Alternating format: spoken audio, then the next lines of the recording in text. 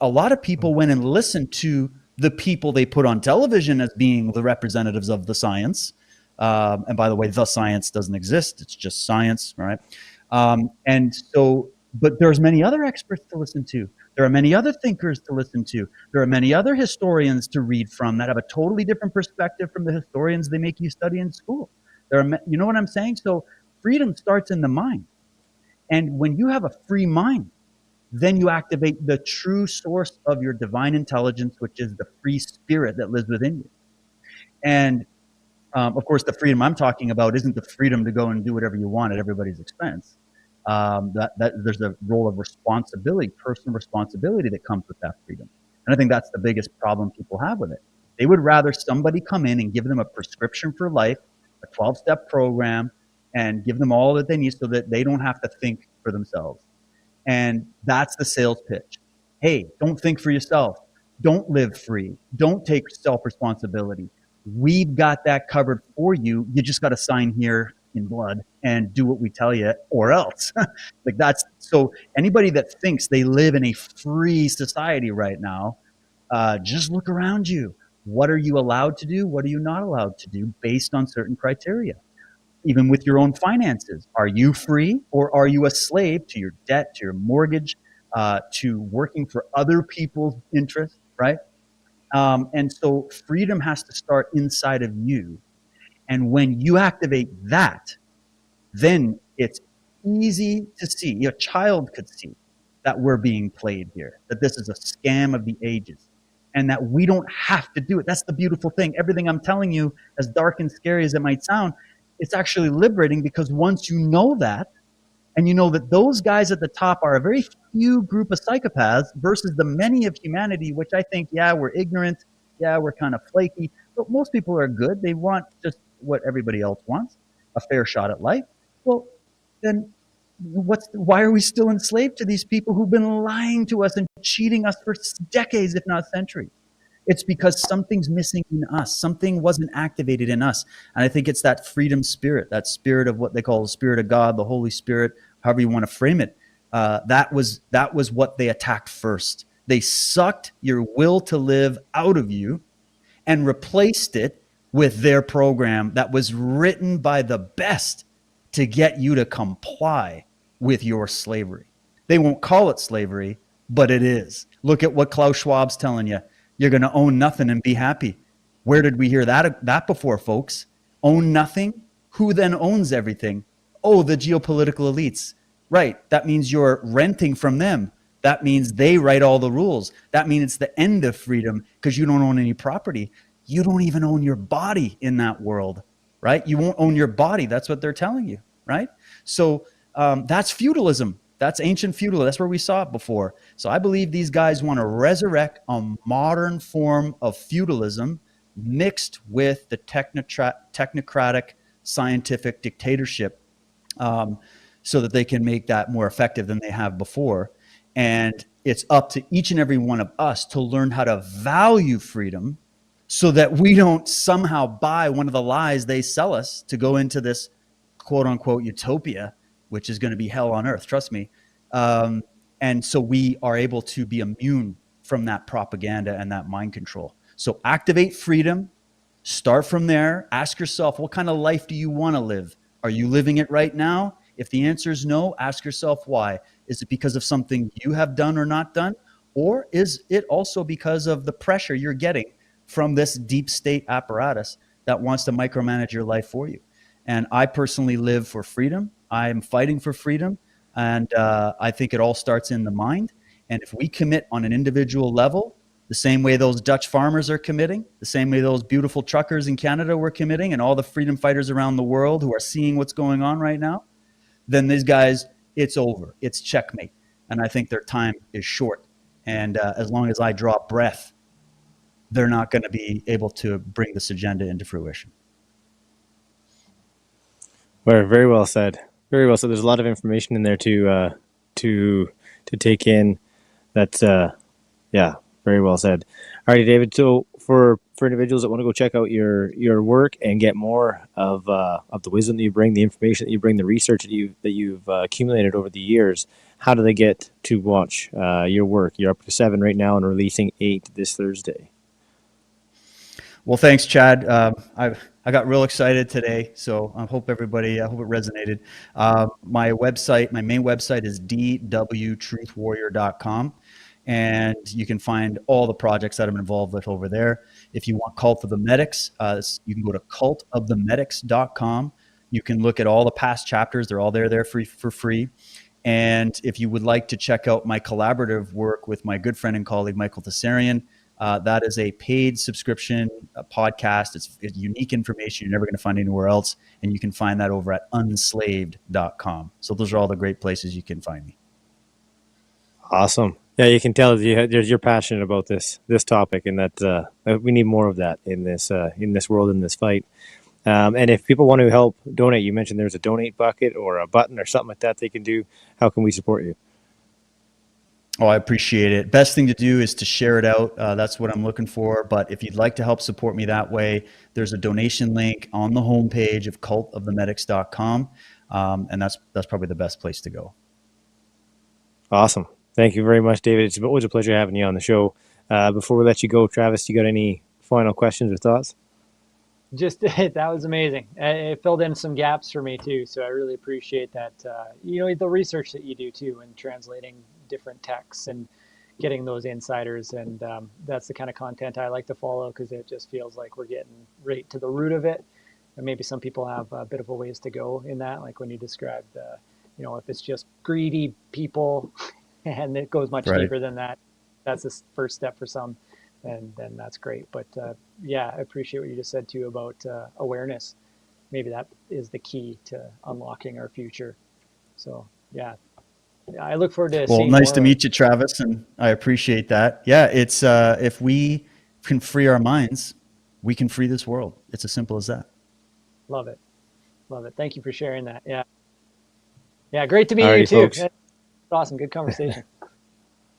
Thanks guys. Again, David. And we hope to have you on again. Absolutely. All right, guys. Have a good one. Cheers. You too. Cheers. Hello to my Canadian rowdy rebels. It is I, the I will not comply guy, a.k.a. Blind Joe. And man, I have something super cool. This thing that we're doing right here, super amazing. notTV. You can go online, notTV. If you're watching on notTV, thanks for watching, by the way. I think we can all agree that our freedoms have been compromised, not only here where I'm at in America, but especially in Canada. Justin True Dork, I'd like to call him something else, but this is family friendly, so we'll stay with that one, has done everything he can to get rid of independent media. I mean, it's not just guns with him anymore. He's after full tyranny, ladies and gentlemen. So what I am asking you to do is subscribe to a platform that cares about one thing and one thing only. That is absolute freedom. All right? That's what notTV is all about. If you want to know more, head on over to not.tv and please subscribe. Ditch that Netflix subscription that you might be hanging on to. I mean, do you really want to be involved with an organization that promotes child pornography? I don't. That's why I shut mine down 2 years ago. And you know where I'm going right now? notTV, baby. And you should too. I'll see you there. Gotta love Blind Joe. I love Blind Joe. Blind Joe's great there. He played some of his music during the intermission there. You just love him. He's full of energy, full of life. Just great music and great message. So if anybody wants to go find out his information, that'd be great. Go support him. Should have thrown allegedly in there in what he was saying. That's the only legal strike that we get into some hot water, and what he said about Netflix. So I don't want to... on the Netflix one.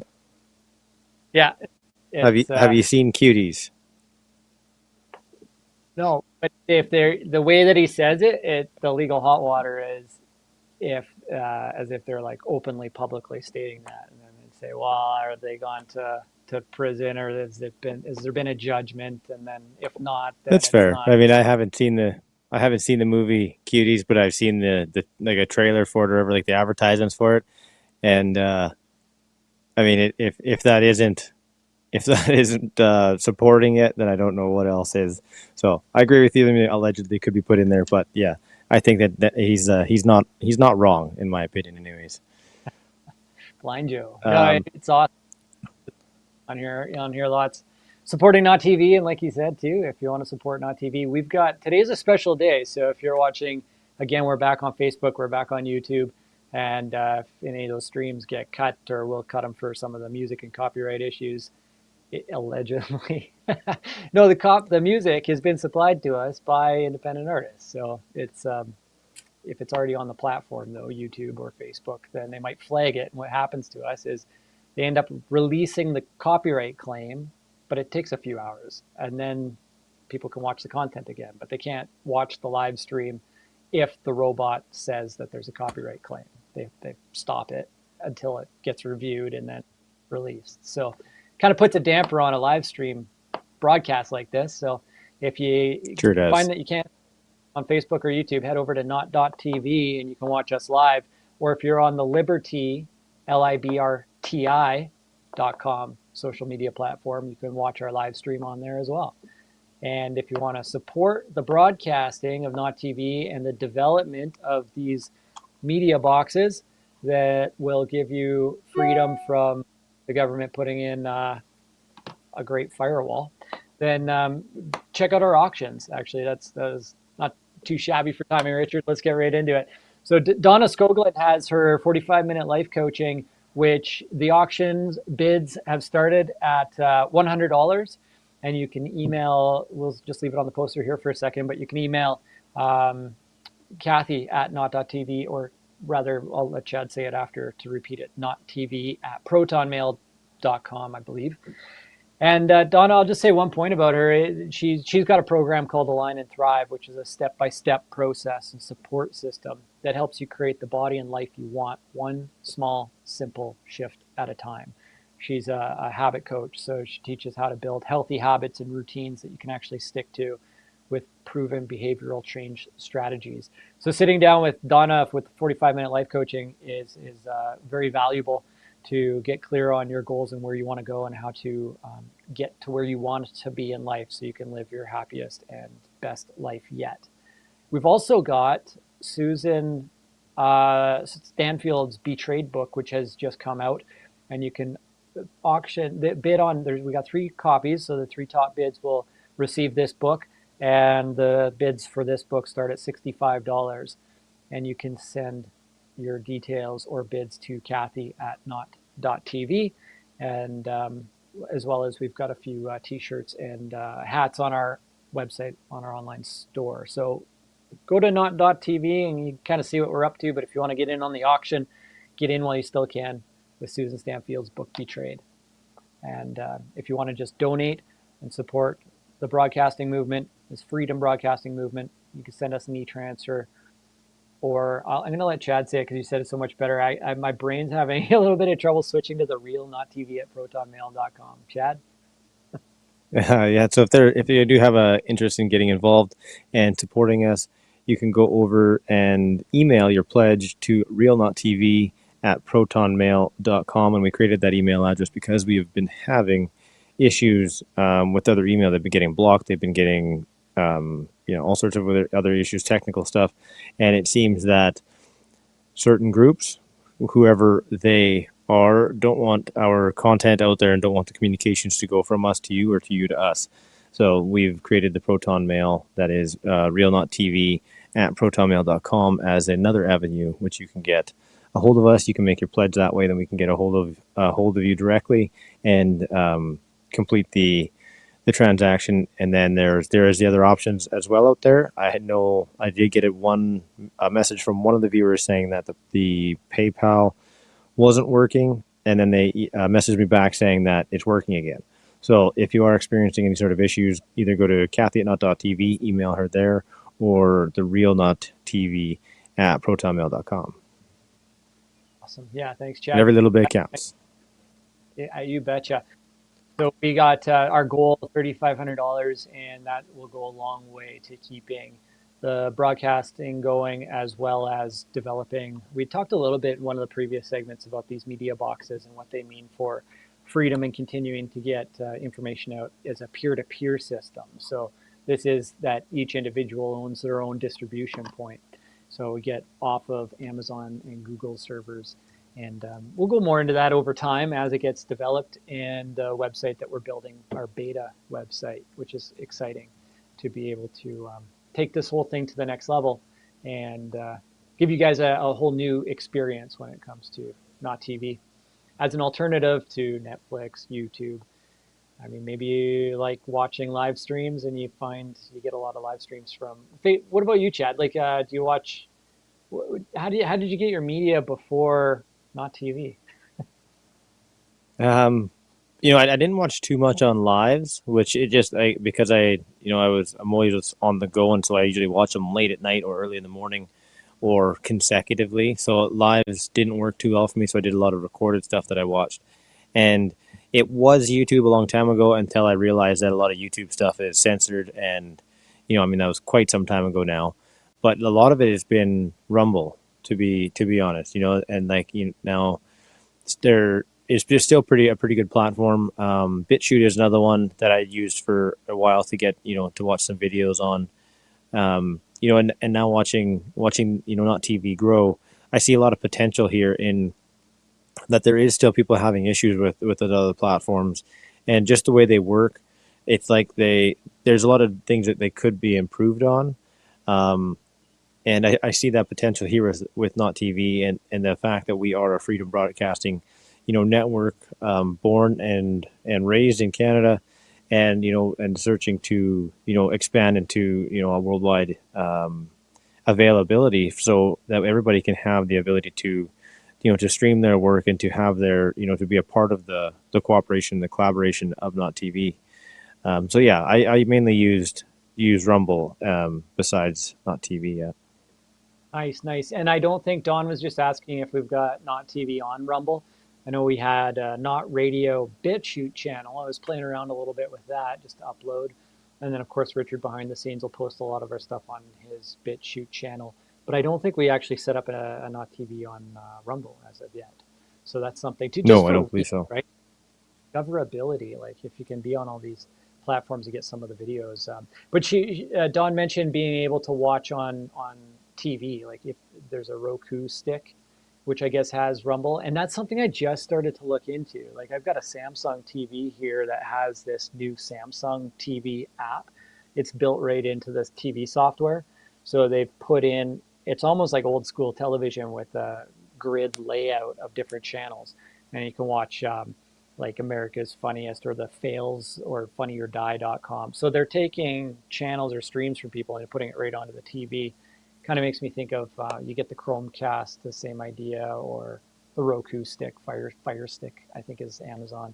So there's different options. Like there's so many ways to get media these days. I think part of it is accessibility and discoverability, and then of course just coming straight. And who owns it? Well, Amazon, and I don't know who owns Roku. I'm not sure on the Roku one either. Yeah. That was always got a little bit of an update here for the folks. We're sitting at $460 for funds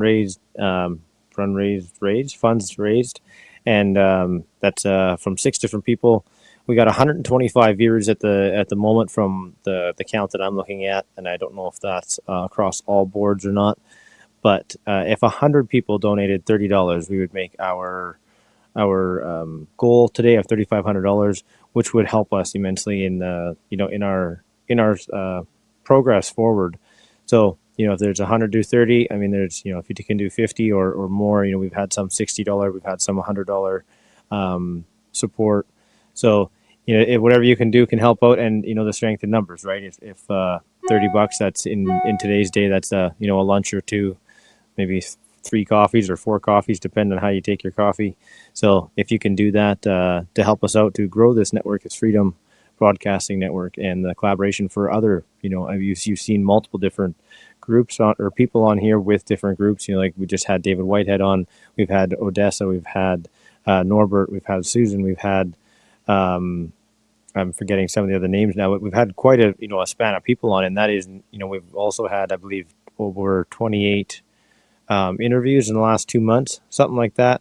So we're growing, and we're providing the value in each one of these interviews that we have on. they really want a place to share their voice and to get their message out. And some of the information is just dynamite. Like David's, he's put so much work into this, and he's done it in such a way that you can watch it on your own time. He's doing it for free. So the least we can do is get his word out there so his stuff can be viewed, and that goes for everybody else that puts in such an effort. So if you can, please do support us in any way possible. Big or small, Yeah, big or small, doesn't matter. helping to like the money doesn't go to us personally. It goes to helping to run the business of notTV and invest in the development of the technology that we're building behind the scenes. And so we all contribute in our own ways as well, with our own sweat and tears and blood and money.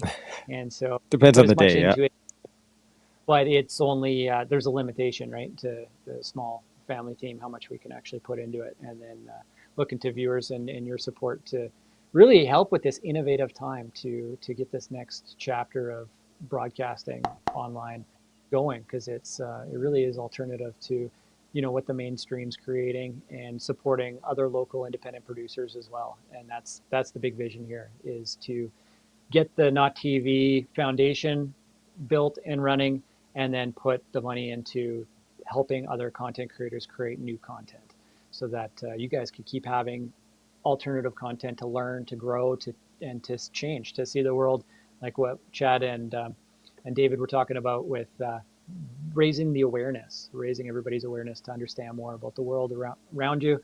And I really do believe that when we're aware, the world will change, because we're really powerful co-creators of the universe. We're born out of the universe, God, whatever your word for it is, and it's creative, and we can co-create with. That's the beautiful thing about visions and dreams and intentions, and when we put our mind to something, we can achieve anything, right? So let's put our minds to this, so that we don't go down the path of this engineered world that is somebody else's brainchild. At least with that awareness, you'll get to make that choice. And so a platform like notTV helps unlock the truth and the minds of the people, as well as to bring justice to the world through continuity of storytelling, a series of events that are unfolding in our world that we don't see on mainstream. And we want to be able to cover that more. So, we'll get to a place where we can actually have a proper headline show and break down the current events, not being put out there by newspapers and mainstream, but that we can discover ourselves. But that requires a free press. And to have a free press and people that can go out and report on stories like that, get out in the communities and do the streeters, talk to people like Chad and I were doing on the road to Ottawa. That takes a little bit of resources to help people get out there and do it at a level that's, is the quality that we can all enjoy and appreciate and trust. So your donations go a long, long way to keeping this platform free, keeping the democracy free, free speech, free press, free democracy. And we can have a world that we're proud to pass down to the children and grandchildren. Chad. Maybe one day we can move to a republic. Move to a republic, or is that something that gets created? Or you know what? Oh, that just reminded me. From a democracy to a republic. So is this uncanny that the times that we're living in are a lot like Star Wars, right? With the what is it? The Jedis and the Republic. What? Help me understand. I don't know if you're a big Star Wars fan. I was more of a Star Trek. I have not seen it, no. But the Star Wars. I was more of a playing in the dirt fan. So this evil empire leaves everybody and creates this Death Star, and then I think it was the Republic, the like all these freedom fighters, the Jedi, that end up trying to battle. It feels like we're at this time of the Empire forming, but we're becoming very, very aware of it. The Empire being the elite that are working to enslave humanity and create a Death Star. I mean, we've talked about it before on a couple times on the Rabbit Hole show that the predictive programming, or that that there's some sort of a projection of what is actually happening in real life in the movies, but people don't take it seriously because it's just a movie, right? And there's a lot of things that have happened in movies. People have talked about it a long time ago. There's different things that happened in kind of sci-fi or futuristic movies, and then it happens. That we get those, whether it's devices or whatever it may be. And that was kind of an intrigue for some people, but in looking at some of it now, since I don't watch TV really at all, when I do watch a movie I don't really watch TV shows at all, but if I do watch a movie now and then, I can see there seems like there's a whole bunch of suggestiveness in it, or there's a whole bunch in it that it's like this isn't a movie, and maybe it's just me looking too deep into it. I've talked to a few other people, and just the other night we were sitting on the couch and we were watching I think it was UFC fights, and we seen a commercial come up, and me and my friend there, my buddy, we just like looked at each other because we were like, what is that? That's not just a movie. I can't remember what movie it was, but it was kind of, to us, it seemed like it was playing right into the times that we're in, and it was like a whole bunch of suggestive programming in it that I don't know if it's designed to make people okay with it, so it's not so much of a shock to wake us up. Like, if you throw a frog in a boiling pot of water, it's a shock. It jumps right the hell out of there. Whereas if, we're desensitized to it, it doesn't seem to bother us as much. And maybe there's a whole different idea on that, or maybe it's just purely because those are the times that are happening, so movies sell on, current events sort of thing, or events that are so close to home they could be real, but they're not. And I don't know. It seems like there's some more to it than just a entertainment base. Yeah. Even Valerie's commenting on that when you stop watching TV, she says it changes how you see all media. It's hard to be around a place Without where a doubt. TVs are. Yeah, it is interesting because it kind of breaks a bit of a spell. Hey, like I take a break from television and it's very stimulating, but then some of the messaging, whether it's repetitive and it's high energy, but I find myself personally, because I grew up with it, it has an addictive quality to it too, though. If I Absolutely, get pulled yeah. back in, I kind of want to play it until it's just noise in the head, and I'm like, nature. What happened to nature? Go get my sleep. They know what they're doing when it comes to their programming their shows and how to use light and flashy things, and keeping the tempo of the show up, and words and suggestivity and all that. There's no doubt in my mind that they've studied it well, and they use it well. There's no learning, I don't think, in what they're doing now. They're applying. Yeah, there was a patent going around the internet there. It's on Google, and I don't remember who filed the patent, but it's for embedding a frequency or a wavelength in a television set or an image. I mean, it could come from a computer monitor, anything with an image as well, and that it can have a effect on the person viewing that stimulates certain emotions and different reactions in the brain. Yeah, isn't that interesting, eh? Yeah, so they patented that they can. I thought that was supposed to be illegal. That's like subliminal messaging or programming, or that. Yeah. When I was a kid, it was subliminal messaging. No, we don't do that because that's illegal. It's not supposed to happen on our television sets. Maybe this gets under the radar because it's like, well, it's not a message. It's not a subliminal message. It's just a specific frequency but it has an effect on your thoughts and feelings. So on your subconscious, yeah. Alrighty, folks. I think we're heading up against a commercial. I don't even like saying the word commercial. Commercial. A break for Travis and I to take a breath. Promo. Alrighty, folks. We'll be back here in 15 seconds.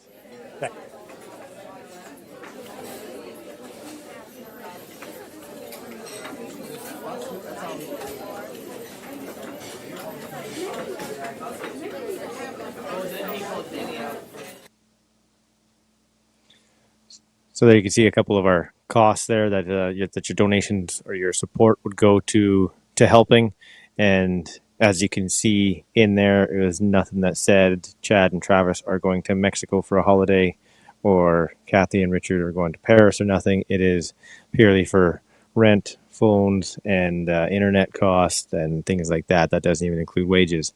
So if you'd like to help us out on our first step to getting this platform really off the ground and rolling, that little list there is where your funds will be going to. And as we talked about before, you can go put your pledge in at real notTV at protonmail.com, or you can email Kathy at not.tv and put your pledge in there, and then she will help you along through the process from there. And the reason why we're doing it through the email is just because we've had issues with the transaction platforms, as well as if it goes into an email, then we can update you, the viewers, in real time as to where we are in reaching that goal. Alrighty, And what are thank we you to on everybody. to for our next topics? Oh, go ahead. Just thank you. It was in support thus far. So much love, and the web servers, that helps keep that going too.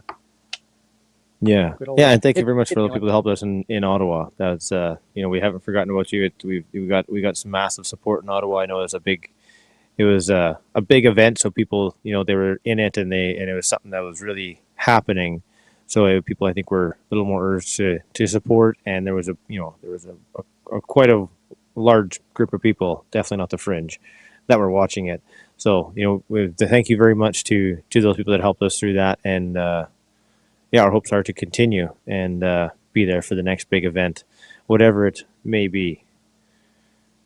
Yeah, absolutely. What's Yeah, just on that topic there, what is let's talk a little bit about what is why we think they are threatened by notTV as a freedom broadcaster. you're reading a comment? There's quite a few reasons. This is off the notes. There's quite a few reasons I think that people could be threatened by notTV as a freedom broadcaster. Do we have any comments there that we want to go through? We got a couple minutes.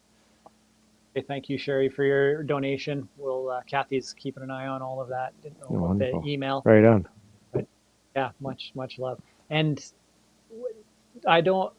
If I notice a comment, you guys, we'll bring it up. I was curious what you're saying, Chad. I think my brain needs to hear it a little bit again, because I didn't know. I thought you were reading a comment, so I wasn't fully listening to what your point was about broadcast. Not listening to the comments? What's going on? No, it wasn't a comment. It was it's in our schedule, actually. Just going to have a little bit of a conversation, because we've been talking about the fact that we've been getting censored in different manners, and blocked, so to speak, in different manners. And and like you had mentioned that I don't remember who it was that sent you that, but they it was a recording of their conversation, and they tried an email, and it's because notTV was something, right? So notTV is obviously being targeted, and it's like, why would someone target notTV? Like, who are we to be targeted? Right. And that's a great question. It's worth exploring a little bit through this conversation. Does that come from our covering the Freedom Convoy going to Ottawa? Did that give us a mark, or is it different? Could be a hell of a start. Yeah. Right. I don't. Right. Like the whole the Freedom Convoy would be a hell of a start in that sense. Could I guess put us on the map as a freedom broadcaster or freedom network. I think, though, even if we hadn't have gone to Ottawa, I think the things we talk about now, the interviews we have, and I think that we would quite possibly be flagged. Maybe we wouldn't be as far along in getting censored, but I think we would still be right up there, because we expose things, and we talk about things that others don't want to talk about. We talk about some controversial things, and like for myself, I have no problem with talking about controversial things. I try to censor myself as much as I can when we're on Facebook and YouTube, so that so we don't get punted. But that's what we're trying. That's what our aim is here for getting funding for this fundraiser, is to help build this network so we can use freedom broadcasting networks and platforms. I would say only, but we may continue to use other platforms to expand the reach. But if it were a case where everything was to have, if we were to get blocked off of all those networks right now, would people know where to find us? Would we have the resources to handle large amounts of traffic on the websites? Would we be able to, all those different questions that come up? And I mean, there's many more that as a tech person, I'm sure they could ask regarding the website and all those things that take funding in order to sustain. And we don't have Silicon Valley or big corporation funding or big pharma funding like the Facebooks and the YouTubes and all the rest of it. So yeah, I mean, for me that's a big part of this fundraiser, so that we can be the network that people can go to and rely on to be there to get information that they won't find in other places. And if there's controversial stuff on there, I mean, I think it should go on there so that people are allowed to see it from both sides and make their own point of view on it. And get rid of the canceled culture. As long as people aren't being disrespectful or rude to each other, I think the conversation should be allowed to happen. And my sort of thought on it, that is why, notTV or groups like notTV get censored and get, kind of pushed around because they don't want that. Like when I say they, we all know who they is in a, maybe in a broad spectrum, but we know who they is. They don't want that free speech. They don't want people to be talking about these things because, like David Whitehead had mentioned, the awareness to it. I think actually a couple of our interviewers today have also mentioned it, that awareness to these things and digging into them and finding what is true and what isn't true isn't a matter of just going to conspiracy.com and being like, oh, that's what it is. There's a lot of research that goes into finding this stuff, and it comes to, the real strength comes to awareness. Once there's awareness to these things and a majority of the people see this awareness, then, the blind following mass of about 30-40% will then, follow. But we got to have that awareness out there. And if they shut down, freedom broadcasting networks like notTV, that awareness takes a hell of a back seat to whatever narrative that they're pushing. Yeah, for sure. It feels like what you're talking about, that it's like a gang war almost happening. We're on somebody else's turf and they're just like, got to come after us to keep, get on the internet. Because adhering to the, if most businesses, their exit strategy is just to go get, and I've heard this from others, they just want to go get bought by a bigger company. Like, well, I just want to build a, a tech platform or a website and then sell it to Google and go live on a yacht.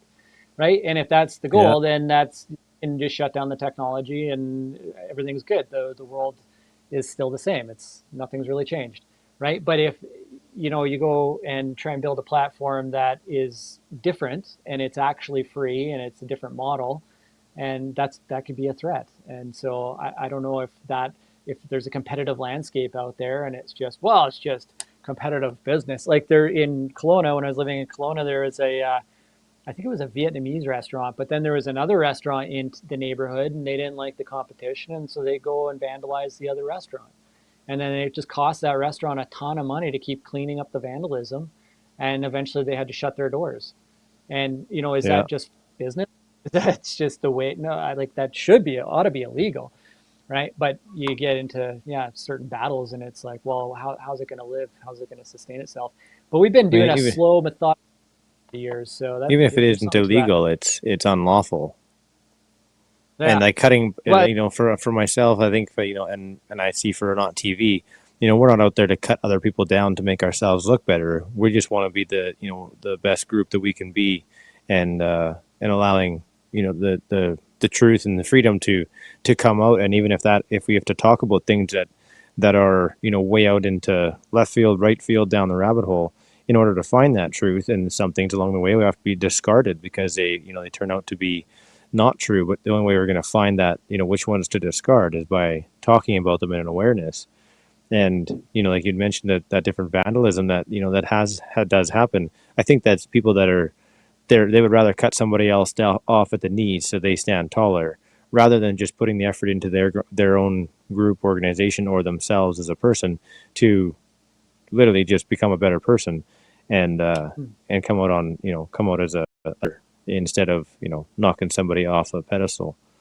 You said something interesting in there too. It made me think of a detective. Like a good detective story is to find the truth, and if done right, then everybody is a suspect, even the detective himself or herself, because you don't really know. You got all possibilities. So in a really good, and I love detective stories. And it's like we're working together with the audience to uncover the truth. And that means sometimes you're going to find untruths, because my mind will sometimes battle with how do we maintain somewhat of a broadcast standard so that there's credibility there and trustworthiness, right? Instead of just putting it, because the argument on the one side keeps coming back, and I've heard it. You look at Rumble or BitChute, and those have been labeled as alt-right platforms. and that gets dismissed. Although I think, no, it's a video sharing website. It doesn't mean just because a couple of people would put some videos on there that others would question and yet others would label as alt-right doesn't make the entire platform alt-right. It just, because anybody can upload a video there. It doesn't matter what side of the spectrum you're on or what your viewpoints are. Anybody can upload. That's as cutting long as someone off at the knees again. Yeah. Right. So that judgment, it's quite severe. So how do we put our content out there in a way that we can address that up front? And that's where I feel like some form of broadcast standard comes in, at least trying to do the effort, like say allegedly, and address, talk about the things that come out. So what you just said made me think of the detective story and the idea of you don't ignore certain evidence, or you don't ignore certain facts or pieces. You got to explore them, even if they turn out to be duds or dead ends. Without You a got to doubt, at least. yeah. So that's pretty valuable. And my mind keeps going back to the idea of tabloids. Like, well, tabloid magazines still exist. So how is that not misinformation, disinformation? Why are they allowed to publish a tabloid, yet people can't go on YouTube or Twitter and share information?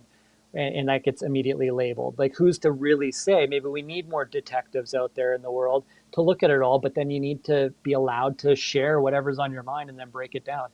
And then whether people just argue it and it goes nowhere, or you can actually have constructive conversations, that's another piece of the equation, because you could just be lost forever in debating meaningless facts or circle think, right, where it just doesn't go anywhere. Mm-hmm. You got to be able to move forward too. But yeah. Absolutely. And on that topic, the conversation and discussing different topics with the viewers, right? Because that's what this is all about. It isn't about, just us. It's about having a collective, having a collaboration with anybody that comes on the show, as well as the viewers, because we've had a few of our viewers on the show, and they have incredible insight. They have incredible minds themselves.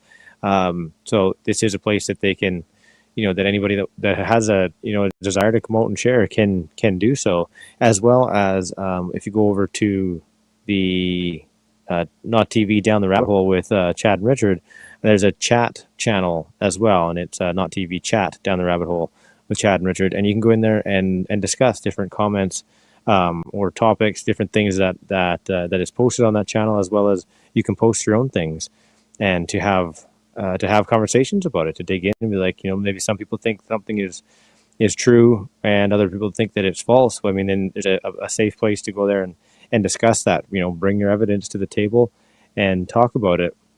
And there is a disclaimer at the top, we won't be tolerating, violence or advertising or anything like that. We're not there for scams. We're not there for, cutting people down. If people want to have a clean, clear conversation about something, and it doesn't matter if it's a differing point of view or not. I mean, sometimes those are the best conversations if the head stays calm, cool, and collected. But you can go over and check us out on the channel. It's growing by the day, and I just activated the chat last night, and I think I did it correctly.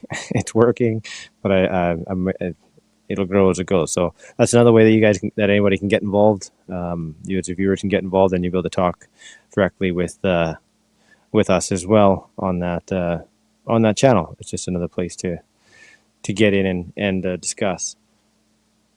So I want to ask you that question, Travis. Why do you think that why do you think that people are threatened by us? Let's get into a little bit more specifics instead of just the broad thing of freedom. What would you say to that on a specific scale? Considering it more like a chess game, anything that would allow people to grow in their awareness and sovereignty and individual growth, spiritual growth, would be a threat. And I think that's what's happened in China. China's a great example of the ultimate police state and where this would all head. And looking at the Falun Gong and how that's a controversial topic for some, because I got one friend who would just be like, no, but I've seen those protesters in Vancouver. And my understanding, though, is that there's a spiritual group of people who they'll get pinched every once in a while, and like their organs get harvested. And not to say that's what I'm trying to get at. I'm just suggesting on a path of like spiritual awakening to get to a place where if this is a battle over the hearts and the minds of the people, and we're co-creators of the universe, and our thoughts have the ability to influence the world and create the reality that we live in, like group meditations that have brought down the crime rate in New York, and different experiments that have actually been done with group meditations, or the power of focus, the power of consciousness, the power of intention, that if all of our attentions are aligned in a similar direction, we will manifest that reality. So if all of our minds are being directed to achieve an outcome, a manifested reality that is predisposed as to what a group of elites would want, then I would need to keep the minds of the people focused in the direction I want everybody to go to create that manifested reality for all of us. And if too many people break out of that spell and start focusing on something else, then it weakens the power of intention of the group. It also runs the risk of creating an alternate reality, one that doesn't fit or I don't want. I'm speaking as if I would flip the chessboard and I'm thinking like one of the elites, right? So playing on that side of the chessboard, you want to keep things moving in the direction that maintains the status quo of the manifested reality that you've set out to create. Because if the light does illuminate too much of the dark and it reveals the experiment, it's like the Wizard of Oz. The curtain reveals that it's just somebody behind the curtain. It's not this grandiose, wonderful place that it's, you're led to believe, but it's something completely different. Now, I do believe in that power of consciousness and intention, and that we can create different realities. And I've seen that even play out in my own life when, let's say, when I was a kid, actually, I wanted a very specific computer, and I used to sleep beside this picture of the computer, and it's like a vision board, right? And it took a couple of years before that manifested in my life, but it did. I had forgotten about it. And years later, I was told about vision boards. So I created a vision board and put on a variety of things on there. And by the end of the year, everything on that vision board in one way or another had manifested, just not maybe the way that I saw it in the picture, but whether it was like a pair of sunglasses or it was an experience like going to Shambhala, it all happened. And it was very unexpected. And there's got to be something to that what we focus on, we create or we attract. And so I think that's a big part of it, is that notTV and this platform and having conversations like this does break a spell. It gets people thinking in a different way. And that's a risk. That's the risk of running a different timeline where it's a different manifested reality. And if a different manifested reality starts to take shape, and it brings light and exposure to the world, then it could have a domino effect where if you're on that chessboard, it could lead to checkmate, or it could lead to all the pieces getting knocked over and the whole chessboard being flipped over and you got to start all over. Or maybe people just leave the game and they just like, wait, I'm playing a game. I don't even want to play anymore. And they go do something else. Yeah. Very much so. Richard's just speaking here, so we're ruminating on what was just said, perhaps. Yeah. So you had a lot packed in there, and yeah, I agree with what you're saying, and I'm still what do you call processing it? Yeah.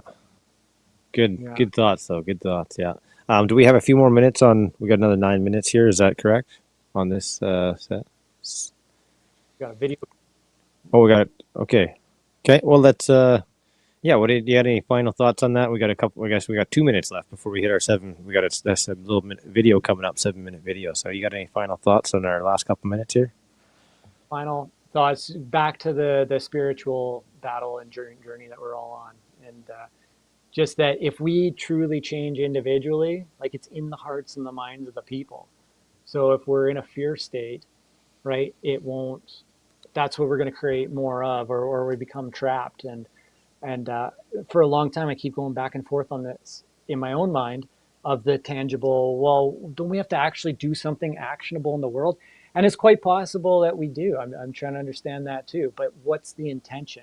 Buddha, there was a story in Vipassana, a Buddha story, as an example of a man with a knife who ended up plunging a knife into somebody and the person died, and he ended up taking their wallet. And then there's another story of a man with a knife who plunged it into a person and the person died, but it was a doctor trying to cut a person's appendix out before it burst. So 2 different scenarios, 2 different men with knives plunging it into another person, both people dying, but one was trying to actually save that person's life. The other person was trying to steal from them.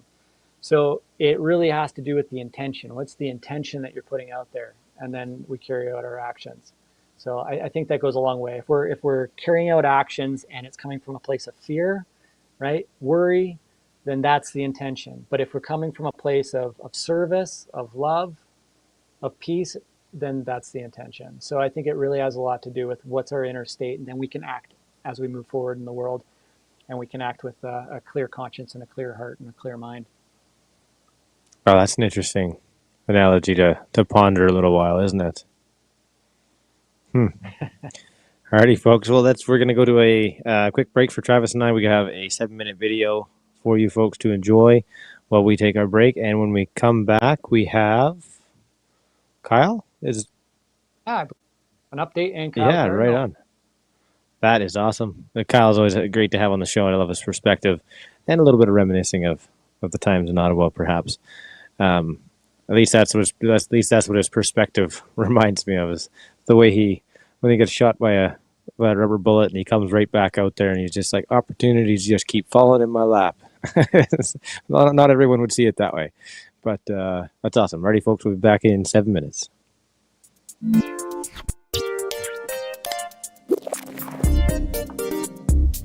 Hello.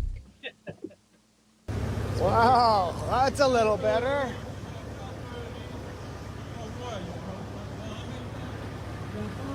Oh, that's way better. Holy!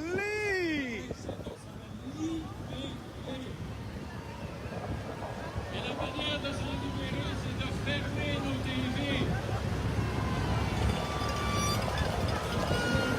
La foi de donner des présences et de savoir profiter de chaque journée. Alors, on va avoir un travail de convalescence énorme. A little bit better of a view. Those that stuck it out, right on. Et il va falloir apprendre à reconnecter les uns avec les autres. Avec les liberté, pour la joie, pour la santé. Et il y a un travail à faire. Il y a un healing work to do. There's a healing work. And we're going to do that. One day at a time. And we start now.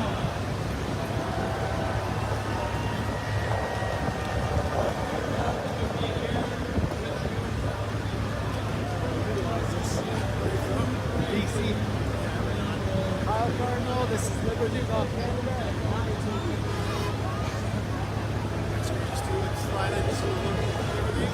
I've just been showing everyone, trying to show how I went to the other side.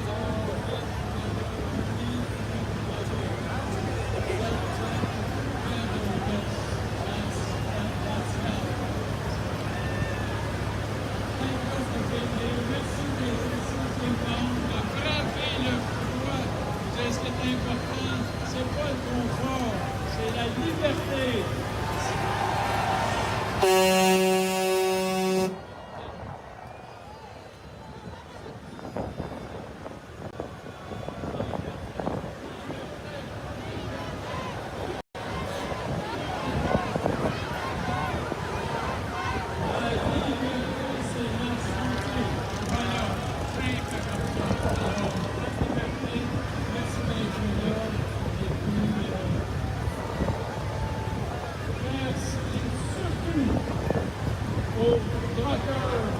Stage is right there.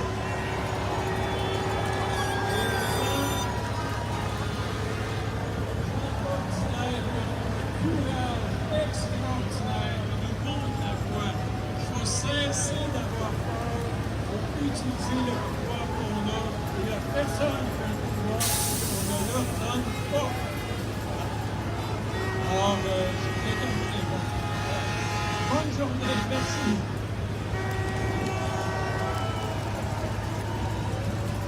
Bougez, bougez, bougez. Avant qu'ils quittent la scène, j'aimerais leur dire que ce sont des gens extraordinaires parce qu'ils ont la capacité d'aller faire les recherches que nous avons de la difficulté à faire, avons de la difficulté à nous y retrouver. Ces gens-là sont extrêmement importants. Il y a des gens plus importants que ça ici. Désolé. Vous, parce que c'est vous qui changez le demain. C'est vous qui changez maintenant notre situation pour demain. On a besoin d'eux, on a besoin de chacun d'entre vous. Et ça, c'est important. On a passé vite tantôt. J'ai entendu qu'on a remercié les truckers, mais J'entendais peu. Alors ces truckers-là ont été nos vikings, ont été nos guerriers pacifiques. Et cette démarche que l'on fait, elle doit se faire dans la pacificité. Elle doit se faire de façon pacifique. Elle est pacifique, elle est fraternelle, elle est joyeuse. Je pense que depuis le début de l'humanité, c'est la plus grande fraternité au monde qu'on a pu avoir et se répand internationalement.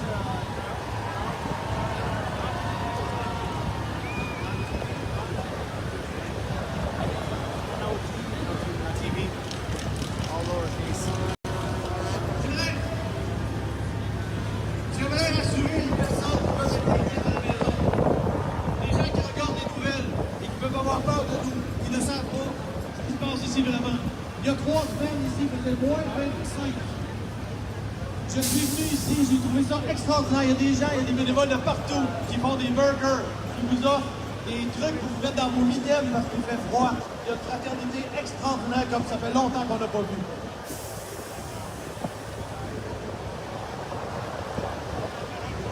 Et tous ces gens-là se donnent corps et âme jour après jour pour nous, pour notre liberté. Et j'aimerais les rassurer pour leur dire que notre mouvement est pacifique, mais c'est pour aussi leur liberté. Et avant que je quitte ici, j'aimerais pour les truckers qu'on nous crie, crachez-moi vos poumons, liberté, freedom, liberté.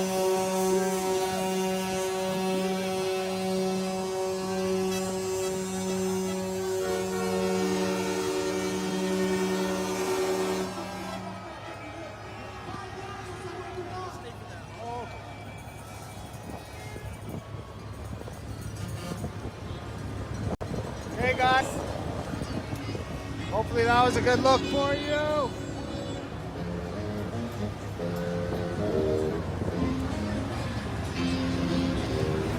One round here.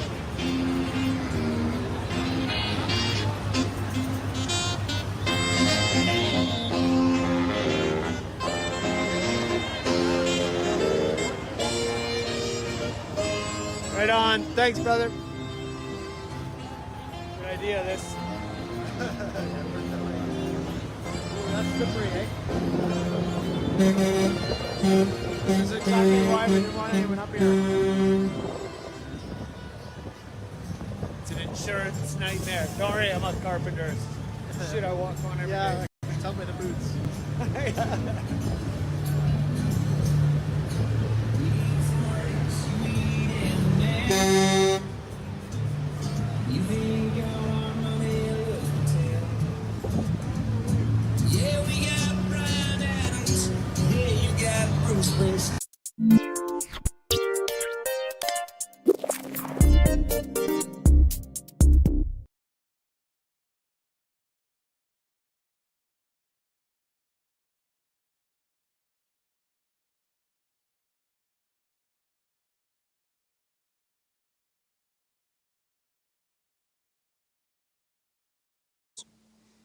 Oh yeah.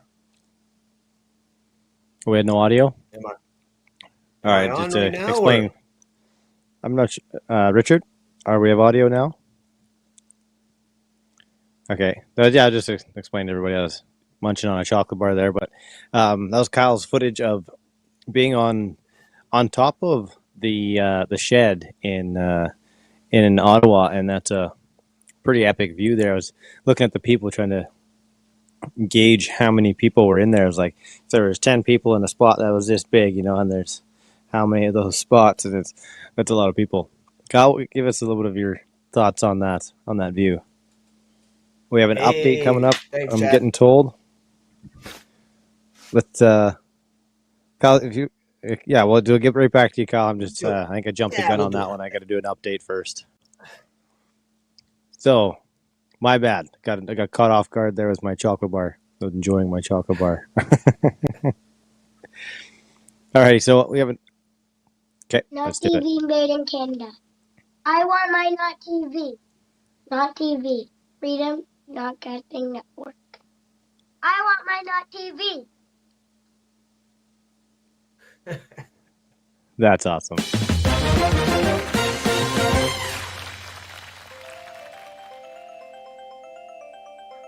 So we got a funding update. That was, I'm not sure what the little fella's name there is, but I believe that is one of our viewers. It's named Carson. Yeah. Therese, his son. I knew that. I wasn't sure what his name is. I believe it's Carson. That's awesome that he's out there doing our promos, and happy little character by the looks of it.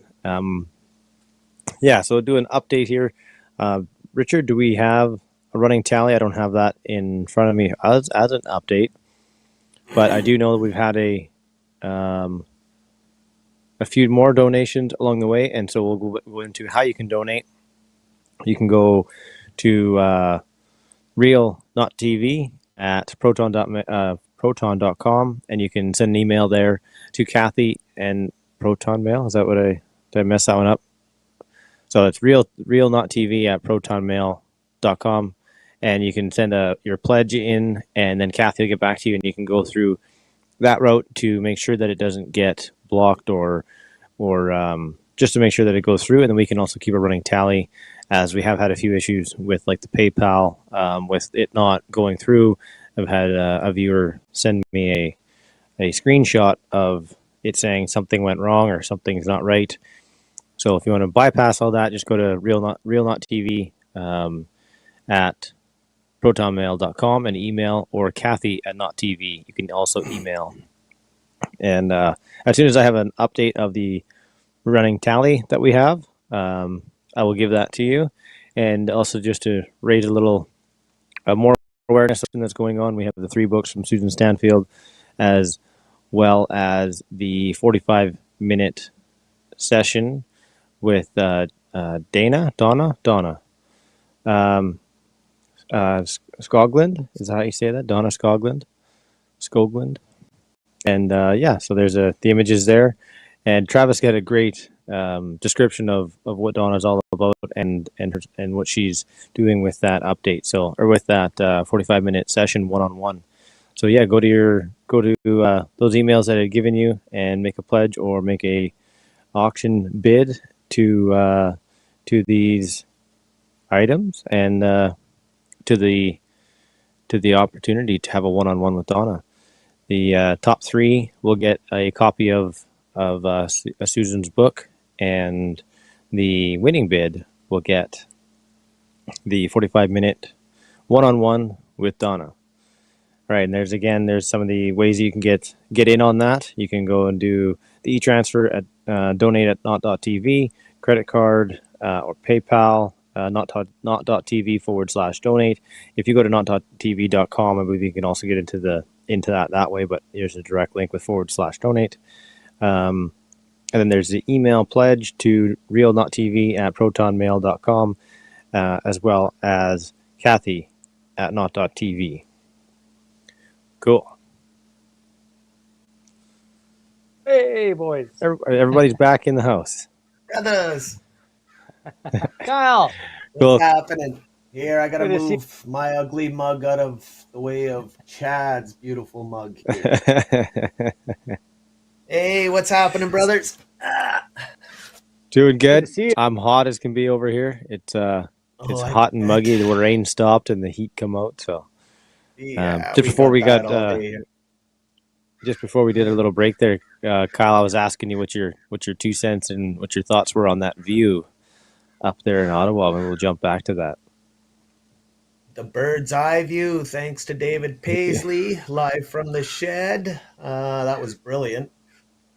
Yeah, he actually picked me out of a crowd, walking around with my 2 cameras going, trying to put them up as high as I could to get the shots. I ran a good 10-block radius to try to show everyone just how many people were there. And I was going the 5-6 blocks this way, the 10 blocks this way, and just showing the amount of people. And I was just doing my damnedest to try to give the viewers, just to look at, to see exactly how many people. And then David just walked out of the crowd.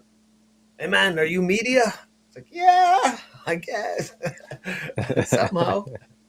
But anyways, he threw me up there, and as you can see, I had that wobbly stick at the time, so the video wasn't super awesome, but I got it. Made the point.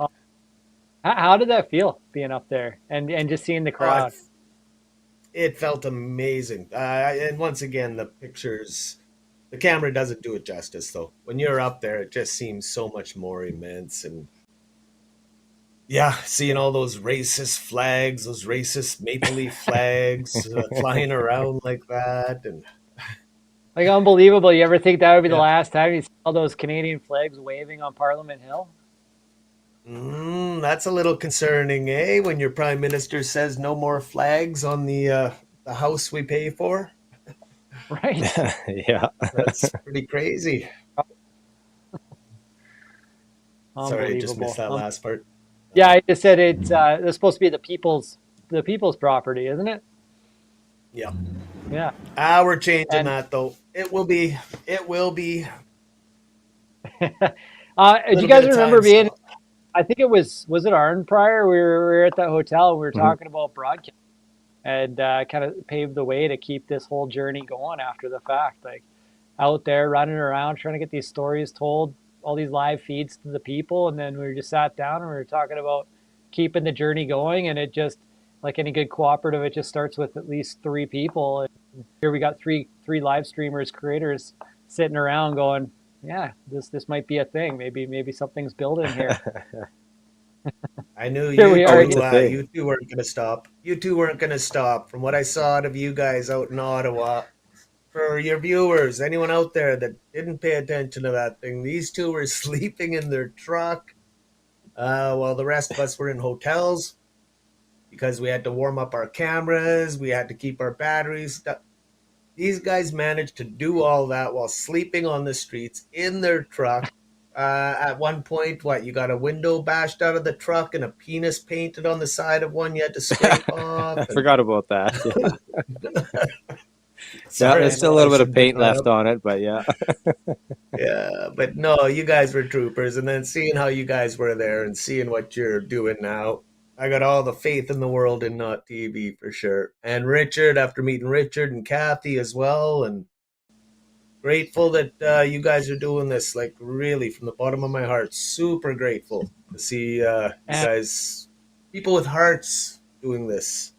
And one more big thing is, like, if you guys were to try to do this at any other time in history, this would almost be an impossible task, starting at the bottom, no funds to try to create something. But you've been given 1,000 pounds of bricks to cart around while your ankles are chained to the ground. Basically, with what you guys, the hurdles you guys have to go through with censorship, with not being able to get your voices out there, and all this. So kudos to you guys. This is the truest form of the David and Goliath story right now. So hats off to both, And to all of you guys there. Thank you, I Kyle. appreciate Thank that. you. And extending that to all the live streamers that are out there too, because I think that's what makes the community like this. To me, is we're rebuilding what CBC ought to be, right? What it's supposed to be, and that's a big undertaking. And then to bring in other creators onto it, and just to have the infrastructure and to go up against, like you said, kind of the David and Goliath story here. And so my hats go off to all the other live streamers, like, David live from the shed, bringing you up on that platform to look at the crowd, like all these different camera angles that just made it a huge production that none of us really planned or paid for, that you get all these different cameras, keeping that momentum going, and now telling all these different stories that you guys get to watch from different points of view and different live streamers. And on that note, just to finish off, the Ottawa history thing we were all trying to compile, this lovely lady named Jen is, and I talked to you already about that trial, but it's she's putting together all the live footage that was taken in Ottawa at that time and putting it onto an interactive website where you can go to the time and day, press, you'll see how many live feeds are there. You just go to each one, wherever it is on the streets that you care to see, and it'll bring you to that exact moment and that pin drop in time on this interactive Wow, map, that's an and you can undertaking. see all the footage. That is a huge undertaking, and she says basically what she's doing is just like, she's got to vet and look through everything first, and she just speeds it up to 3 times faster, and just and then posts it on. She does about 2, 3, 4 hours a day right now. and she's doing It's this incredible. alone. She can definitely use some backup as well, like everyone, like yourselves. I wished I stayed Yeah. in school, Absolutely, yeah. get more Oh education man. for you guys to help you out. She's creating what you would see in a museum. Like that's a museum exhibit of Mhm. documenting and capturing the history of that day and that, well, those days. It was what, over 3 weeks. And it's going to be an evidence gathering as well for court cases and things going forward. So this is very big on all fronts. And I think she's so far. She's how many racist or Nazi flags has she spotted in all of that footage? None, just like the rest of us. The only swastika we saw was we were still pretty sure it was Justin Trudeau's own photographer that set that one up. So Yeah. If it wasn't, he had quite the knack for being in the right spot at the right time. yeah, absolutely. Oh man, yeah. When the photographer's leaving next to the guy who was carrying the flag, something's up. Yeah, exactly. Yeah. How are we? How's the donations going? Are all the people out there sending in money? Lots of They know love, how guys. important. Donating. Yeah, yeah. This is a big donation day, like with public television marathon, telethon, I guess is what you call it, right? Yeah. Where we Oh, give you it's lots brilliant. of interviews, I've been views. Yeah, you've been watching, all Kyle? day while I'm at work. Yeah, I've been. My work didn't get done today very well, but yeah, I was at work playing it all day. People are walking by. I'm like, sorry, just a minute. 5 more minutes. So I was in and out. You guys had amazing guests on all day. I Absolutely. like your guests. Your guests are always awesome. Really intelligent group of people. Thanks for throwing me in there too. So you needed some humor anyway. We need a good mix, right? A good mix. Yeah. Awesome. But yeah, super proud. I hope your viewers know how important this is, though.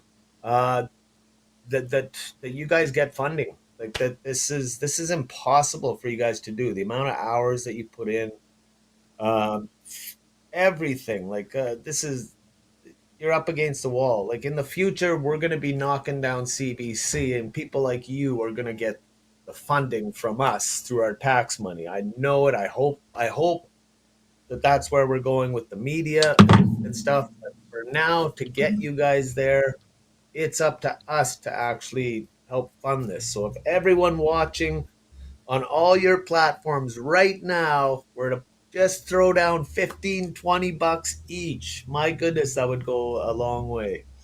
I know a lot of us Absolutely, can't yeah. afford it right now. We're everyone's pretty strapped, but if a whole group does a little bit together, it really goes a long way. So Yeah, it'll hoping, keep the hoping lights for the on best out of your viewers. with the web server expenses, especially, and then the internet and the phone bill. Those are some big expenses, especially with the web server having to upgrade it the way that we did. You start getting traffic on a website, and then there's a scalability challenge. And a lot of companies go through this, but in Silicon Valley, that's when you start getting your venture capital money and your seed investments like Series A, Series B, eventually going public, because you can build a prototype, you can build out your web server to a point and it's going to scale. But then in order to get it to that next level, you got to be able to upgrade your infrastructure and support it before the people actually come. And we kind of hit that with, I was amazed. We're getting like 30,000 hits a day, and I'm pretty sure most of them are from robots. Like we got, a few thousand unique viewers or people coming to the website. But then when you're getting such a large number of hits, and then I'm getting all these alerts saying, okay, somebody tried to crack into our account, and it's happening, several times a day. It's just like, oh man, okay. Got to make sure that people don't kick down the doors. I don't envy you guys. What you have ahead of you. My goodness, you're taking on the biggest task out of all of us, I think. It's it's Appreciate communication, freedom of speech, though. That's what feels important here. And like this is one of the first pieces of the puzzle that we need to maintain, because what happens if we don't stay in communication and use the internet to what it was built for, right? To be able to. You guys ever see Pirate Radio, old British film? Yeah, it was about that was they had the to best. keep going. Out in the middle of the ocean there. I'll drive the boat. I'll drive the boat, you guys. I'm in. Might have to I would build love it that. first. We're short on funds. Okay, no problem. Yeah. We got to attract a guy in the States. He's about 80 years old now. He's been working for years building a giant Noah's Ark, and he's still at Oh, it. really? We just got to track it down. Let's go. Oh, man. Cool. Shoot. I got a question for you, Kyle. We've talked about it, before, and we've touched on it a bit with each one of our viewers so far on this broadcast today. And that's, do you see any changes in the situation that we're in? Do you see progress? How do you see us? Are we going up? Are we going down? How are the sleepers doing? Are we getting more sleepers, or are they waking up too? Everyone's awake, you guys. Are not awake, sorry. Everyone's aware. I'm fairly certain at this point with all my interactions, and I gauge it daily. I was gonna say I mind trip people into, but I do. I have certain people that I actually use as gauges out of my friends to see where they're at, and there's certain levels of awake out of these friends, and right down to the sleepiest one at the bottom, they're like, oh yeah, we know what's going on. I don't want to hear it. I don't want to hear it.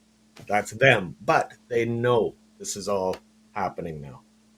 And I'm certain a bit of a bit of a head in the sand sort of thing? They know it's there, but they just don't want to. So as to where we've gotten, you know me, I've been here since day 2 of the word coronavirus. I was activated. Apparently my activation word was coronavirus, where, all right, I'm on. So, yeah. From that day, the lonely days back then where there was very few of us taking arrows for speaking out publicly, from that day to here, we have come exponentially. Like, this is lots. No, the actions wise, we're not seeing it, but that was 2 years to unwrap the minds of us that were seriously tampered through years of brainwashing, years of repetitive television programming. To see this many people, and the silent majority, not only are they aware of what's going on, they're starting to come to me and ask questions. So that grew. So that's just on my personal level. Talking to the other organizers, other leaders across Canada, that's what we're seeing right across the board right now. What we're seeing as well is a lot of exhausted people that have been just pounding the pavement trying to get the words out right now that are definitely needing a little break. So we're hoping the cavalry out there is coming forth to keep the momentum going while some of these guys take a break. And but we're just waiting for essentially something worse to happen to these people we're trying to save here. And it's essentially what it is. Like, we need some sort of fire lit under their ass. We're not going to do it because we're here to try to just get them awake and aware. And we're keep it up, Trudeau. A little bit further. Get back up on that podium. Keep talking, buddy. Please, you're doing us all a favor. Yeah. What kind of questions happen, Kyle, these days that are coming to you? Sorry, say that again. You just cut out there. What kind of questions do people have when they're coming to you and starting to ask questions? Mostly, and it's kind of a piss off, is the finances. People are now concerned because it's dealing with money. The fact that they needed to stand up for their children and stand up for freedom wasn't enough, but now it's affecting their pocketbooks, and now they're like, oh, whoa, this is serious. So it's a lot of it's the money, a lot of it's curious on how the hell this many, if you're speaking the truth, if you're really saying what it is that's going on right now, how could all these people be brainwashed? Well, just kept looking over at their television while they're saying that. That's why. That television box has done you guys in pretty good there. Powerful. Yeah.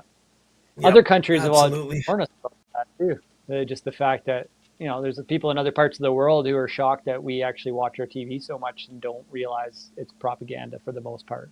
Like, we thought you knew. Mm-hmm. Yeah. No, there's something happened in Canada that was different than the rest of the countries, and I think it was our Clamata juice, you guys. Yeah, I didn't. We're the For only sure. country that has it. We're the only country that has it. Sorry, Mott's. I'm here to whistle blow on you guys and at MSG. That's good. Yeah. MSG.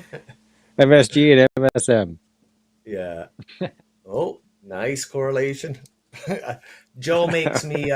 Joe actually makes my clamato juice now, out of our From tomatoes from last year from scratch. Yeah, and it's yeah. She should start marketing that. It's fantastic. And that's why Yeah. communities are so valuable, because you can find somebody in homemade clamato juice. Yeah, exactly. She's good with all that stuff. Anything that's too expensive, those rainforest chips there that you have to pay $9 for like 8 of them or something. Yeah. She makes those, makes a big giant batch of them now for $8. I was It's sort good. of cooking with you or something then, eh? Just Well, that's what I keep saying to her because she's actually like anything that's made out there, she wants to try to do it herself, and yeah, it always turns out way better. So that's the kind of things we yeah. have to start doing. That with the gardening. Hopefully, everyone out there has got some food in the ground. We know you guys don't have time, you guys. So I already planted some for you guys. So don't don't worry. You You keep rock. doing what you're doing. Eating. Okay, we'll survive another day. Kyle, what's Yeah. Teresa's got a question for you. What made you go to Ottawa? What's the backstory there? I don't know. It was initially it was to certain people that I could. Yeah, I don't want to even say that. It was to make sure shit didn't go sideways. Mostly, that was my intention. Was to go there to make shit did not go. And I believe on my part that I did, I succeeded 100% because every time that I was out there, I was not every time. There's a couple there that I almost messed up, but I was just trying to keep everyone calm, keep everyone cool, keep everyone in humor, and yeah, make the best out of this thing. And but yeah, I don't know. I was drawn there like the others, like you guys. I don't know. I had a little call. I almost just got out of the chair. Bye, baby. Going to Ottawa. Must go.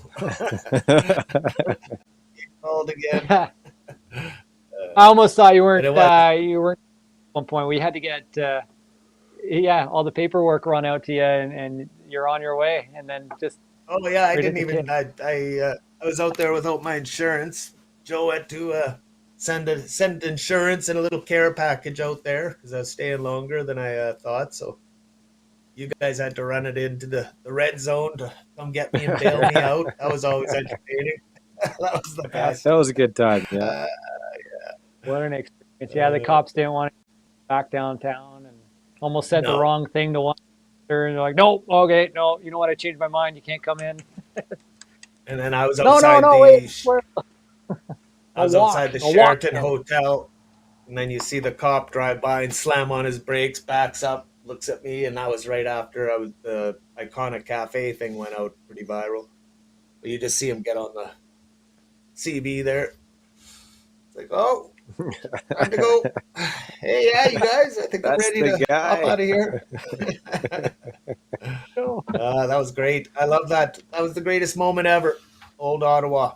I loved it. Was That hoping to was see a redo this weekend. I was planning on actually going for this last weekend, and then at the last minute, just too many things were going on here. Planting season, the rain wasn't helping with a lot of things getting the plants going, so I had to bail. But yeah, it looked all. Yeah, definitely didn't have the same feel as what we had back then. I don't think, and not as many people showed up, which was a little disappointing. I was hoping half of Canada was going to show up, but oh, that'd be something, hey? It's pretty yeah, amazing with James Top, though. He's still got a pretty good following on his journey. I The fact that he made it right I, before Canada, he was pretty I remarkable. I was watching that, just tears flowing watching that. That was pretty impressive. What a human Yeah, being! yeah. Just to see him That was make it to pretty the incredible. memorial.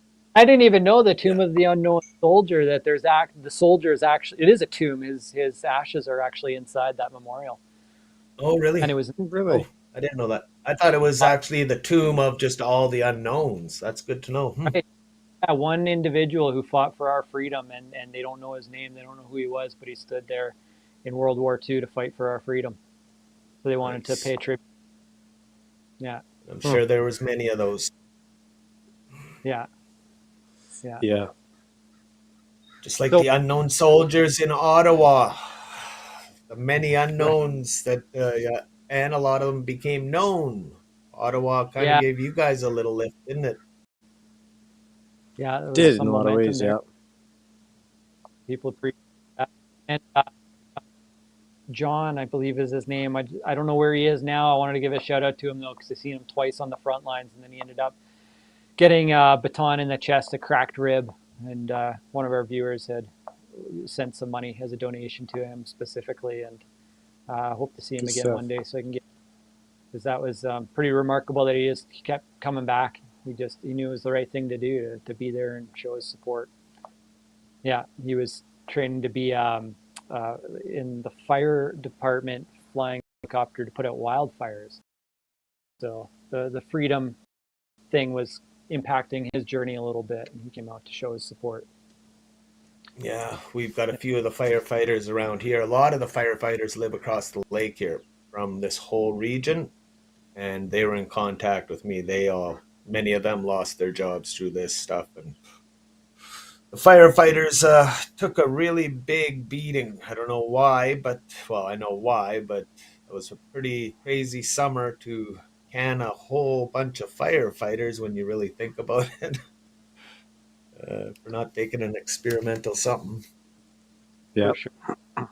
So Richard's saying we're going to play back a video here pretty quick, and because I think we have an interview coming up after an hour from now. And Okay. 5:30 we got the next one. So yeah, any final thoughts, Kyle, as we wrap her up here?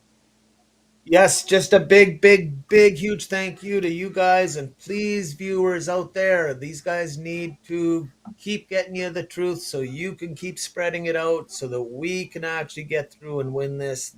People like Travis, Chad, Kathy, and Richard, they are the ones that we need in our media platforms. If these people do not make it to the next levels when they can finally start getting paid somehow down the road, you're going to end up with that one big dystopian television with that one dude only telling you what's going on, and that's it. That's all you're going to get. So you guys, thank you so much. You're very important. You're important to the movement. You're important to the cause, and you're important, so important to the freedom of everything going forward, the freedom for our children and our children's future. So my hat's off to everything you guys do. You're up against a wall. We're going to do what we can to give you a hand. I'll help you any way that I can, which isn't all that much, but hopefully everyone else jumps in there too, you guys. Hey, that garden's a big deal right about now. And Teresa Yeah. says, and you too, Kyle, and you too. Everything you just said right back at you. You're a big part of this as well. Hey, Absolutely. thank you, Teresa. Yeah. Thank you guys, and thanks for being brothers. Right on. Love, brother. All right. Of our next funding update in 1 hour, Richard's going to kick off the next portion with a video. Hello to my Canadian rowdy rebels. It is I, the I will not comply guy, aka Blind Joe, and man, I have something super cool. This thing that we're doing right here, super amazing. notTV. You can go online, notTV. If you're watching on notTV, thanks for watching, by the way. I think we can all agree that our freedoms have been compromised, not only here where I'm at in America, but especially in Canada. You know, Justin True Dork. I'd like to call him something else, but this is family friendly, so we'll stay with that one. Has done everything he can to get rid of independent media. I mean, you know, it's not just guns with him anymore. He's after full tyranny, ladies and gentlemen. So what I am asking you to do is subscribe to a platform that cares about one thing and one thing only. That is absolute freedom. All right, that's what notTV is all about. If you want to know more, head on over to not.tv and please subscribe. Ditch that Netflix subscription that you might be hanging on to. I mean, do you really want to be involved with an organization that promotes child pornography? I don't. That's why I shut mine down 2 years ago. And you know where I'm going right now? notTV, baby. And you should too. I'll see you there. notTV, made in Canada.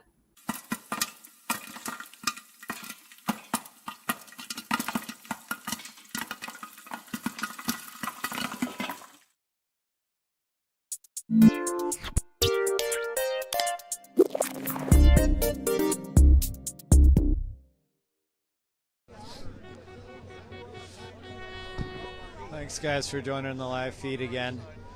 It goes in and out a little bit, and then I'm recording some clips just so we've got them.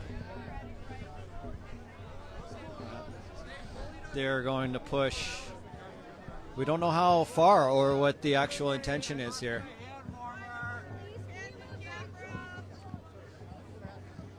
I don't know for how long they're going to push.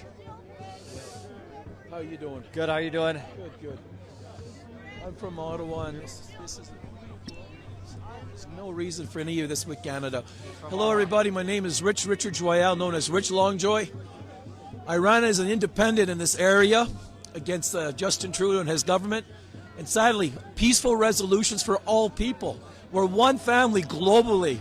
And you know what? These souls that are here are beautiful, beautiful souls. And this gentleman that's doing the recording, we're authentic, we're real. Love over fear, no matter what. And Canada loves all people from all nations. From my heart to your heart and our hearts from everybody here. We love you. Please, peace, peace, peace. Cheers to everyone. Thank you. You're welcome. Thank you. You're so welcome. Thank you. Peace, peace. And we're here with everybody, watching out over each other. We're watching over each other. And for you, this is for the world. From my heart to your heart, man, you're very, very good being here.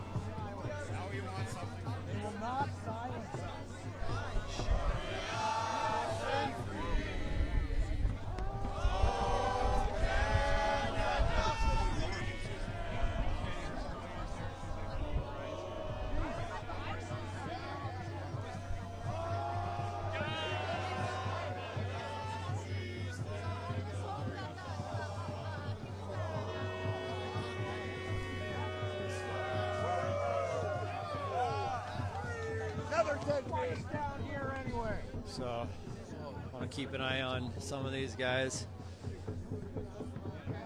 The aggression coming from the police force. It's unlawful, you know it. Your conscience, you'll never live again. You know what? You stand for country, not a government order. Not a government order. They moved up the back end? I don't know where the rest of them were. I'm just looking that guy in the eye and see if he'll continue. Yeah, I can tell. Canadians out here looking after one another. They're feeding each other, making sure everybody had everything they need, and being pushed off Wellington Street. Peace. We're peaceful. Yep. My goodness. If this in the United States, tout le monde s'assuit.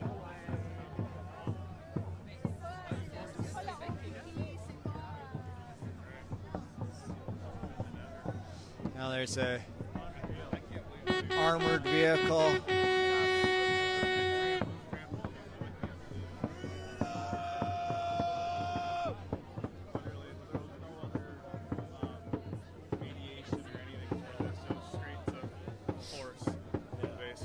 We're doing a live stream on Facebook right now. Can you give that comment for us that you're just saying? There was no other mediation. It was just straight to force, and that's it. Like, I just don't understand. No one could talk to the organizers or anything, and it's just sad, right? We could have resolved this a lot more peaceful, and now we have what we're seeing now: horses trampling innocent people, and yeah, it's not a very good look for Canada, that's for sure. So. The Prime Minister calling it a fringe minority and now trying to push it out because it escalated to an emergency. Yeah, it doesn't seem like a fringe minority. You know, that's for sure. So, but yeah, I don't know what's gonna happen.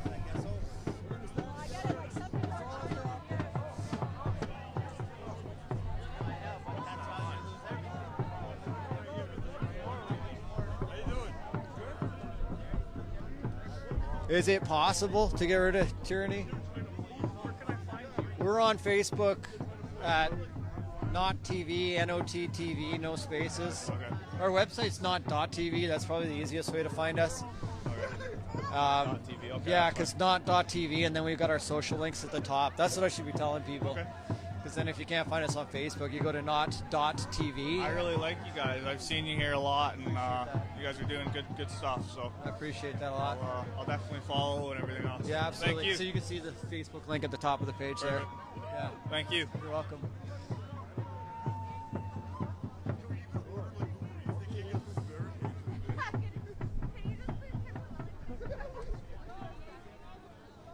Sorry. You have any comment for us? Yeah, just so much love for what's happening, man. It's unbelievable. Every water bottle I drink goes to my eyes. It's insane. Why is it important for you to be out here tonight? I think it's important for everybody to be right where they are, in the now, appreciating everything, whether it's good or bad, and just in being present for it. Anything you want to say to Canada right now? Yeah.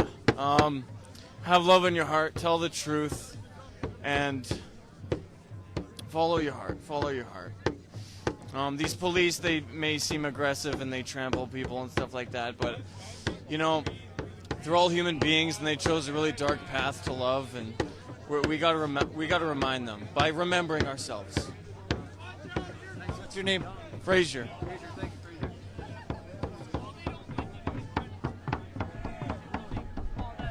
Doing some meditating on the ground here for hope and peace.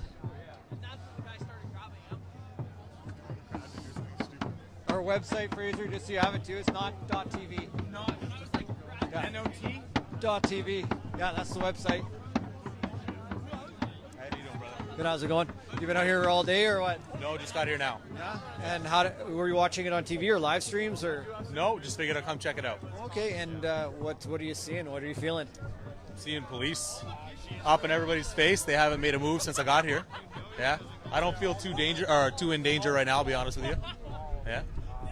Do you any insight or idea how this might play out? Who knows? Hopefully everybody's safe at the end of it all. I'm sure they're good people. They don't want to be here themselves. You know what I mean? We don't want to be here either. It's a shame we can't all come together and just agree that we don't want to be here. But what do you think the weak link is in all of this? I don't know what you mean by that question. Somebody on the comments was saying there's a serious lack of leadership here. Like we're looking at truckers. Well, the truckers Trudeau issued the emergency mandate that resulted in all of this. Yes. I mean, people aren't happy about it. You know, nobody here's happy about it. And I'm sure the police aren't happy about it either. I think they wish it was handled in a different manner. But I mean, this is where we're at. I don't think there's any turning back. I think it's going to be, a slow pullback on everybody's behalf here. I think it's going to remain peaceful. In all honesty, I felt confidence as I got here. If I didn't think it was going to be peaceful, I wouldn't be here. I want to confidently say that for sure. Yeah. Anything you want to say to Canada right now? I've never been so proud to live here since this all started. It's been a long 2 years, and I mean every word of what I just said.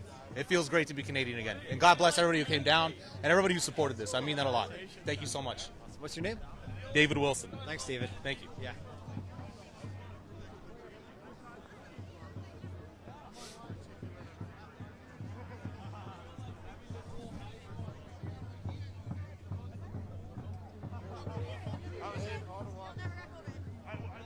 Lots of phones out filming.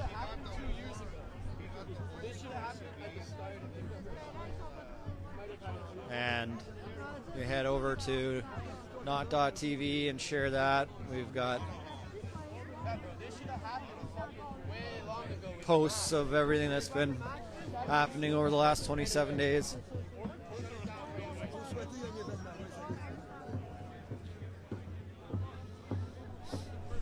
Somebody's saying they're not stopping until people are cleared 24 hours a day, so those are long shifts. So riot police maybe swapping in and out, RCMP swapping in and out throughout the night.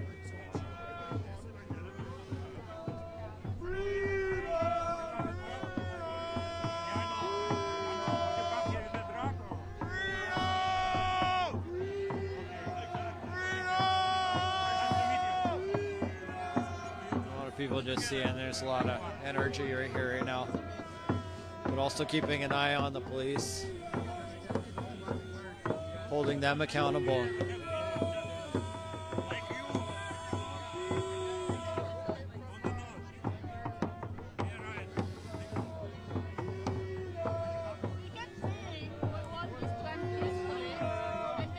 I wasn't allowed to go to my store to buy food.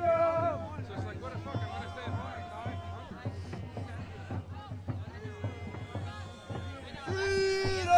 I'll be right.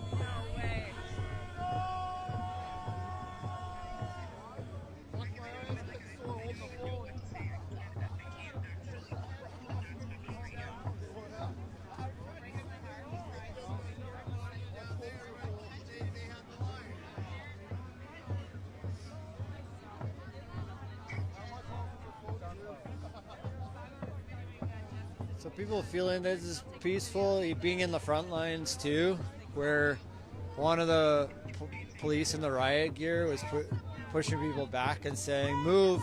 One guy didn't want to move. He said, "You come on, it's supposed to be a peaceful protest, so move back." So really it's just a slow, methodical push as they clear everybody out, and it's just time and watching, witnessing, keeping everybody accountable here, and also showing the world this doesn't feel like a democracy right now, when a lot of the people speak up, but there are also being a lot of gaslighting and storytelling on the media that isn't clear. You guys got to make that decision for yourself. People, you need to watch and compare and discern amongst what you see on mainstream news outlets and independent media news outlets and what people are showing you in the streets, and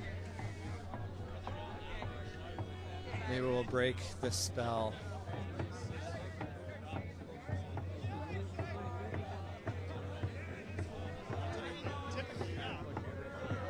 But part of freedom is people being able to peacefully assemble and demonstrate in their own ways. And some people have brought their drums out today. Others singing. And there's still a lot of unity here today. Hey!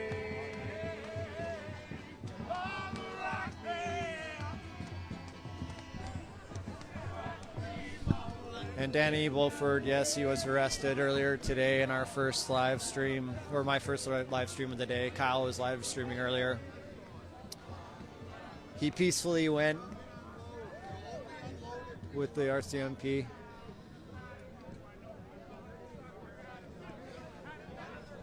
Shortly after he had done a press conference, I believe at noon.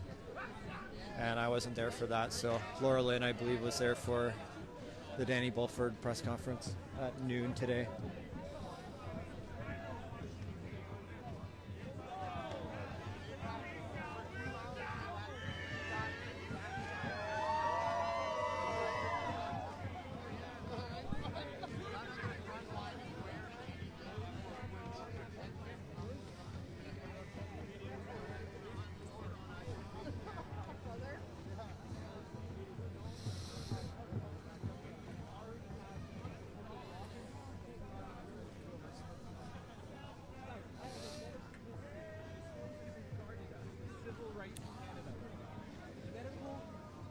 Wonder how many of these officers are looking at this detached, looking at this just like it's a crowd of people, or looking at the individuals and the reason for being.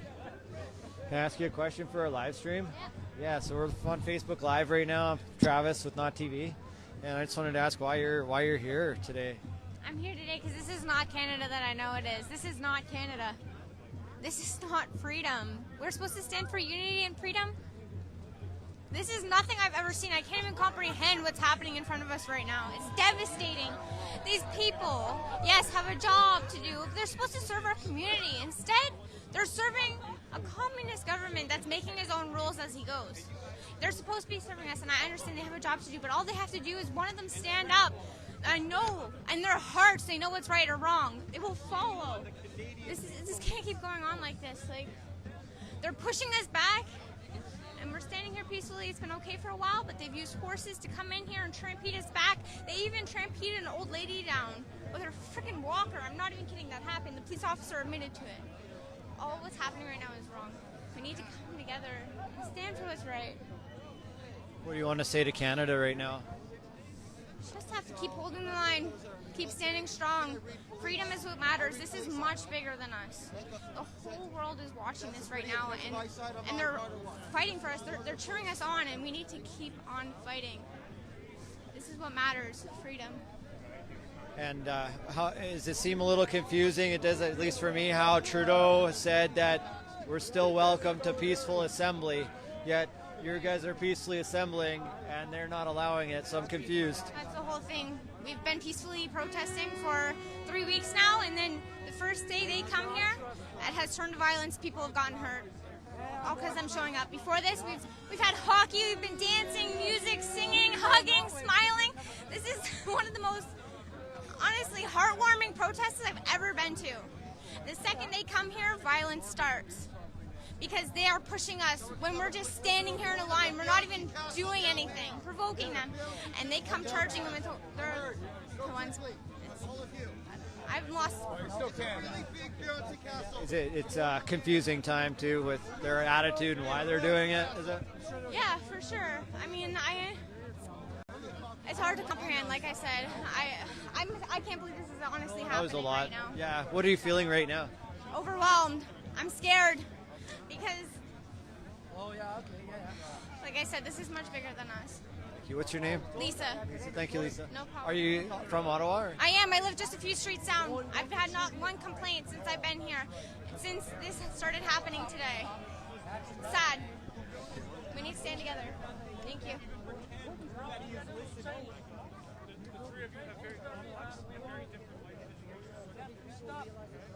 We don't have a lot to choice, a lot more to do than to protest.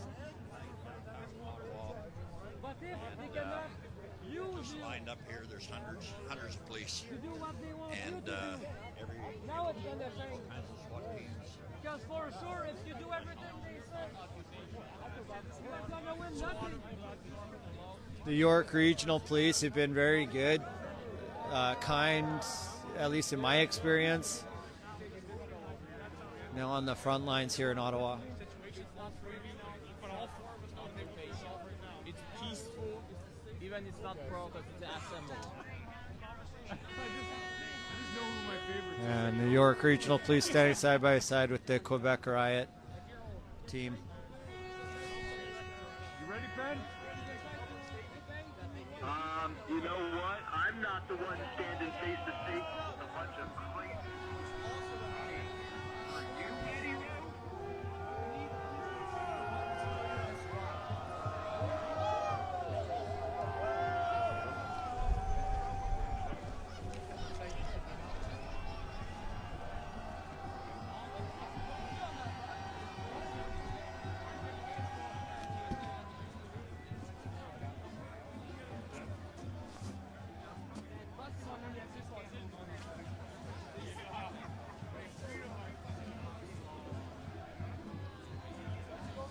Well, the one officer, I guess he doesn't speak for all the York police, but he was kind.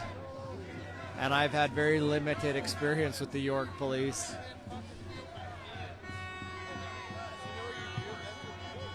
And when I talked to the OPP when we first arrived, they've been very polite. The first few guys we talked to. And then today, very closed-lipped.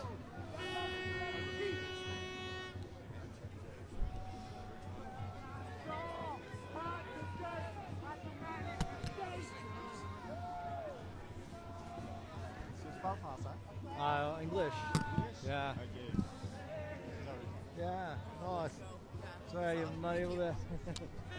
no comment. Parlez-vous anglais? Check. You can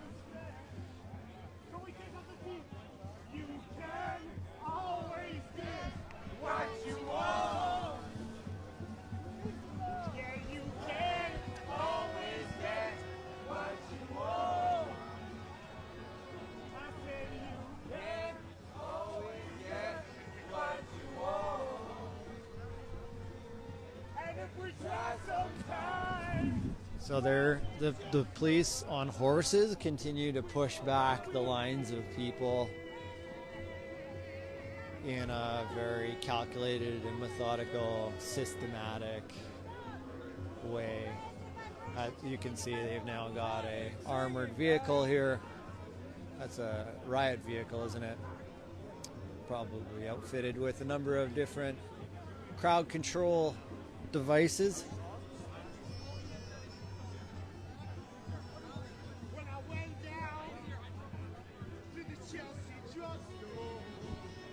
Who do we got here filming? Some music that's happening.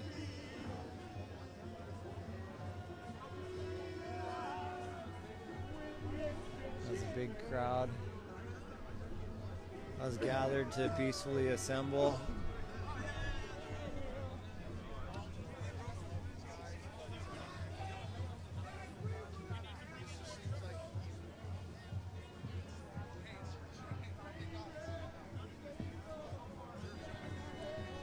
English? English? Yes, Yeah. English, yes. I'm Travis with notTV. We're streaming live on Facebook right now. Oh, awesome. Do you care to Hi. give us a comment for the Canadians watching right now? Sure. This is so overboard for these peaceful, amazing, friendly, loving people. This has been the warmest, most friendliest, amazing place to be over the past few weeks, and this is just I don't even know. It's nonsense. Complete nonsense. We've been seeing that the most aggression that's happened in 4 weeks has just come from the police officers here. 100% it has. 100%. There's been people go around giving out free hugs, and I make a best friend every 10 meters that I walk. It's an amazing place to be. And then this is just optics. I think it's just for the news. And do you care to comment on how the whole basis for this is Trudeau saying that this is an illegal and dangerous protest? He's repeated it so many times. I'm a single woman. I've been walking around here all day, all night, and I've never felt more safe. Like I said, I make friends everywhere I go. There's been nothing dangerous here over the past 3 weeks. Nothing. Do you want to say anything to people that are watching? That mostly people, I think, have had the chance to see through social media. I don't know if I can what's really say going this, on, but this is happening, and 2 blocks away, it's like Ottawa Palooza is happening. There's a party, there's people dancing, it's happy, it's loving. Honestly, 2 blocks away, it's like 2 different worlds. And how long do you suppose this will last? They're just going to keep pushing until they feel their orders are all carried out and the streets entirely clear. I have no idea. So does it feel like a stand for freedom versus what? Hell yeah, stand for freedom. I've heard the people on the front lines are constantly rotating because they had Tragically Hip playing a little while ago, and the officers were in tears. They don't want to be there. So Most of them won't speak to us. I found one officer from York who would speak, and that's it. they don't want to be there. I'm sure they don't want to be there. It's sad, and I feel bad for them. So. Why are you here tonight?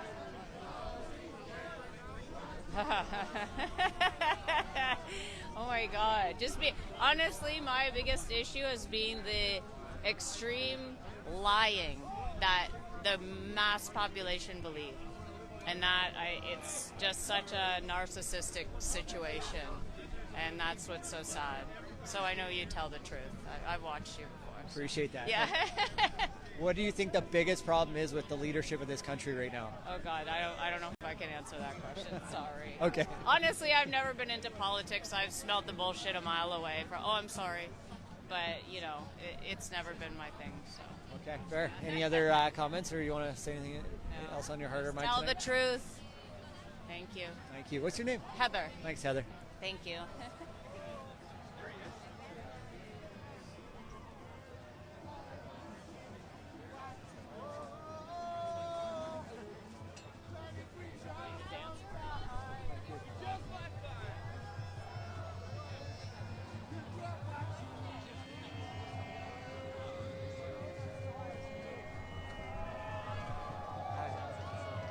How's it going? Want to comment for our live stream? No?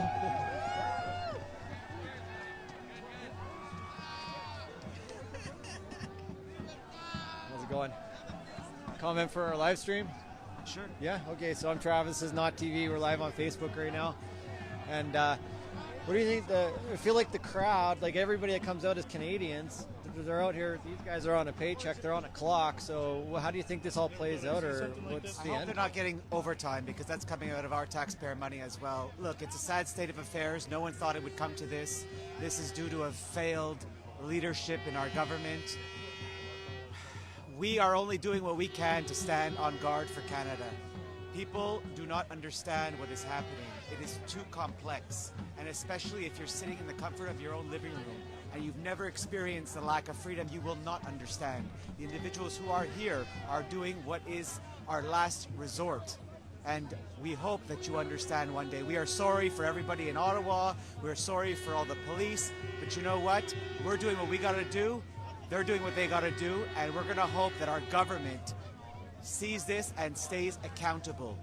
Mr. Speaker, Madam Speaker, we are talking to you. Governor General, we are talking to you. Look at your citizens. Look at your constituents. We are all here.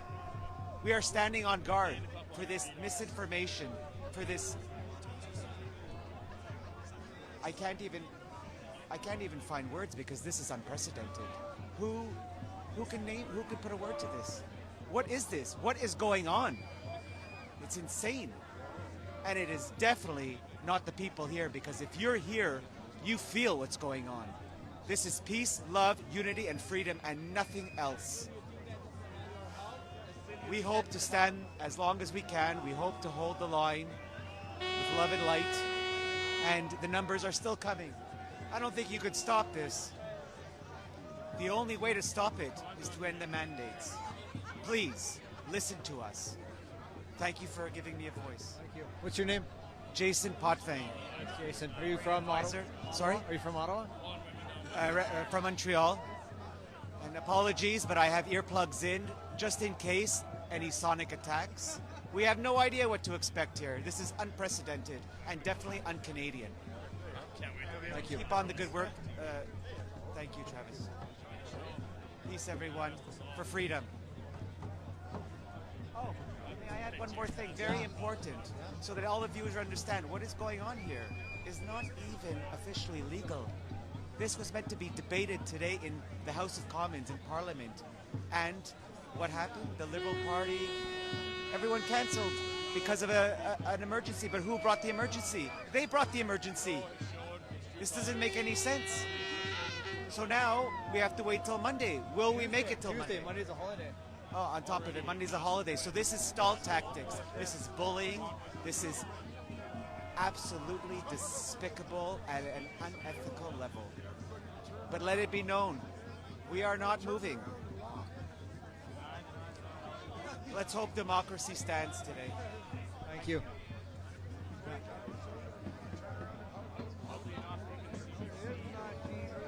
Hey, how's it going? You want to comment for our live stream? Sure, I'll comment. Yeah. Okay, I'm Travis. This is notTV. We're live on Facebook right now. What's going through your heart and your mind right now, sir? This is not my Canada for sure.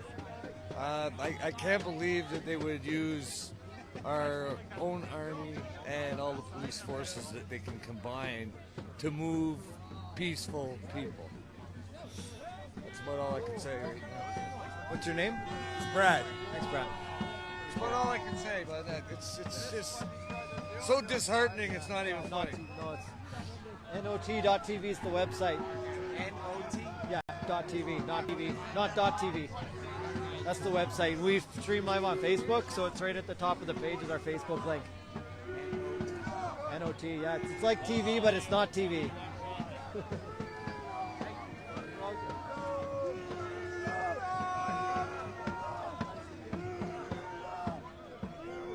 we can get one more comment in here. Hello, English? English? Yes, I speak English. Yeah, I gotta ask now. Yeah, I know too. I'm Travis. This is notTV, and we're streaming live on Facebook. Will you give us a comment for the Canadians watching right now? Oh, I'm so sorry. I actually work for news right now too, Oh, do so you? I have to go back and forth for the pulse. But For the Pulse, yeah. Yeah. Okay, that's awesome. So the Pulse is out here filming. Where do we find you? At the pulse. So at, hold on. What do we have it as now? Oh, yes. At the pulse _1. Okay, thank you. What's your name? Ruby. Ruby? Yeah, Nice, Ruby. Yeah, Ruby, nice to meet you. Nice Thank to you, meet Ruby. Ruby. Hey? Yeah, we came out from Salmon Arm, BC 27 days ago. Oh, wow. Yeah. It's like, I'm from Arizona and I moved here, so. Oh, wow. Excellent.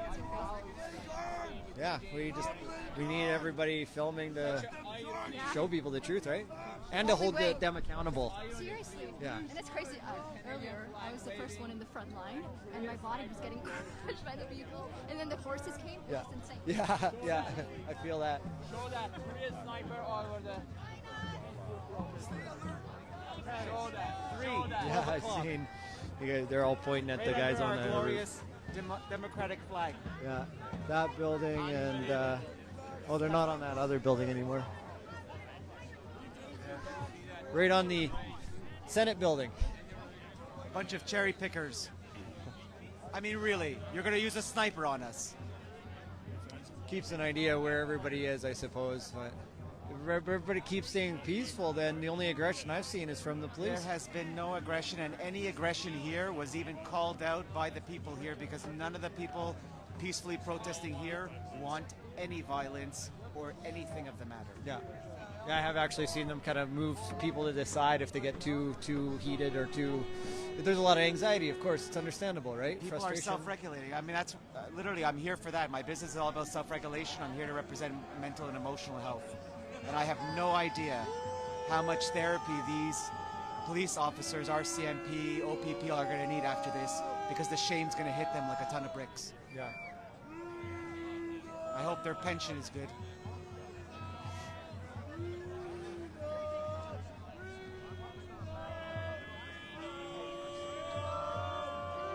Freedom! I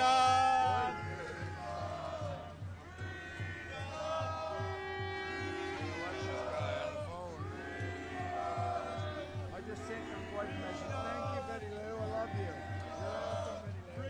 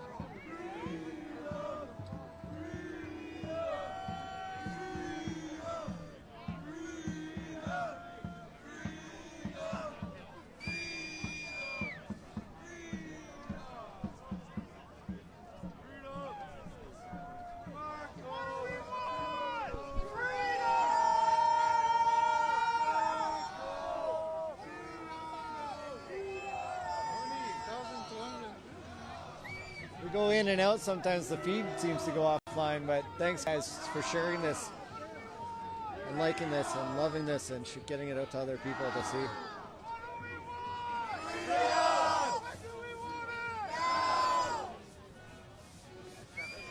Give you my card. Oh yeah, absolutely.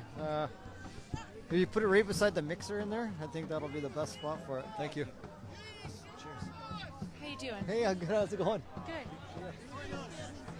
You need Thank anything? you. Are you warm enough? If you come across a snack bar in your travels, sure, nothing like that, but I feel like I should just keep staying I'll out just here. find this.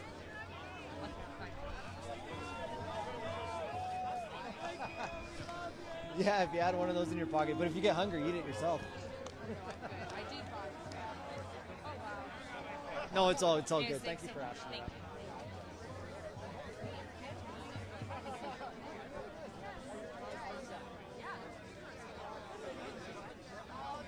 Do you want to make a comment for people? Well,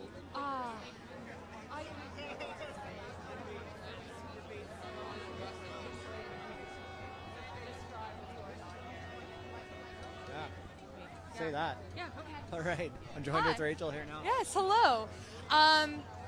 Was just asked if there was any comments I wanted to make, and honestly, it's very hard to describe what's going on down here right now unless you're here. I've never felt safer here. I'm out here. I live 20 minutes walk away, and I had to come see this for myself. And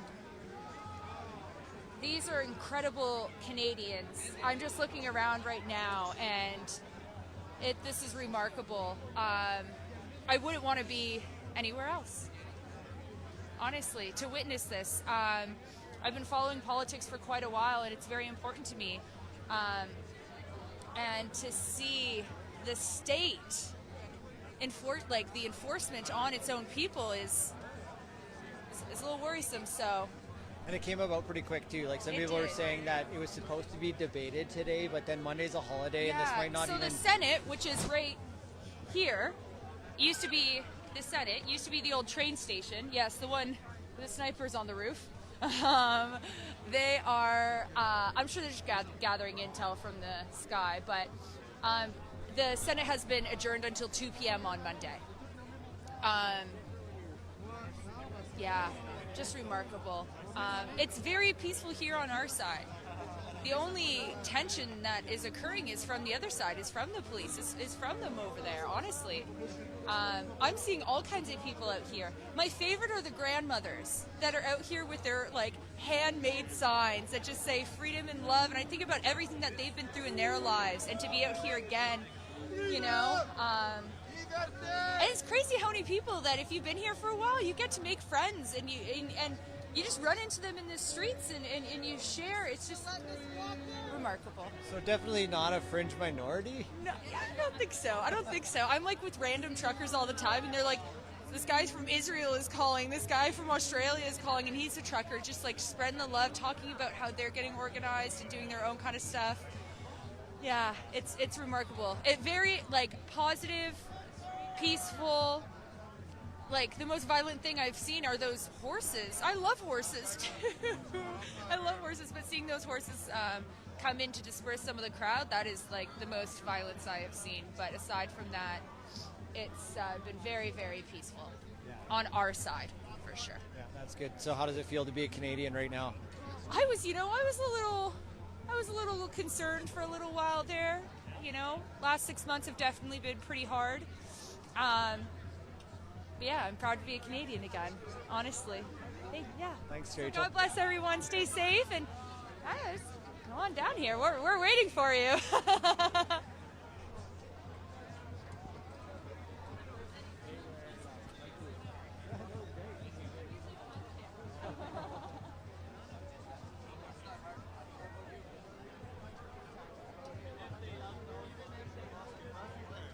Hey, look who we found. How's it going, folks? How's it going? Yeah, it's in my pocket now. I fell down once because I tripped over a snowbank and then rolled to get back out. That was good. And then the second time I got pushed, I guess it was the Quebec riot police here. They were pushing the crowd back here. I'll flip the camera around and talk to Chad for a sec. So they were pushing the crowd back here. And then there was a big snowbank, and I didn't see it, and I don't think a lot of people saw it. Even the cop beside me didn't see it, and we all fell down. Yeah. And so we were on our knees trying to get back up. Cops pulling the cop back up, everybody else pulling everybody else back up. But when it gets down to it in those moments, people do look out for each other, and it's felt peaceful on both sides. Even with the police, there's a few of them right at the front line that are they want to keep it peaceful. But then there was another lady with the riot gear, and she pulled out some pepper spray and pepper sprayed these two ladies right in their eyes. Yeah, I've seen that. They're over here trying to clean their eyes. Yeah, it was brutal. I turned and I didn't get it on film, but it felt totally unnecessary. I don't know why they. Well, they're trying to instigate it. They're trying to instigate us to get angry, to get to fight back, and that's what they want. Because once we do that, then they have reasonable grounds to use force. Already, what they're doing is is unnecessary. It's I don't know exactly what the laws are and what they are not, but it seems like they're overstepping their lawful bounds on on a peaceful protest. They could just stop the mandates and we would all go home. Yeah. Stop the mandates, get the government to stop being so tyrannical, and we would just go home happily. Sorry for that. My glove's half on. There you go. There you go. Some teamwork. My thumb's in the wrong spot. There we go. Nice shot. There, I needed you at that moment, and you showed up. They say that they're spending so much money on police force and all the rest of it out here. I mean, this changed to stop the mandates. It's like, what is it? 70% of the country doesn't want it. There's some polls that were out there that it's like 70 or 77% of the country said it's enough. Enough is enough. Stop the mandates. So if they just did that, we would all go home peacefully. We wouldn't have to pay for all these police. We wouldn't have to pay for tow trucks. We wouldn't have to pay for any of it. It would just be done. We'd all go home peacefully, be happy, and as long as they didn't come out with some other tyrannical bullshit that we had to stand up for, then we'd be all right. But they don't. Our prime minister doesn't want to do that. He wants to continue to do this. We got drones in the air. There's officers on the rooftops. Are they snipers? I don't know. I don't see any red dots on anybody, but is it out of the question that they would have those guns up there ready to go if they needed to? They could be rubber bullet guns up there too. Who knows what they are? Tear gas guns launched from the rooftops. Who knows?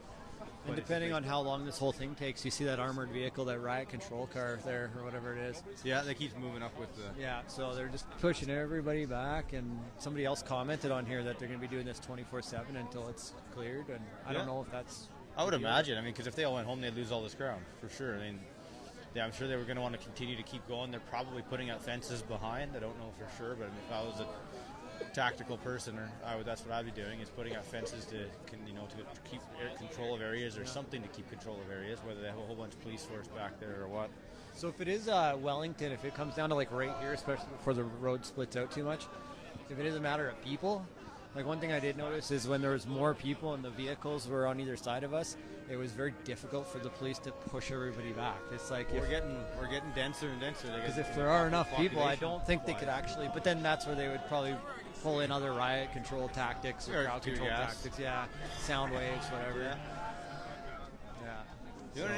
It's very possible that they're going to do that. It's very possible that they're going to start tear gassing us. Use the horses to push. Use that sound weapon. Or sonic weapon, or it's kind of unfortunate. This has been a peaceful gathering. This is a peaceful assembly, and it's at the point where the roads you can get around with a vehicle from here out, can't you? Oh yeah, you can get around to the vehicles, yeah. But it just goes to show where the Canada's going. I was talking with some friends from the States, and they're worried about the States. That's like, well, if it happens to Canada, do you think does everybody in the States think that it's just not going to happen there? Happened in Australia, happened in Europe, it happened in other parts of the world. If it happens to Canada, which is a first world country and a free country, and quite arguably some of the most peaceful people and polite people or nice people when it comes to, you say somebody runs into me and I'll say sorry, and that's not just me, that's a lot of people out here. So the kind of demeanor we have, and this is happening to us, it's not like we've been tyrannical people or nothing, it's not like we've been rude or aggressive. We just want our lives back. We want freedom. So if this is going to happen here, the U.S. one, if it was to lose its northern border to this kind of policing, it just makes it that much more challenging for them. So if there's any Americans out there watching, or anybody out there for that matter in the world, hold the line. We need everybody else, everybody, brothers and sisters around the world, to hold the line with us. This is no joke. This is no playing around. This is coming to a city near you if we don't stop it now. And it's a major defining point for the world and how the world's operated. There's been world wars fought over this sort of thing, where people don't want a dictator in power, and people rise up all over the world to stand up for what they believe in. I have grandparents who did that, and here we are because we have a dictator in power. It's clear. I feel like we can say that now. There's been enough comments on the street about a tyrannical dictatorship government where they're not listening to people. How strategic is it that this is happening right now when they're supposed to have a Senate vote, and that wasn't going to happen today because the Liberals canceled or something or had some emergency, and then Monday's a holiday. So on Tuesday, we have to wait till Tuesday. Well, does it feel timely? Like these guys are on a time crunch to try and get everybody out here and do this before the Senate meets? I could imagine, yeah. They don't want to have all these people out here causing a spectacle for when the Senate meets. You know, it's pretty difficult to look at all these people peaceful and stuff as they're getting hit with batons or pepper sprayed and pushed around, and they're not, you know, they're just standing their ground, holding the line. But we're not pushing, we're not, you know, fighting or nothing. We're not being aggressive. We're just holding our line. And you know, for the Senate to see that, it'd be pretty difficult to, you know, even the police out here, you can see some of them almost have tears in their eyes because you can tell that they don't want to necessarily be doing what they're doing, but they're doing it because of whatever reason. If there is trials like there was after World War II, that's not going to stop them. So if you're a police officer out there or some sort of law enforcement, just remember that. Just because you're doing your job, people went to prison for a long time. People got put to death from the Nuremberg trials for just doing their job. So it doesn't cut it. You know, you have a moral compass, use it. Just because that's history doesn't mean it doesn't apply now. This is history in the making right here. I mean, history repeats itself. Is that what you're saying? Like, well, I was just saying, like, sometimes I feel like we can sit back and feel detached about what's going on. We watch it on TV. This is like just another, I've seen these images before. I saw them in Australia. I saw them in France. Now it's in Canada. And there's like an emotional, it quickly can be like, oh, I'm concerned. And then get distracted with something like TikTok, right? And then all of a sudden that feeling, it's not there, it's not as strong anymore. And then next thing you know, oh, they're still down there, they're still doing their thing. But that feeling has come and gone. That feeling that's driven tons of people to come out here and act on it because it feels urgent, it feels necessary. It's a bit of a lack of empathy. I mean, when I see that stuff in Australia, it hurt. I felt it. And I mean, that's why I'm here. That's why I kept on researching. That's why I kept on studying all the things in the world, because I see what's happened to them and other people around the world, and it's like that's coming here. You know, if we don't do something about it, if we don't stand up, it'll be coming here. You look at the mainstream media.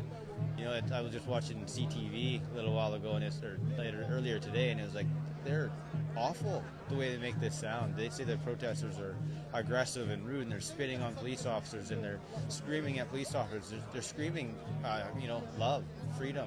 Come for a hug, you know, can I hug you and stuff like that's what they're yelling. They're not screaming anything of profanity. They're not being mean or rude. And I got to say, like, there has been come across every once in a while somebody who is very upset and they're very angry and they are doing those kind of disrespectful things to police. 1, 2, and 5 people. The rest of the crowd, somebody keeps pulling them aside, and they like all of a sudden they're like, no, hang on, yo, stay peaceful, and then they pull that guy out to the outside of the crowd. I'm not like sure. There's an ass in every crowd, so I'm not saying that, you know, there isn't a couple people that are extremely pissed off. Like, well, yeah, like, I mean, I'm not exactly chipper about this whole situation.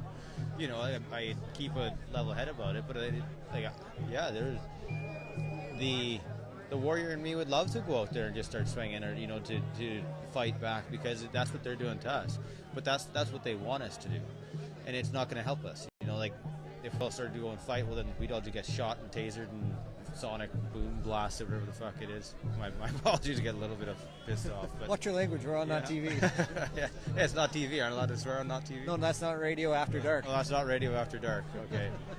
But I mean, people are getting, you know, emotional about this. It's their country, it's their freedom. You know, so to say that a few people are a bit upset, like when I was down the front, way down at the trucks down there when they first started pushing, there was nobody swearing and nobody yelling. Yeah, maybe now they may gain some ground. Yeah, there's some few people more. I didn't see anybody down at the bottom. I was there for a few hours when they first started pushing. You know, and so now up here, maybe there are people that are swearing and or getting upset, yelling at the police. It's like, yeah, they're pissed off. They're losing their country. They're losing their freedom. They're losing their rights. So I don't blame those people whatsoever. Just the way that CTV makes it sound, though, is ridiculous. And I'm sure that goes for other mainstream media too. You know, to make it sound like this is it reminded me of like listening to, you know, like the war in Afghanistan or something, like watching news feeds on that, and it almost sounds like the same thing, the way they talk about it. And it's like, I wonder if the war in Afghanistan, if those people over there were really that bad. You know, I wonder if they were really as evil as they made it out to be. You know, I don't really know. Maybe we can ask some soldiers or not, but I've seen pictures of soldiers, and I've talked to some soldiers, and they said the people over there are peaceful as hell. You know, there are the bad apples that maybe they were going after, but on the TV, it made it sound like every one of them was evil, and it's like, no, I don't buy it. That's a bunch of bull. Do you think Trudeau maybe made a mistake by pushing for all this, like as they rush, and then a lady got trampled by horses? People are saying there's tons of footage of that. The girl's getting pepper sprayed in the face that. I've seen the pepper spray. I didn't see the horses. That's not good. Yeah, I guess an elderly lady got trampled by one of the horses. No, it isn't. I mean, I think I think this is his Desperate Measures Act, and you know, I kind of think that they thought we were all going to peace out. They thought we were going to hear some. It's probably loud on your end, eh? I thought they probably thought we were all going to leave once they seen, you know, some helmets and some tear gas masks and a couple of ponies. But no, we're not going. Like it's cold. Yeah, that's okay. We're Canadian. You know, horses and tear gas and stuff. This is our country. This is our freedom. This is for the next generation. You know, this isn't for, like I was saying earlier, this isn't for better pay. This isn't for, you know, a wage increase or a better desk at the corner office. This is about freedom for the next generation. So they think tear gas and some ponies is gonna stop a bunch of freedom loving and loving individuals. And I just seen somebody say, sit down and lock arms. And I heard that there's like different actual people have been in protests over the years, have learned tactics that actually work with the police that are peaceful, non-violent ways of holding your space and holding your ground. And I don't know if anybody around here is coordinated enough, because they ended up taking a knee, and then one gentleman had fallen down, and they called for a medic. So then everybody got up and like kind of broke that formation to help this gentleman, and then a police medic came over and helped them. And then all of a sudden the police had all this room to take all that ground that they had, you know, by taking a knee, they had actually. People are so nice around here and they want to help each other. So if someone gets hurt like that, yeah, I can see people giving up that, you know, giving up from that, linking arms or whatever to help that person. Yeah. But it, you know, in some senses we have to keep holding that line. You know, we were up front and we did sit on the ground when they all put on their tear gas masks and they're ready to use tear gas on us, and so we all sat. And it's like, so you're going to use tear gas on a bunch of peaceful people that are sitting on the street? And then, you know, that went for so long, and eventually they took off their masks and rotated through policers. You know, on their shoulders they have like D in blue cards, and they have different yellow cards and green cards, whatever they all mean. I don't know if it really makes a difference. They're all against us, really. But they were switching out officers, and they were taking their masks off. So their gas masks, that is. So it does work. Yeah, there is different methods that work, you know, to hold the line. And I just don't get what they're just trying to get us all out of town. Sure, okay. The whole world is watching. I think that's what they're forgetting here, is that people already know what's going on. The world is seeing how tyrannical this government is and what they're doing to the people.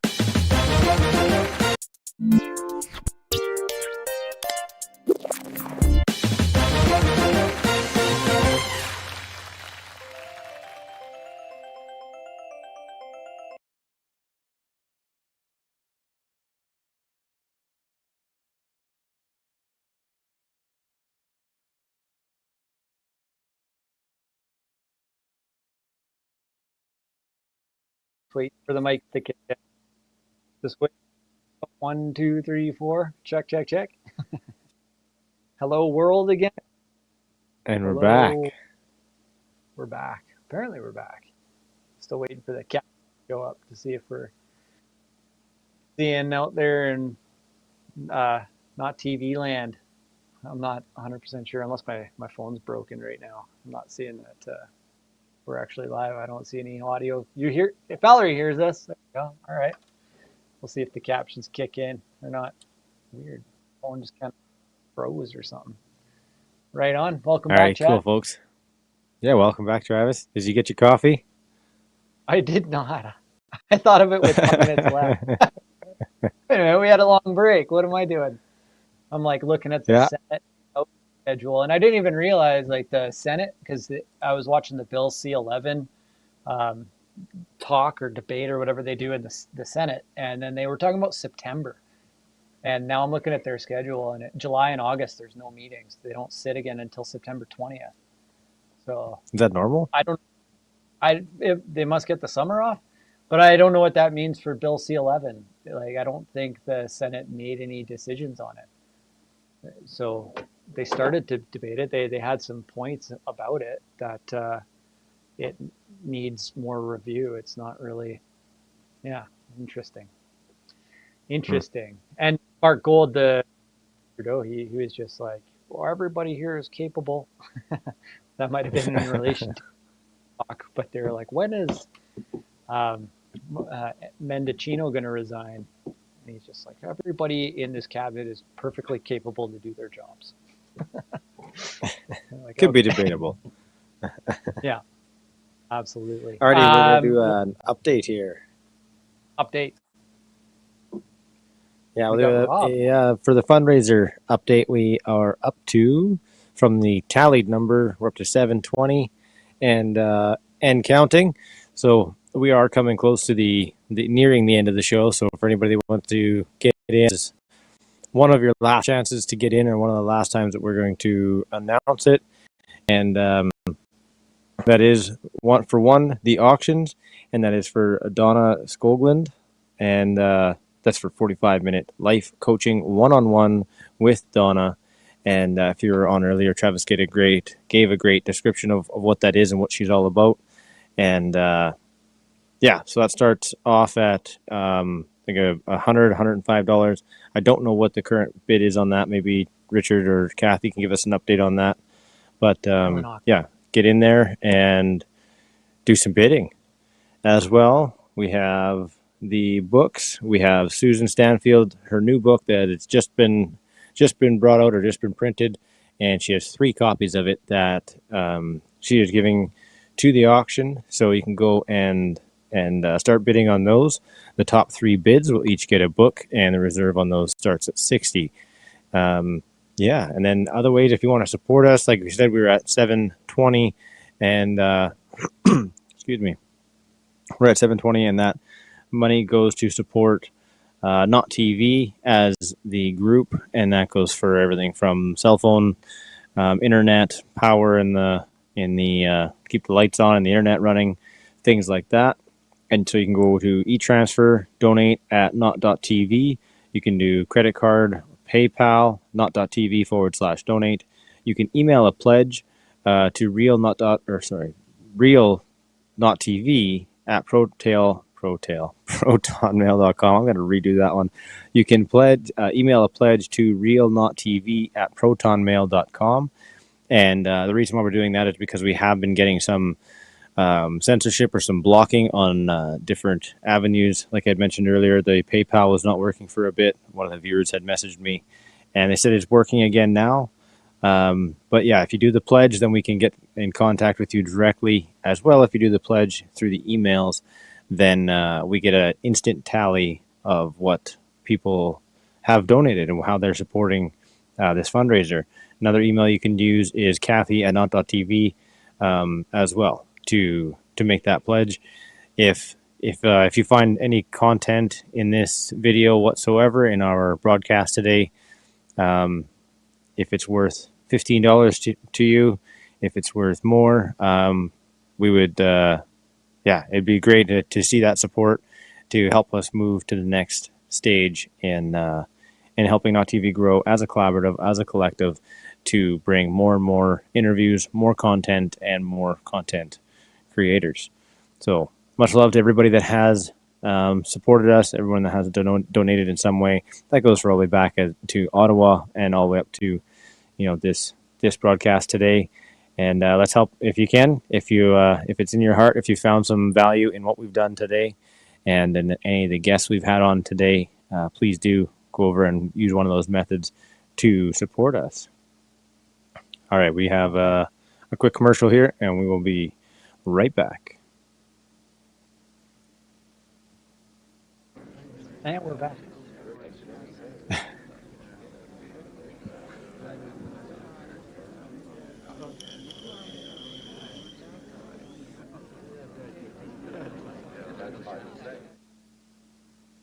And we're back. Okay, and right before we get to Dr. Rob Johnson, I'm going to say that I just seen this story come out today that the health minister had said to reporters that Canadians will never be fully vaccinated. He says Canadians will be required to get a COVID shot every 9 months for the foreseeable future. Health Minister Jean-Yves Duclos says. I wonder if 9 months has anything to do with the time of a pregnancy. Interesting. Previous definitions of fully vaccinated make no sense, he told reporters. He says, we will never be fully vaccinated against COVID-19. So I thought that just came out today, and that was, he told a Black what I got the name up here, Black Walk reporter. They report on Ottawa stories, I suppose. But if you head over to their website, you have to subscribe to get the full story. And I was just looking at their pricing. You have to pay $314 for the year, and I just thought that's a little bit pricey again to get news. Definitely not free press. I mean, you get the first 2 sentences for free. So at least it gave us that information, because that health minister had told their reporter that, and I wasn't able to find. I think the Sun, the Toronto Sun, or somebody had picked that up and shared that.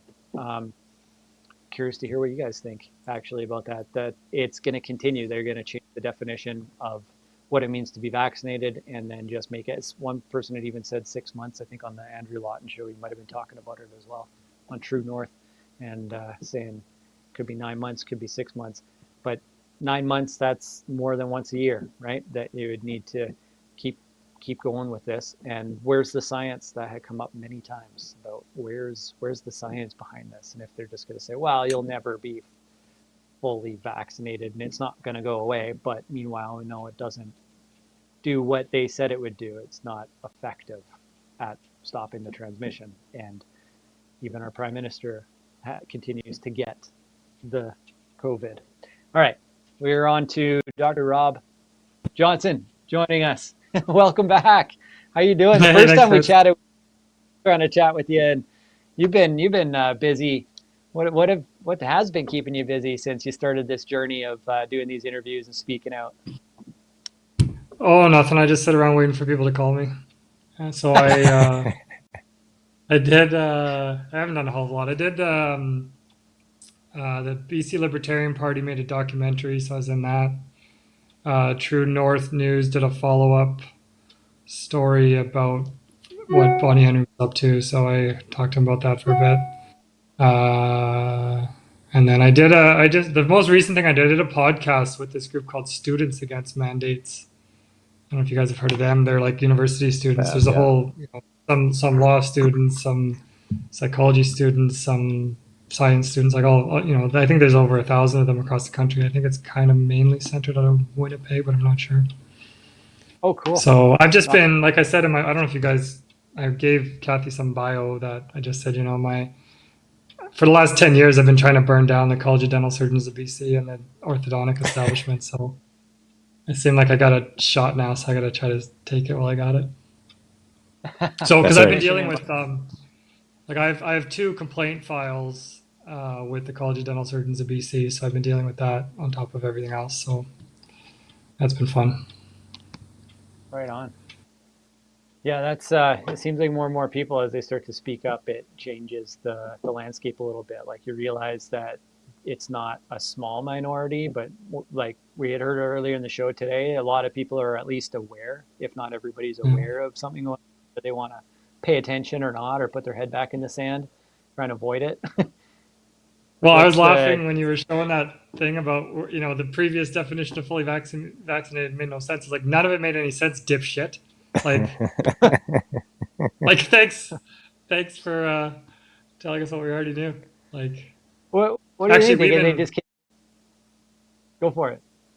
I don't understand. I mean, we had one of the dentists in our Telegram group said, he's like, really, the only people that should be considered fully vaccinated are the unvaccinated, because there's clear evidence that the efficacy is inversely correlated to the number of doses. So it's like, the thing for me is I cannot understand how they're still playing this game. Like it makes no sense. It's like there's no, like my whole argument this whole time has always been that the science is not actually relevant to this conversation. Like this mandatory vaccine nonsense should have never even been a conversation, period. Even if there was good science to support the fact that this vaccine would actually be helpful. But the fact that there clearly isn't is like, what is going on at this point? Like this is absolute clown world, and I can't live like this anymore. Are you gonna stay in Canada? There's some people that are like, I gotta get out while I still can, and then others, no, I'm gonna die here. Yeah. Who's gonna fight for? Yeah, no, because that's I can't bail. How's the mission going then to take? How did you say that? To take down the College of Physicians and Surgeons? Well, I said burn it down, but people keep saying I can't say that. But dismantle. I think it's perfect. This man. No, I did in a talk. I did it. Pardon me? I said it in a creative, destructive, and non-violent way. Yeah. Yeah, I did a talk at the Pacific Dental Conference a few years ago. I did 2 talks. One was called Our Patients Deserve Better, a new paradigm for prevention, where I was introducing orthotropics and particular breathing and myofunctional therapy and all of these things that should actually be, like if dentistry and orthodontics and healthcare wanted to actually help people be healthy, you should know these things. But then in the meantime, one of my colleagues got completely persecuted by the college for trying to do this orthotropic stream that I'm always ranting about. So then I submitted a second one called Our Patients Deserve Better, Part 2, a call to action. And I told everyone it's going to be a profanity-laden tirade against the college, and I wanted them all to pick up their pitchforks and torches and burn it to the ground. But then the whole college showed up to watch it, so it kind of didn't work very well. Because you should have seen the write-up I put in the program. It was just like, not good. Was it tongue in cheek, or and then people like started to take, what kind of pushback did you get from that? Like, was it tongue in cheek, or no? People... I was serious. Yeah, no, I was 100% serious. I'm like, I'm done with this bullshit. We're not doing this anymore. Yeah, and some people may take that as like, that's too aggressive or that's too whatever. But in people sitting at home or watching this, or people that watch it in the future, who isn't inside like had enough, and like people say, well, you can't say that, and it's like this politically correct crap, and it's like there's things that don't work, and I used this analogy the other day. I was talking with my dad and my sister, and it's like if you take a house and you go to reno it, but it isn't, it doesn't have the ceilings that you want for the vaulted ceilings, or it doesn't have the room that you want, or doesn't have the layout that you want. You can renovate it all you want, but it isn't going to be what you really, what you want at the end of the day and how you want it to look. So what do? How do you make it, anew? You just burn it to the ground and start over. Because if something doesn't work, if it isn't functioning the way it should or the way it needs to, you demolish it, you get rid of it. And I mean, some people are really choked, about the whole situation in the world, and they're saying it. Some people want to say it, but they're too indoctrinated in this political correctness that they say, well, you can't say that. You can't say burn it to the ground. And it's like, why not? Like, is it working? No, it's not working. Okay, then what's the other solution? Just keep on, stepping on eggshells and dancing around, being like, well, we could, we should just change it here and there. It's like, no, it doesn't work. Let's stop beating around the bush and get to a solution. And, burning it to the ground could be a metaphorical thing. It needs to get dismantled. It needs to be completely revamped. And I mean, I think it's a great way to say it. I can see how it could ruffle feathers, but, it's I like how you stand for it. You say like, no, totally serious, and I stand with you on that there. It's yeah. Well, the thing is, it's not. Sorry. Go ahead. No, go ahead. Go ahead. Well, it's just like my issue is it's like I don't know how to do it better. Like that's where I'm like, I've been following the BC Libertarian Party. I'm a member of the BC Libertarian Party. I keep saying I'm going to run in the next election as a Libertarian, and I fully intend to win. But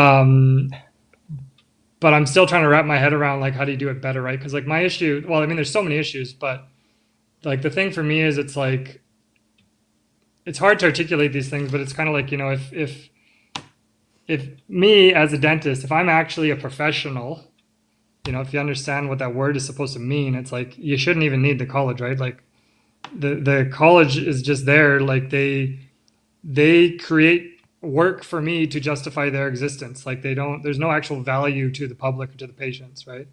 And there's so many levels of that. The other problem though is like they are currently revamping it, and they're doing this whole restructuring and this amalgamation, and it's like it's only making it worse. Like they're like socializing things and trying to give the government more control, because part of the definition of a profession is we're supposed to be self-regulating.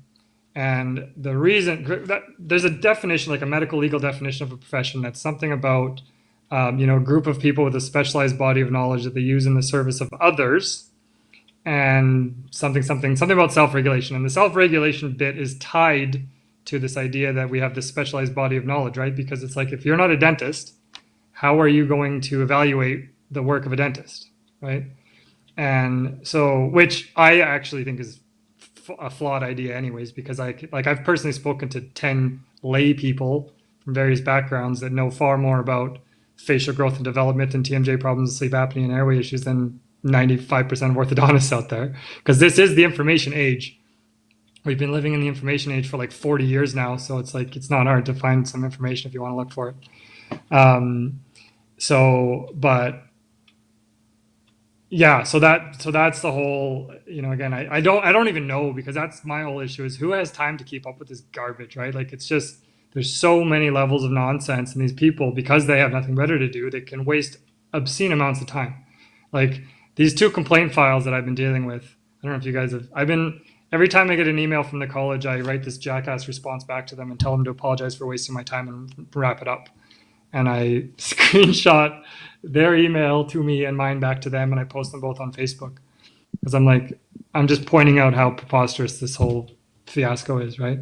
And what an absolutely useless waste of time it is. And so, but, like I said, to me, it seems like it's getting, like everything, it's like it's going to get worse before it gets better, but I just hope it gets better eventually. Because like I said, I can't do this anymore. Like I'm like so done. Yeah. So what is the college then? Is it like an association, or it's not like similar to what a union would be, or no, it's more of a professional association, but then they can regulate the profession? Is that how that works? Yeah, like their mandate, I guess, which I guess comes, I think, see, that's the thing, I don't even know. Like I've been doing this for 13 years and I just don't care enough to, like, I think that it's provincial, I think. Like there's provincial colleges, right? So every college, every province has slightly different, regulations and stuff. So I think mandate must come from the provincial government, but I mean, their mandate is supposedly to regulate dentistry in the public interest, right? Or whatever profession you're talking about. Like, I don't know, were you guys part of that, what is it called? United We Stand or something? There was that nationwide protest at all of the College of Physicians and Surgeons. Did you guys go to that? Were you covering that? No, I heard of it, but yeah. Just briefly, I heard of it here and there, but I didn't know much about it. Yeah, so basically they went, like I said, they did this nationwide. I'm not sure, like I don't think it happened in Quebec. I don't think maybe in some of the maritime provinces. Some of the provinces, I don't think they were actually at the college. They were just at some medical clinics or something. But basically the whole premise was, it's like, because this has been my whole issue this whole time, right? Is that none of this nonsense should have ever happened if doctors and nurses actually, valued patient autonomy and informed consent, right? Like the second Bonnie Henry's like, we're going to mandate COVID vaccines for all of the healthcare workers in the hospitals, there should have been a revolt. Like we should have been like, absolutely not. Piss off with that, right? Yeah. And so that's kind of the point, is like I said, this group, I feel bad that can't keep track of all these groups. I think it's called United We Stand. It's like James something, I want to say, and Marcella. Anyway, they organized this thing across the whole country, and they went to all of the colleges of physicians and surgeons, and they had a bunch of doctors speaking and stuff, and they did this protest. And now they're trying to do some kind of a legal thing. They're trying to get something written up by some lawyers and actually go there and read it and deliver it to them. And so yeah, we'll see where that falls, because they asked me to go and speak at it, and I'm like, I'm not driving all the way to Vancouver for that. So I just wrote something for them to read, and I just said, like, this is, as like the privacy and autonomy are the 2 sacred bedrock foundations of healthcare, and Bonnie Henry clearly doesn't give a crap about either one. And doctors take an oath to first do no harm, and every single thing she's done for the last 2 years has done more harm than good, because it was never intended to do any good. So, and I know that the College of Physicians and Surgeons has received numerous complaints about her. So why have they not taken any action? Like, why do I have 2 complaint files about me and she has none? As far as I know, maybe she does. And then meanwhile, they're like, because I said that, I guess they're too busy persecuting the actual doctors with actual integrity that are trying to actually defend autonomy and privacy and treat patients with appropriate early treatment so they can actually save lives. Like, it's Right. just... Have you found any new doctors or anybody speaking up that, like, are there new voices starting to emerge, or is it still, kind of challenging to get all the perspectives if some people in the profession want to stay quiet because there's still some fear there. You got something to lose, like you know. Yeah, well, I know. Again, I feel bad that I just can't follow everything. I don't keep track. There were some doctors that went on. There was like this doctors on tour thing. Like I know there was a guy that I met when I was down at the, like after my video came out, I was asked to go down to that worldwide rally in Vancouver, and I went down there, and there was a doctor there that kind of ran into me and we started chatting. His name's Kevin something. And then there's that I don't know, there was a thing everyone was sharing around. They were trying to raise money and just raise awareness that this petition was being put forward to the BC Supreme Court or something, challenging the validity of the original mandate for the healthcare workers back in the fall, which they're kind of hoping is like going to set up, like that's a domino thing, right? Of like, if we can just get this overturned, then all this other garbage goes away. And that was some vascular surgeon named Dr. York. I don't know how to pronounce his last name. And he was kind of, again, I think there was I don't know how these things work. I think there was a bunch of people behind it, but they kind of needed one name on it or something, like someone needed to kind of represent the group or whatever, and however the hell that works. So yeah, and then, you know, like it's interesting because the BC Healthcare Collaborative, which is who I've kind of been working with this whole time, like that's the only reason anyone ever saw my video in the first place. They are doing this Hire Back Our Heroes campaign, so they've got like lawn signs and bumper stickers and stuff, but it's like a lot of them don't even want to go back, right? I mean, that's like, things are so bad now that it's like, you know, unless there's like a major public apology and some steps are taken to right these wrongs, it's like, because I mean, I don't know if you, like, they posted something today about the number of vacancies in the like staffing of the hospitals. It was like just astronomical. It was like in the hundreds of thousands, and it was like 5% higher than the peak from whenever, and like 90% higher than pre-vax mandate nonsense in 2021, right? Like, wow. So Yeah, I mean, I don't even know. Like, you don't want to go. back, You don't want to go to a hospital today in Canada, BC especially. You know, yeah, You sure as hell individuals don't not wanna wanting to work go back to the hospitals is kind of a, you know, another one of those things where they don't, you know, I'm just, you know, speculating here, but possibly because the system isn't working. They don't trust the system. They don't believe in what's going on. You know, quite possibly their eyes have been open to, you know, what the medical system does to people. It's more of a treatment than it is any sort of cure. And, you know, is it possible that a lot of those, you know, in the hospitals, you know, they're, you know, Hire Back Our Heroes, they don't want to go back because the system's broken, and you know, like, until it gets rebuilt, revamped, possibly burnt to the ground, and then restructured, you know, they don't want to go back because they you know, I've talked with a few, and I've been on a couple of the shows with you know, different nursing groups or, you know, podcasts, and you know, they don't believe in how the system works. They don't believe in the fact that they're not allowed to do what's best for the patient. They have to follow orders, or they have to follow, you know, whatever like you were saying, the colleges, Robert, different things like that. And, you know, they don't like it. So it's like, you know, there's multiple systems in my mind that need to get revamped completely, not just, you know, a couple of, you know, timbers here or there changed, but the whole building needs to be restructured in, you know, in that analogy, before people, you know, that will actually go back to those jobs. And maybe that's a perfect opportunity to create a parallel, but it doesn't seem like, you know, people are seeing the change that they want. Yeah, I mean, I've been calling it a poor disease management system for years, right? It's not a healthcare system. So, like, I was going, I don't know if you guys, like, there's been a few of these, like, there was those Ezra clinics happening a few months back when they first were, and I was going to all of the meetings with them because I wanted to figure out how they thought they were going to, like, fire their regulatory body, right? Like, if I could not have a license from the College of Dental Surgeons at BC, I'd do that in a second. But I also told them that I said, you know, if I was a useful, effective person, I would have created the Johnson Institute for the Advancement of Human Health 10 years ago, because it's like that's my whole thing with it's the tricky part for me. Well, again, there's a lot of levels of, like, you know, because we had this brain trust a few years ago where we were trying to, like, create a, like, branch off of dentistry, like, you know, how there's naturopaths and chiropractors and stuff, and they're, like, not part of medicine. We were trying to do a similar thing around myofunctional therapy and orthotropics and stuff, and just say, okay, we're not dentists. We're going to have our own college, and we're going to do our own licensing, and we're going to do our own But I just was like, we never got. I'm like, I don't understand how you even do that, because it's like you can't have a college or licensing body to license people in something that there's no educational training program for them. But you can't set up a training program to teach somebody to do something that they can't get licensed in at the end of the day, so they can't have a job. And it's like, so there's that problem.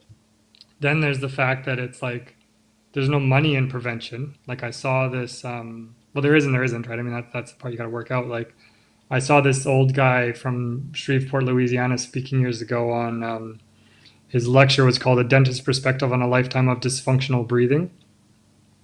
And so he was talking all about, he's got this protocol that he uses in his office where he's got this woman who used to be a dental hygienist, but now she's a myofunctional therapist, and she does some type of breathing exercises, which I'm not sure what exactly. And then a lot of people are tongue-tied, which is a huge part of the problem with a lot of these conditions. And so he'll send people for this tongue-tie surgery to free up their tongue. And then he uses this little night guard thing that causes them to be able to, relax and move their lower jaw forward and makes room for their tongue in their mouth. And so he showed all these people with 30 years of irritable bowel syndrome and skin conditions like psoriasis and eczema and diabetes and high blood pressure and heart disease, all these inflammatory diseases that were just cured in 6 to 12 months because they learned to breathe from their nose to the diaphragm back. like the way you breathe is how much you breathe is more important than what and how much you eat in terms of how healthy you are. And so he had this really, because my issue has always been with the orthotropic stuff I'm always ranting about. It's like that treatment is specifically intended for growing children because it's about correcting the growth and development of your face. So you can't do it as an adult, but it has all these implications for adults that have all these problems, but they're very difficult to actually cure, right? It's like, so you're just managing the symptoms, and most of what goes on is, you're managing the symptoms in a way that makes the underlying problems worse. And so that's bad medicine. So we got to do better than that. So that's what I liked about his thing was it was still kind of just management, but it was didn't seem like there was any reason it would make anything worse, right? It was only going to make things better. But he specifically said, he's like, I am fortunate that I'm at the end of my career and I don't have to worry about making a living doing this. I just have to help folks get better. Y'all are going to have to work out the business model for that. Because he's he's from Louisiana. So, but it was that's always been the struggle, right? Is unfortunately, it's we have to, I've heard in other countries, doctors are actually paid for patients not needing to see them instead of, here where it's they get paid when you come and see them for your drug refills and stuff, right? So, yeah, that's actually really interesting. That even the healthcare system that we've had in Canada, and we've talked to Americans, and it's well, we think that we've had a good healthcare system here in Canada, or at least that's the way it's been portrayed over the years, right? That we've got just works, but I don't know how true or to what extent. If it's not really a healthcare system, it's more, you're not getting better in the way that you're describing it, but if money is going into it, whether it's from taxes or other sources, and the reward is if you're doing good and you're healthy, then that money flows. It's a little bit of a backwards economic model, you would think, than trying to get rich off of helping sick people and then keeping them sick so that you still have patients for life. But it makes more health and well-being of everybody. So yeah, that's an interesting model. There's got to be good examples around the world, like you just described, to build on. Whether we can implement that or not, or we've got to burn some things to the ground first, is another question. Yeah, I mean, it's funny because, that's what I've been trying. It's so impossible to wrap your head around, because lots of people have been talking about how we just need to have completely parallel societies, right? Some people can have the government run their lives and the rest of us can do our own thing. Because I was saying for years before COVID, I'm all of our problems in this country are because of our socialist ideology. You got people come in every day to the dental office and say, oh, this should be free like the rest of healthcare because it's so important. And I'm well, use the furry end of the brush. You got to take some responsibility at some point. It's just infuriating. That's good. I like that. That's what one of our instructors in dental school always say.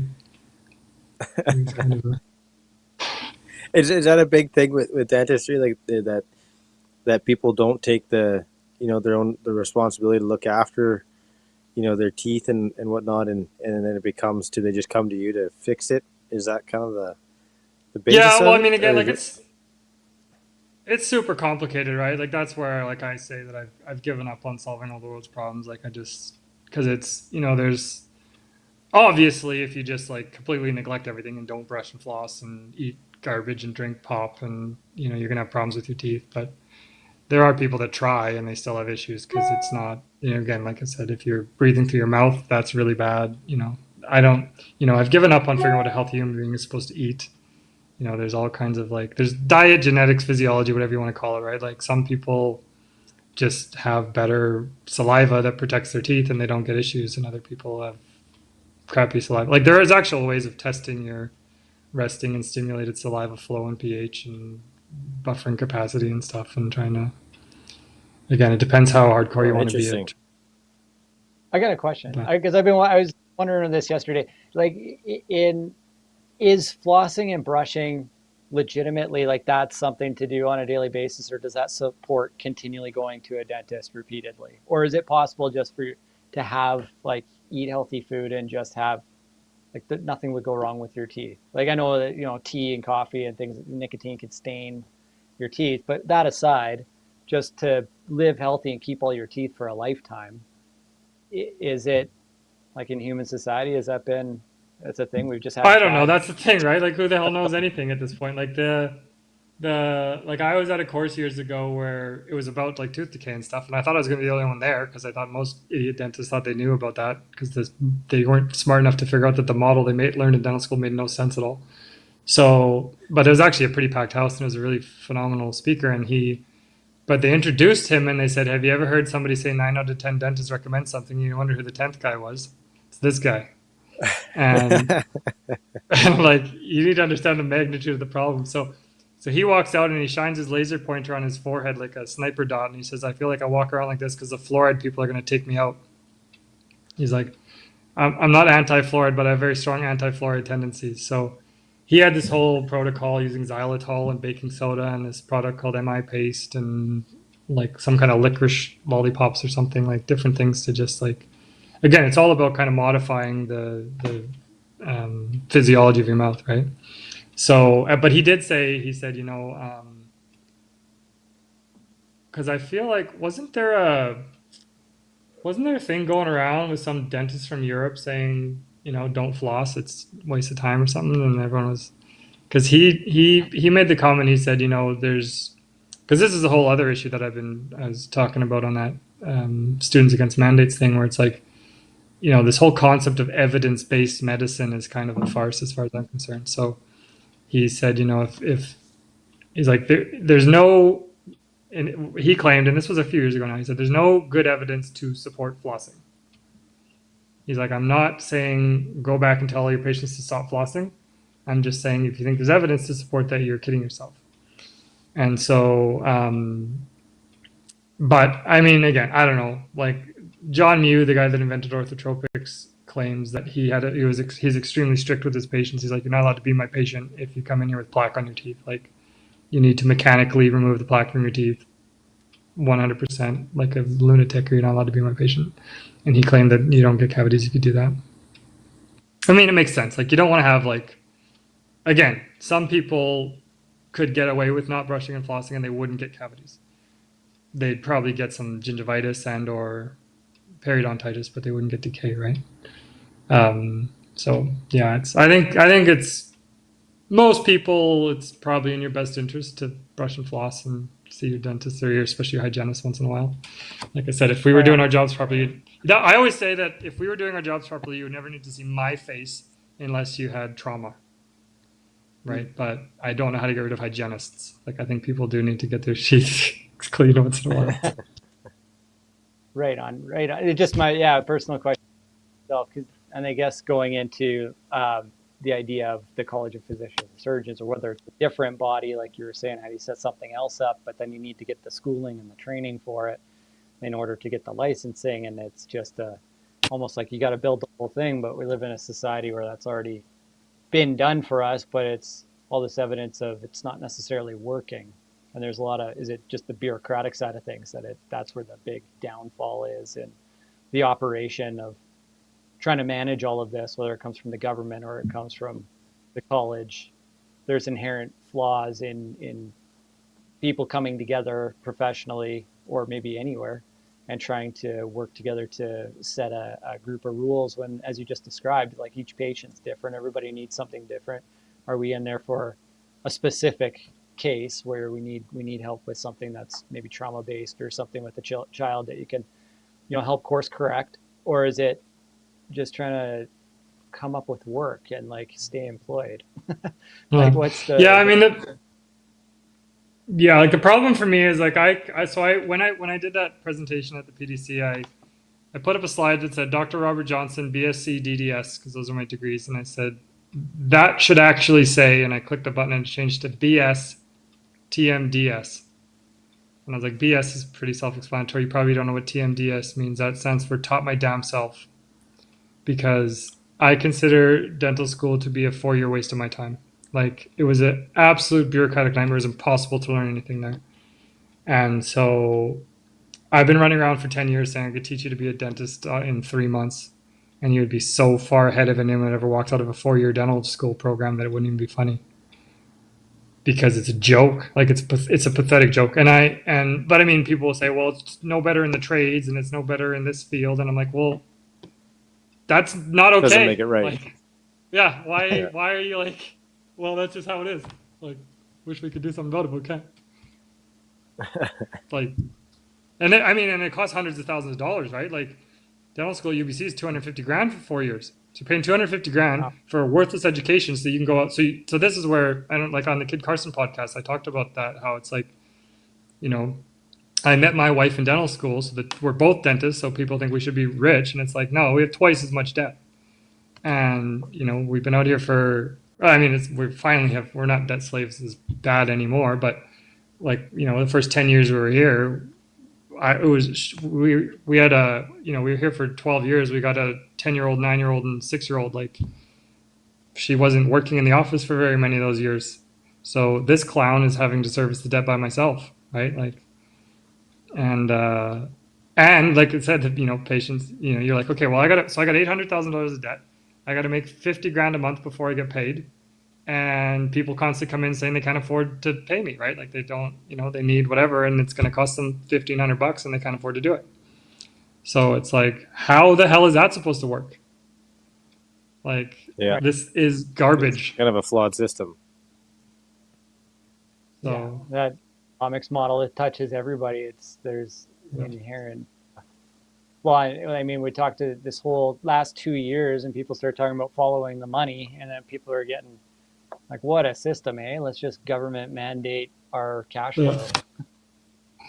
I liked one of those, those memes where it's like 4 different panels where the guy's putting on more and more clown makeup the whole time.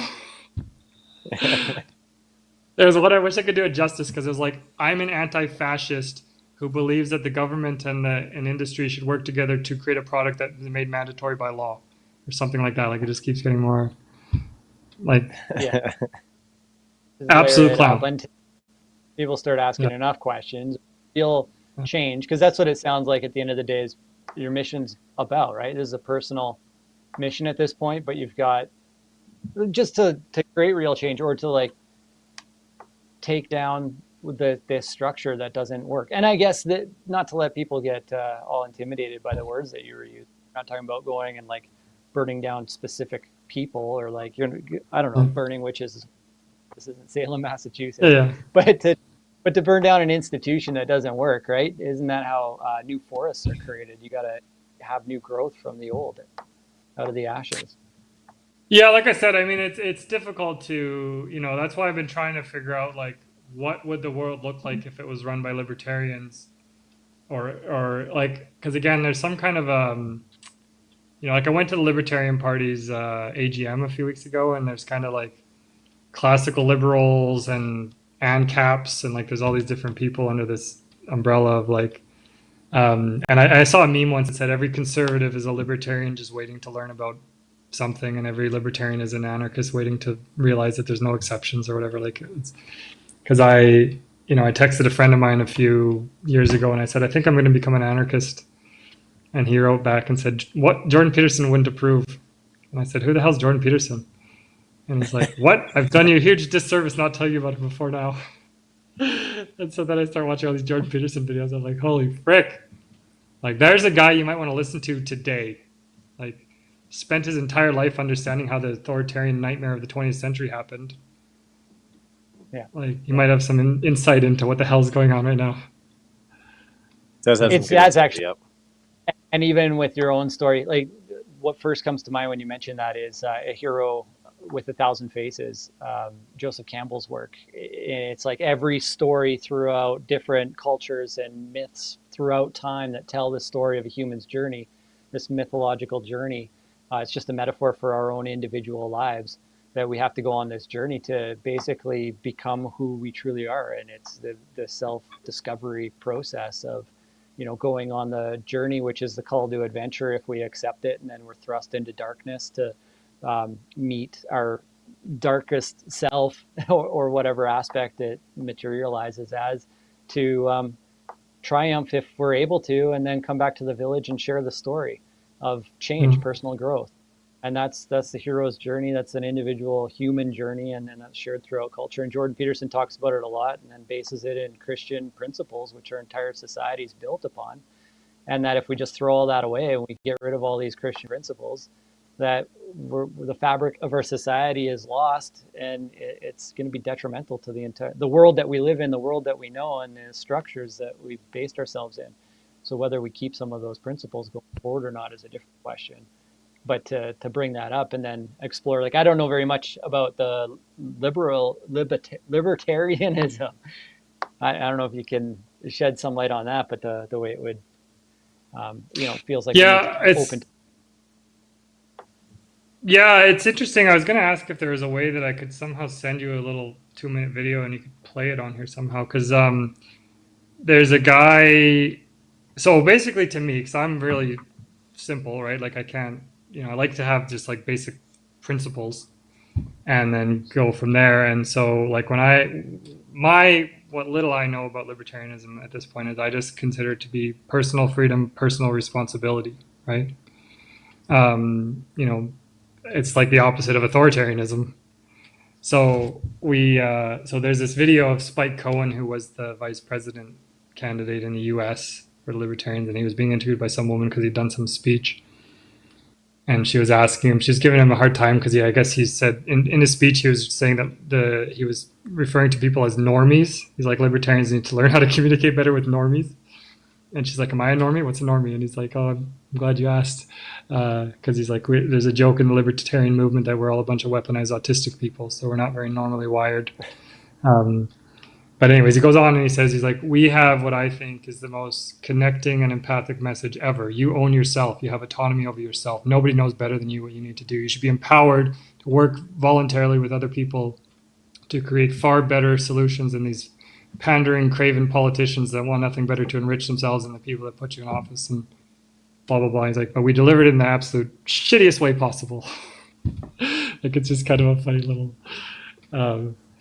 but yeah, I think it's just, yeah, I mean, again, that's part of my, I'm hoping whatever platform I have now, I'm trying to like get more people aware that the Libertarian Party even exists, right? Because the only reason I even know about them is because 2 provincial elections ago, somebody ran as a libertarian in Salmon Arm, and I didn't know jack about politics, and I was like, what is this about? And I started trying to look into it a bit, and I actually added that guy as a Facebook friend, and I wanted to go for a beer with him, but we never managed to do that. But because I'm Facebook friends with him, and I've kind of networked with all these other libertarian, I call them my anarchist libertarian conspiracy theory friends. Like, I've got this whole group of because again, I feel like that's kind of one of those, like I said, there's kind of a journey there as well, right? Where it's like I don't know, I'm so ignorant when it comes to like Ayn Rand, and there's these different philosopher, political people that you have to read these books in order to understand these concepts and stuff, right? But I just don't because I didn't know, I hated English and social studies in school, so I'm so far behind in terms of like even whatever you were talking about earlier. Like, I've never heard of that or that guy or that concept, right? So Even even when I was Yeah. listening to Jordan Peterson, I'm like, what the hell is postmodernism and neo-Marxism? And like, you got to listen to him over and over before you can start to piece together what he's even talking about, right? Because I'm like, was this a thing when I went to school? Like, I'd never heard of this stuff. Yeah, definitely post very further down the, I guess, that form of rabbit hole, which is just not everybody takes Jordan Peterson class, but so grateful that he's put so much content online, made it accessible. Now it's up to each person to go and learn it if they choose to do so. Kind of like what you were talking about with the libertarianism, that if you're going to be sovereign yourself, then it's up to your own personal responsibility to become a fully capable human being, to live your full potential. That's what it sounds Well, I like. mean, that's what Jordan Peterson talks about, right? Is like, we've, for whatever the time frame is, 40, 50 years, it's all been about rights. And that's where, I mean, even this freedom thing that we got going on now is a little bit like, freedom to what, guys? Like, because that's like the Christian thing you were talking about. Like, Christianity, like the gospel is supposed to be freedom from sin, not freedom to sin, right? And so, like, that's for me, like, I've been trying to figure that out too, right? Like, I didn't grow up Christian, but I believed in God, and then I started going to church with some people, thought I became Christian, couldn't figure out how I was supposed to live my life if I claimed I believed that. Went off course and started doing all this personal development stuff. Like, I started running around. I would always ask people in their 40s and 50s and 60s if they heard of Jim Rohn, and they would almost always say no, and I would say, that's what's wrong with our society. But now I feel like I need to be saying, hey, have you heard of Jesus? Because if not, that's what's wrong with our society, right? Like, we've systematically eliminated God from our culture, and now we're paying the price big time. So, I don't know. Yeah, we very much so have. We are coming to the end. We got to do an update. Are we coming back to this, or we got to move on to something else, Richard? Okay, we'll just we'll take a quick break. We'll take a quick break here, and then we'll come back and we'll finish up this this interview here. We'll be right back.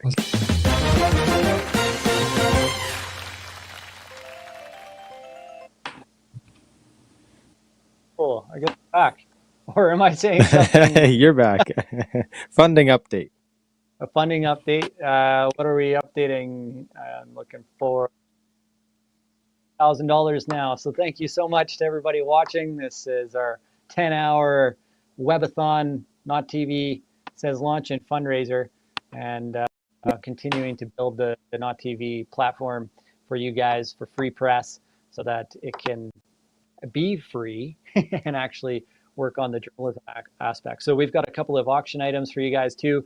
And I think Kathy was saying we may extend Donna Scoglin's life coaching bids until, what day is it today? Today's Monday. No, is it today Monday? Oh my gosh. Yep. Today is July 4th. It's Independence Day.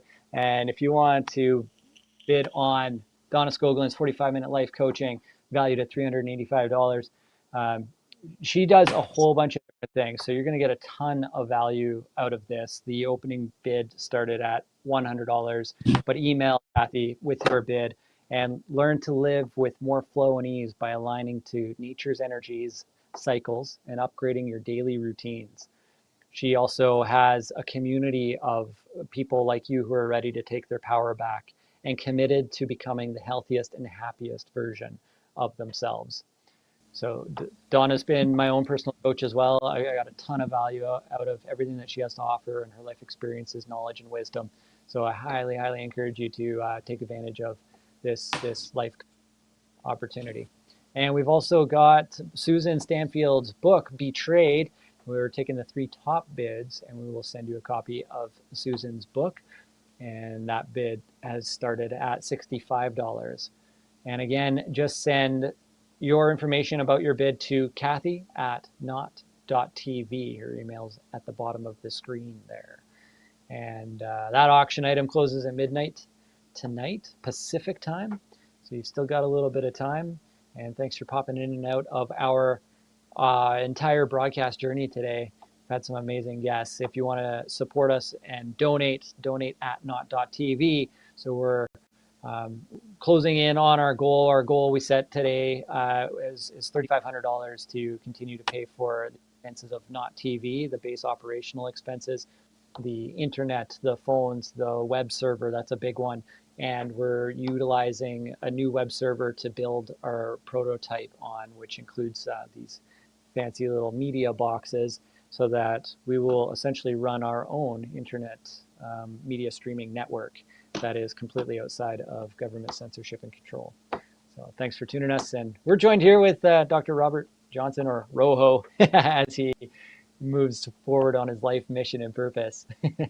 As Kyle Cardinal, it's like your new persona, almost like a superhero. You could see you just in an action poster with flames bursting. Or was that you? I think the first time we met, you were picturing that too. It's just guns a-blazing with fires person in the background, just jacked with a ripped shirt. Yeah, I made this little video where I took a little scene from Law Abiding Citizen, and I just turned it on my computer and mouthed the words in the thing, and he's like, I'm just getting warmed up. I'm going to pull the whole thing down. The whole corrupt temple. Somebody's got to... I guess we all have a part to play. Oh, man. Yeah, I mean, I just wish, like, my thing is I just want something to be effective, right? That's the problem, is that, like I said, I just keep on, I can't understand how all of this stuff has gone on. The Pfizer documents and the Freedom of Information with Bonnie Henry's emails, and, like, how are these idiots how am I still hearing commercials on the radio in Salmon Arm about getting your boosters because it's the most safe and effective way we can get out of this pandemic? It's like, it's been over 2 years. Yeah. Enough. Like safe and not effective. I reached my tolerance for mindless stupidity March 22nd, 2020. Like, I can't do this early anymore. bird then. Well, I mean, even like the college, one of the emails that, because like I said, I was always beacon off at the college in email, and they sent me this email saying, you can have, because the first complaint file that I had was just basically some clown saying, I'm an anti-masker, anti-vaxxer, and I don't follow the provincial health orders in my office, and I'm putting the whole community at risk. Which, keep in mind, this is not a patient. This is not a person I've ever seen or met or spoken to or treated. But at least they could try to pretend there was something legitimate about the fact that if, I was maybe not following the rules, and that was actually a concern, then that is a problem. But the second complaint file was just a person filling out an online form and saying that the entire complaint is spreading COVID misinformation and fear-mongering on social media, and a link to a video where I do not do either one of those things. And even if I did, who cares? Like, that's a thought crime. Like, there's no... How is that a complaint file from the College of Dental Surgeons of BC? That's ridiculous. So anyways, I was constantly beacon off in these emails I was sending them, and they sent me an email back saying, you can have whatever opinion you want to have, but it is the expectation that registrants follow the college's guidelines on COVID-19 prevention and whatever. And so I said, well, do you not think that it behooves the college to practice evidence-based regulation? Like, please provide me some evidence to support your guidelines, because I sincerely hope you do not expect us to mindlessly follow nonsensical, harmful guidelines. And they never responded yet. Wow.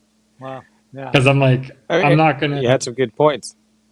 I'm not going to do that. Like, that's my whole, like, one of the principles I live my life by is that I don't follow arbitrary, ridiculous rules. Like, if you have a rule that I'm expected to follow, either I better be able to figure out why it needs to exist, or you better be able to explain it, because otherwise I'm not doing it. Like, it's like all the morons that are saying, oh, well, do you drive the speed limit? Do you wear a seatbelt? And it's like, no one drives the speed limit. Do you drive the speed limit? No, of course not. Speed limits are stupid too. And seatbelts, like, I don't know if you guys saw the meme. It was like, what's really cool about seatbelts? They don't cause myocarditis. And then that's a choice too. I mean, you can wear a seatbelt, drive the speed limit, whatever, and sure they enforce it. But when it comes to something like the jab that they're putting out there, they are directly lying to the people, and they're forcing through different mind control tactics essentially to get people to turn against each other and to get people to do this. And there's evidence that is proven that it is not good for people, and that it's it actually increases your risk in a lot of areas, and causes myocarditis, things like that. And like you said, like they still have new or advertisements out there saying it's safe and effective. Seatbelts, if you get in a crash at 100 kilometers an hour, yeah, I mean there is evidence that you're not going to go through the windshield. Is it going to save your life? I mean, it may not, but you're not going to go through the windshield. So there's benefits to that. But I mean, in the grand scheme of what we're going with in a situation now, I don't know if I haven't seen any evidence come back that says that people that have gotten the jab or gotten their whatever booster are fully protected. I haven't seen that evidence come back. There isn't. I've seen evidence come back where there's completely healthy people falling over dead. I've seen evidence come back where they're saying that SADS is now a thing. I've seen evidence come back where they're normalizing 5-year-olds with myocarditis. I've seen evidence come back where there's people getting blood clots and losing limbs, and it's like, and they're still saying safe and effective. Like it's completely, yeah. This train has gone off the rails, in my opinion. Yeah, I know, and that's the part where it's like, at what point? I mean, again, like it's the psychology of it is so interesting, and how do you overcome the? Well, because this is another thing. Did you see? Supposedly, there's a big what's that word? Like controversy. Oh, what the hell's the word for? I can't think. No, but like, why can't I think of this word? I hate when this happens. 'Cause it's not. I can't think of the word. Like when there's Anyway, I guess there's some evidence coming out, or some people claiming that a bunch of the college board members of the College of Physicians and Surgeons and a bunch of other doctors in Ontario didn't actually get jabbed. They got like fake vaccine passports, and they're also like using the early treatments on their friends and family that they're persecuting other doctors for trying to use on patients and stuff. Right? What is that word? It's hypocritical. It's gonna drive me insane. It's gonna drive me insane until I figure it out. I mean, it sounds like a hypocrite in that sense, but no, but it's like no. There's a specific. It's like it's a very common word for like it's like I said. It's a controversy. It's not conflict of interest, maybe. I don't know why. I'll email it to you when I figure it out later. I'll look it up. And... We'll do a special. I don't know. This drives me absolutely insane. It's making me so bad. Yeah, well, when you come up with it, let us know what you. Well, yeah, like what's the word for? The thesaurus. Yeah, I don't know. Okay. We'll figure it out later. Gotta move on. Gotta move on with my life. Just on if you'll think of it here in a second, but talking about like the commercials on TV, and they're still pushing out that information, and even Teresa just mentioned now on Sesame Street for the kids. I saw that. Russell Brand was pointing that out. They got Elmo going and getting his shot, and it's like if it's causing problems, and they're still pushing this government misinformation, and then yet that word culture. That you guys are passing misinformation, disinformation, and that's not really like that should raise a flag. I think with a lot of people that if you're willing to hear this side of the conversation, but how many people would just start listening to some of the words being used here? As long as we don't have all of the words, though, maybe we'll be safe. Just kidding. Yeah, who's the guy? See, like I said, there's just so many people that I can't even like. Is it Byram Brindle or something like that? Right. Dr. Byron Idle. Yeah, because he had written something I read at one point where he said, this is actually disinformation, because this is not a mistake. It's not an accident, right? Like, it's not misinformation, it's disinformation. It's purposely misleading the public. Right. Yeah, okay, because somebody had thrown in a third word there, misinformation, disinformation, and I don't know. There's some new one they had come out with in the States, and it's just like Oh yeah. just to confuse everybody around the whole. I guess the perfect triad of words to talk about information. But what's the truth? And then you try and let's just get straight to what are the actual facts here. What do you think? Will the science end up making? Are we able to? Will the science end up making a return in all of this, or is that open to debate and it's an individual journey and there really is no such thing as science? Well, I don't know. Like the reason. Oh, by the way, the word is scandal. I think there's a scandal going on in Ontario. But yeah, I mean, the reason I say that the concept of evidence-based medicine is a farce is because, again, I haven't read a ton of research papers since I graduated school, but when I was in school and we had to do these BS like literature reviews and any systematic review that I have ever seen where somebody says, okay, we want to know the answer to this question, so we're going to go and systematically review the literature and search for different keywords and come up with studies and try to figure it out. The conclusion is always further research is necessary to come up with a definitive answer to this question, right? So it's like, if that's the case, if any time you actually go looking for, like I said, like that guy said with flossing, right? He's like, there's no evidence to support flossing.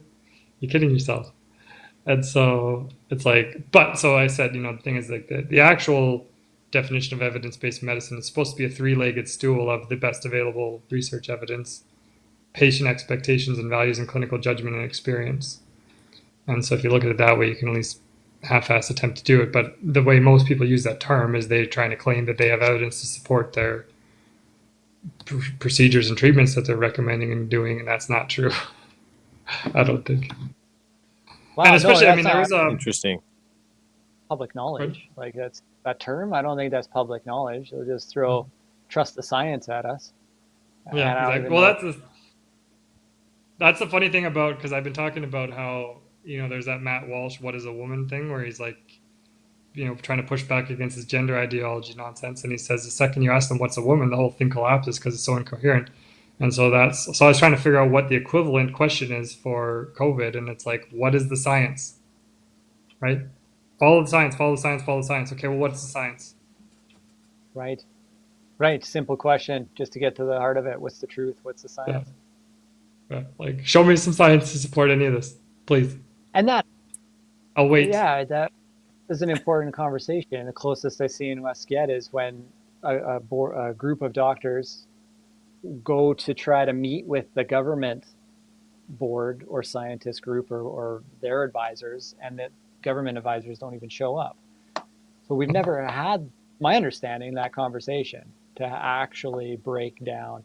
Of course, then there's all this evidence of why that would be the case, because we start following the money and looking at other reasons and rationale for these decisions and the decision-making process, and start to discover, well, it probably would make some people look bad, or possibly there's some illegal activity or scandal. You just brought that word up to light, right? So, yeah. Yeah, well, yeah, because I know, I've seen, so there's a group of doctors out here in the interior, I think it's in the Okanagan, that have been, they've got, I can't remember what their site is called, CHA, I think, Canada Health Alliance or something, but they had written, back in the fall, they wrote this open letter. They all wanted to stay anonymous because they didn't want to get effed over by the college, but they were so, but they've got, they've been working with some lawyers and they got some legal stuff going on behind the scenes. But I know I've seen Lee Turner, who's the lawyer, one of the lawyers working with them. He's talked about how he's put in all these freedom of information requests to the government saying, what data is Bonnie Henry basing these decisions on? Provide it. Because even if you look at the BC Center for Disease Control statistics, they don't support any of this at all, right? They've got these donut charts of unvaccinated, 1 dose, 2 dose, 3 dose, rates of hospitalization and death and whatever cases, hospitalizations, deaths. And it's there's a disproportionate, the rate of deaths amongst people with 3 jabs is higher than the rate of triple jab people in the population. So it doesn't look good. And the other problem was that they include people that have had one dose for less than 21 days are still counted as unvaccinated. And he's like, there's no honest reason to do that. Like, you should be reporting it as actually unvaccinated, one dose for less than 21 days, one dose, two dose, three dose, right? Like, because who knows, like if you're saying, okay, X number of people, unvaccinated people have this issue, but really in the unvaccinated group, the majority of the ones with that problem are actually vaccinated with one dose, then that's bullshit, right? Like, so there's just so many things that are like absolute nonsense. Like, there's no way anyone looking at this honestly would come to that conclusion. Like, it's impossible. Yeah. Do you think we'll end up needing to go back and revisit a lot of this in the definitions and piece together as many facts as we can, or it's more, again, the new growth is going to come out of the breast, and that means everything kind of gets where we just got to find a new way to live? Or do we actually, for the sanity of humanity and like having a scientific history and some continuity, need to try to actually go and piece as much data and information together as we can? Well, I don't know, because I mean, again, like I haven't even been following like what is the story with that Reiner Fulmich guy that's got hours and hours and hours and hours of expert testimony. And even Kyle, and I think you guys were part of that thing that Kyle was part of, where you did that whole big like stuff about the trucker convoy in Ottawa, right? Like, there's just hours and hours and hours and hours and hours of footage and information out there that's like, how, like, who, again, I mean, for me, I'm just like, I can't watch this all. Like, I'm not going to sit here and try to watch. But it's like, but I just don't, that's the part where it's like, how do you, because there's a woman that's been constantly emailing, she's got this huge email list, and she reached out to me initially wanting me to be one of the spokespeople for this recall campaign she wanted to do to try to recall John Horgan. And then she kind of decided the recall wasn't the way to go, and she's got these other stuff she's trying to work on. But like doing this like direct democracy thing, and like it's like I don't know, I don't know how we, what would be better than this garbage that we're dealing with right now that would actually be, efficient and effective, right? Because that's always been what I've said is like, if you want something done in the least efficient and most expensive way possible, get the government to do it. Like, it's just such a waste. Like, there's just such a massive waste that goes on with everything that they do. And like, because like even trying to help people, right? If you've got some group of people that you think, the government should take care of, well, that means they're going to have some government, bureaucracy set up to try to manage this stuff, and then that's where all the money's going to go. Like, you're not going to help anybody. You're just going to have a bunch of people pushing paper around, checking boxes and making sure that things are getting accounted for, and you're not actually serving anything. We had a comment from earlier too. It was about the French Revolution and just how after the French Revolution still got corrupt politicians. Like, it kind of just re-leads into the same system in some ways. Like we don't learn. Humans are not smart enough to do this.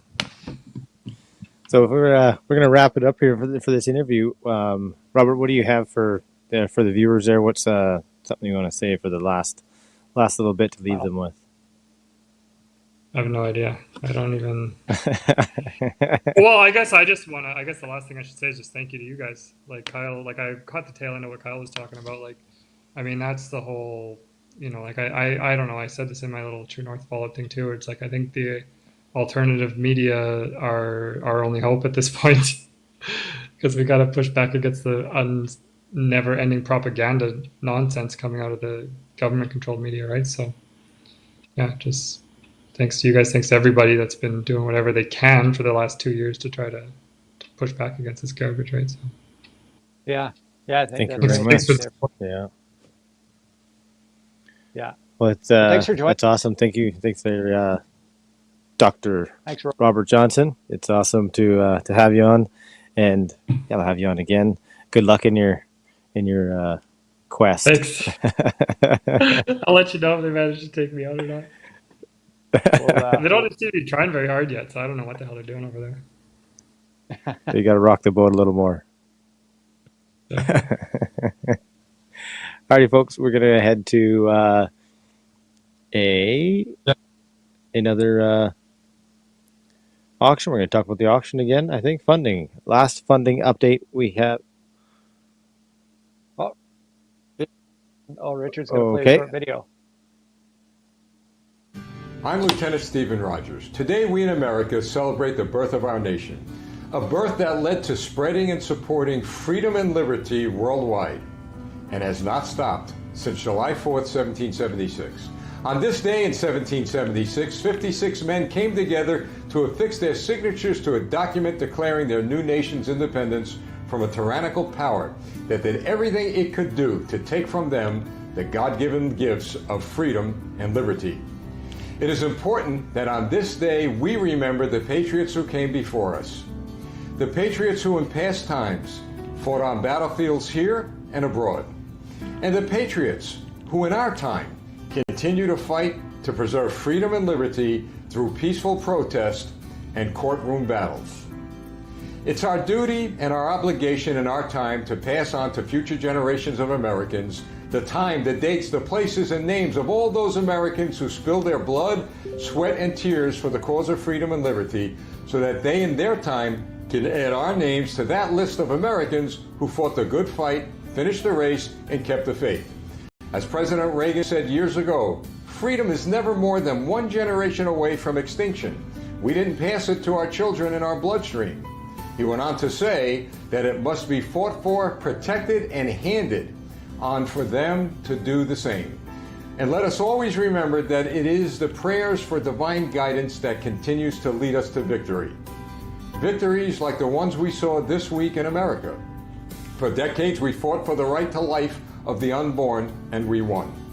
For decades we fought for our right to bear arms, and we won. For decades we fought for our right for school choice, and we won. For decades we fought for the right of religious freedom, and we won. There is much more work to be done, and we will for decades to come continue our fight to ensure that we here in the United States remain the government of the people, by the people, and for the people. Let the victories we have achieved in America today be an encouragement to freedom-loving people worldwide, especially to our wonderful friends in Canada, that in that fight against tyrants and for freedom and liberty, we the people always win. On this July 4th, let freedom ring. Thank you, God bless you. I'm Lieutenant Stephen Rogers. Thanks, Lieutenant Stephen Rogers. That's a great message from. Yeah, it's a great message. Happy Independence Day to our friends down south there. That's great. Yeah. Do we got another interview or no? That didn't. That didn't. So we are going into our closing. It looks like update the numbers. Final message. Yeah. Chad. It's a long broadcast. Hey. Like, oh, or is my mic? My mic's not on. Maybe. Is my mic? I can hear you. Yeah. Oh, yeah, Facebook comments or caption is wonky. Yeah. All right, guys. So thanks for joining us. So what's next on this broadcast? We finished with closing updates, and then Richard's got an announcement. So yeah, it's been a good day. Good day. A lot of variety too. So do we want to do the numbers and then the closing talk? Okay. Yeah, let's do our last update, and then we'll do we'll have a little reminiscing on the day's events and some recap. Been a long one, and then yeah, get a good sleep tonight. Richard too, he's had a long day. So what's our donations at here? We got a number of donors, which thank you guys so much for joining us in and out of this broadcast today and supporting the cause and donating. Donations go a long way to helping us keep these web servers up and continue on this journey. So I look forward to really building out this platform and making it a true freedom broadcaster so that we can continue to have free press here in Canada and let that spawn all over the world, because that goes a long way. We still have, and it doesn't include any donations that we can't see. So if we haven't seen your name yet, we want to thank you right now, and then we'll check out those final numbers too.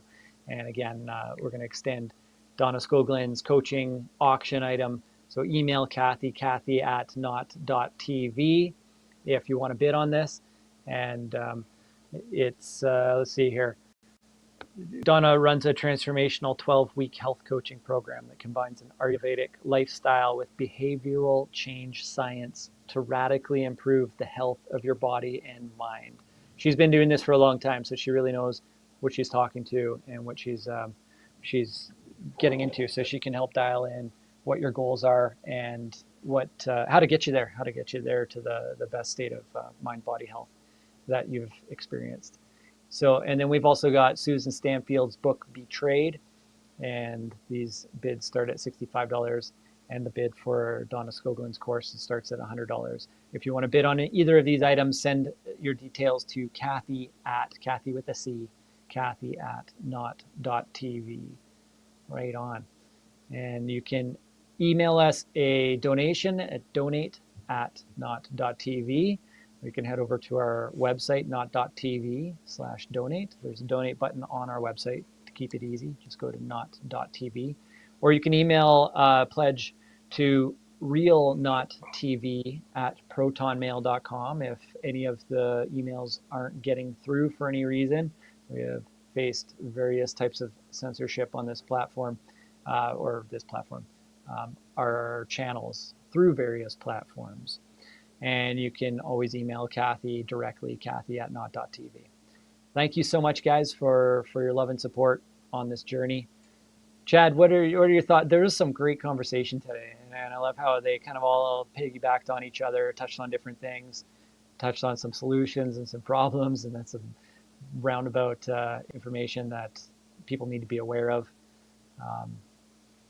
But yeah, it's been a good one. I really appreciate your conversations that you've been having too. So I'm curious to hear what your thoughts are, kind of summarizing what's been going on today. Yeah, I mean, we've had lots of great interviews on, and different, thoughts from quite a variety. Right, we've had everything from doctors to documentary creators to people, kind of all sorts of in betweens. And what I noticed is there's a variety of different perspectives on where we're at in the world situation or the Canadian situation, and all of them seem to have a common thread that something isn't right, and that awareness is a big key that can change our position and that can help us really get through this.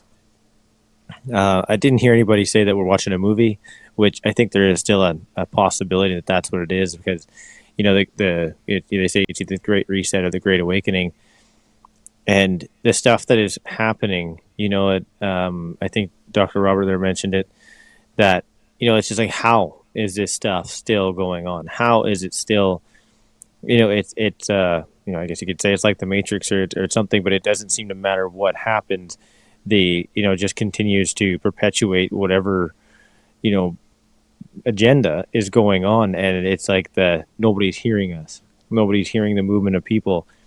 And, to me, I don't know if it's a rational explanation or not, but, that there's, call it white hats or whatever you want to call them, are back there, and it's, perpetuating the movie of what would happen if nobody was to intervene.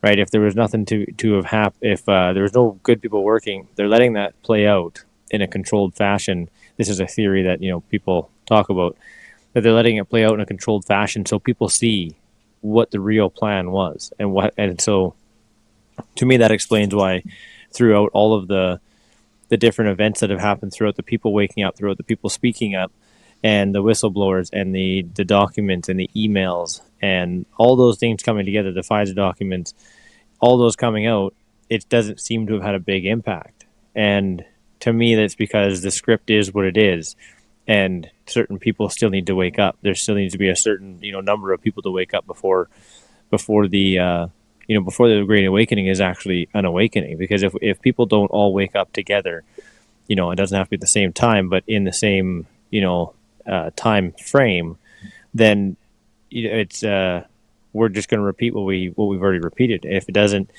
we don't really eradicate the problems, and that's why I agreed with Dr.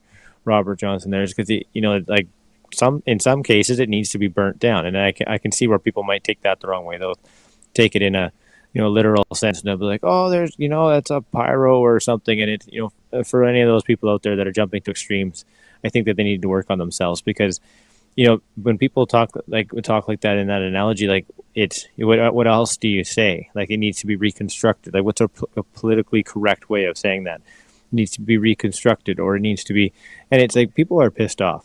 Like, the system is not working for the people. So in my mind, it needs to get it's done. Like, it needs to close the doors, consider it bankrupt or out of business, and we rebuild something new. And if that building is in the way of building something new, then it needs to be demolished. And what's a cheap and inexpensive way of demolition? That's burning it down. And maybe some people aren't there yet. Maybe some people are still enjoying the situation we're in, or some people still see it that we have all the freedom in the world. But I agree a lot with what David Whitehead had said, and that's that the cage may not be visible, but we are slaves, right? Like, he told us what the definition of slave is, and to my logic and to my understanding, that is a very good definition of what a slave is. And what do? Maybe because we don't live on plantations, or we don't have shackles and chains around our ankles, or there isn't a barbed wire fence around us. We work our our tails off. A lot of people, because some people may say, well, there's some individuals that don't work at all. And I get it. There are some individuals that don't really work, and there's some individuals that don't like work, or whatever, they use the system to not work. But regardless, people in a general sense work, really hard, and we get out of it some substance. We get, a place to eat and sleep, and some food to eat. And, we get to go on a holiday here and there, and we get to have these things. But it's, if we go back to, I don't know if I shared this or not, but there's a video that I had watched, and it talks about machines coming into the, the realm, and it was back in the, I don't know, early 1900s. And it talked about that when machines came in, they were predicting by, 2000, whatever, that people would be working, one person out of an entire family, like a household, would work 10 hours a week, and you'd be able to have the housing, the cars, the holidays, all your clothes and food and everything you needed, and you'd have a comfortable life off of one person working 10 hours a week, because of the fact, or due to the fact, that people were working, if they worked as hard as they were and then implemented machines, the productivity would increase by 8 times. So you'd have to work 8 times less, maybe at the same rigor, but 8 times less in order to create the same income. And that doesn't seem to be the case. It seems like we have all the machinery that would increase the productivity, but now there's 2 people in the family, or say if there's a family with mother, father, and kids, both of them are working, and working 40, 80 hours a week, and still barely making it by. And if you have some people that are extremely that really hustle, or they maybe have some greed going on, and really, or others that just really know how to work the system and understand how the system works, they get ahead and have, the extra. But at the end of the day, is that how it's supposed to be? Is that really what it is, that we're supposed to just work our butts off and just have, enough to get by? Because it doesn't seem like we went from, back then, it doesn't seem like with all that technology and the advancements in the equipment that we've had a better, it doesn't seem like that we've reaped the benefits of that equipment, of that technology. It seems like we have just become slaves to running it and to working it even harder. And who makes the profits on it? We was mentioned today that it's the biggest wealth transfer in history, and who's making all the money? Well, it isn't the common folks. It's the people that own the big corporations. It's the the mega mega companies or big pharmas, big tech, big, ag, and they're the ones that are making, the monster dollars. Well, we all do the work, and it's in a way we really are in a slave system. And I think that there's, I've had some thoughts and some conversations with people, and I think there's a completely different way that society can be run. And people will argue with me because it's completely outside of anything that we've seen or the history ever talks about. And I'm not even 100% sure the history is what history is. I think a lot of it is written for us, not written by us. And it's like some of the concepts that I've come up with or had conversations with people, and they've brought them to me in the conversation. It's that they're completely different. Like they just and for most people it's really hard to fathom. They're like, well, what about, how would this work? Well, how would that work? And it's like they're not thinking big enough. They're taking, like say in a renovation, they're taking one board out and putting something back, and it's like no. The system we have is constructed in such a way that it works the way it does because it's built the way it's built. If we dismantle the entire thing and build something completely new, and then it can, a lot of what people, how they see things wouldn't function at all the way they are. And it's a really difficult concept to grasp because it would mean that everything would be anew. The way that we interact with each other, the way that we do work, the way that, money is looked at and thought of, the way that food and all that is looked at, the way entertainment is structured. Do we even need entertainment in the way that it is today? All that would change, and the response I get from that is well, you got to have some foundation to start from. Otherwise, it's it's just all so vague, and it's like, yeah, that's where we're headed. It's, to me, it's exciting, but we're going to a place where it's either we get tighter and tighter restrictions and we become tighter and tighter slaves, or more and more locked down slaves, or we come to a point where we open the doors completely and it's like, okay, what can we build? What is it that we want to live like? I do believe that there is value in working and providing services to others and to our, to ourselves, to our families and whatnot. I think there's a certain benefit in being productive, but I don't believe that there's a benefit in grinding your whole life to then retire and die, especially with a lot of people that had pensions. Their pensions are next to worthless right now because of the the dollar and the economy and things like that. And it's like, how you work your whole life for this illusion of a pension and golden years, and it's gone. And I think that the whole thing can be revamped, and it's just, I understand it's a scary concept, but in a roundabout way that we've heard of that from multiple different people that there's an issue, and that the awareness is what's going to bring it to bring the all the dirt to light, all the darkness to light, and it's going to be a bit of a tumultuous time bringing that stuff to light, a little bit of an uneasy time possibly, and then the real work begins when all the shackles are removed and we have the responsibility to build our own lives and take care of those who don't want to build their own lives, who just want to follow. I believe that there's enough leaders in this world that we can build something that is completely different and that actually serves the people, not big tech, pharma, ag, whatever that is. And that's a long-winded explanation of what I see from today and different thoughts that I have. Love it. That's I want to chime in here for a second, Richard, just to follow up on that. That reminded me of the early days of explaining the vision of notTV as well. The fact that you got to rebuild, not just rebuild, but it's got to be something entirely new. There's a concept of crossing. With the show we've called Crossing the Chasm, and there's an idea that as we get into this new world of innovation and technology, and just where we're led in our human evolutionary journey, and what that means. I used this analogy years ago of a river, and it's like crossing a river, and if we're living on one side of a river for so long. We built these structures, these bricks and mortar buildings and businesses, and we've operated on that side of the river for centuries. And now comes a time where we have to cross the river and build a new community, a new society on the other side of the river.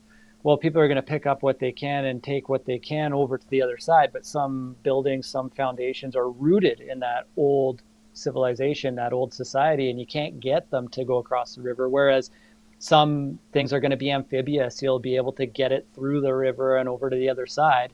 So some things are going to have to stay. You got to let go of. Some things you can take with you.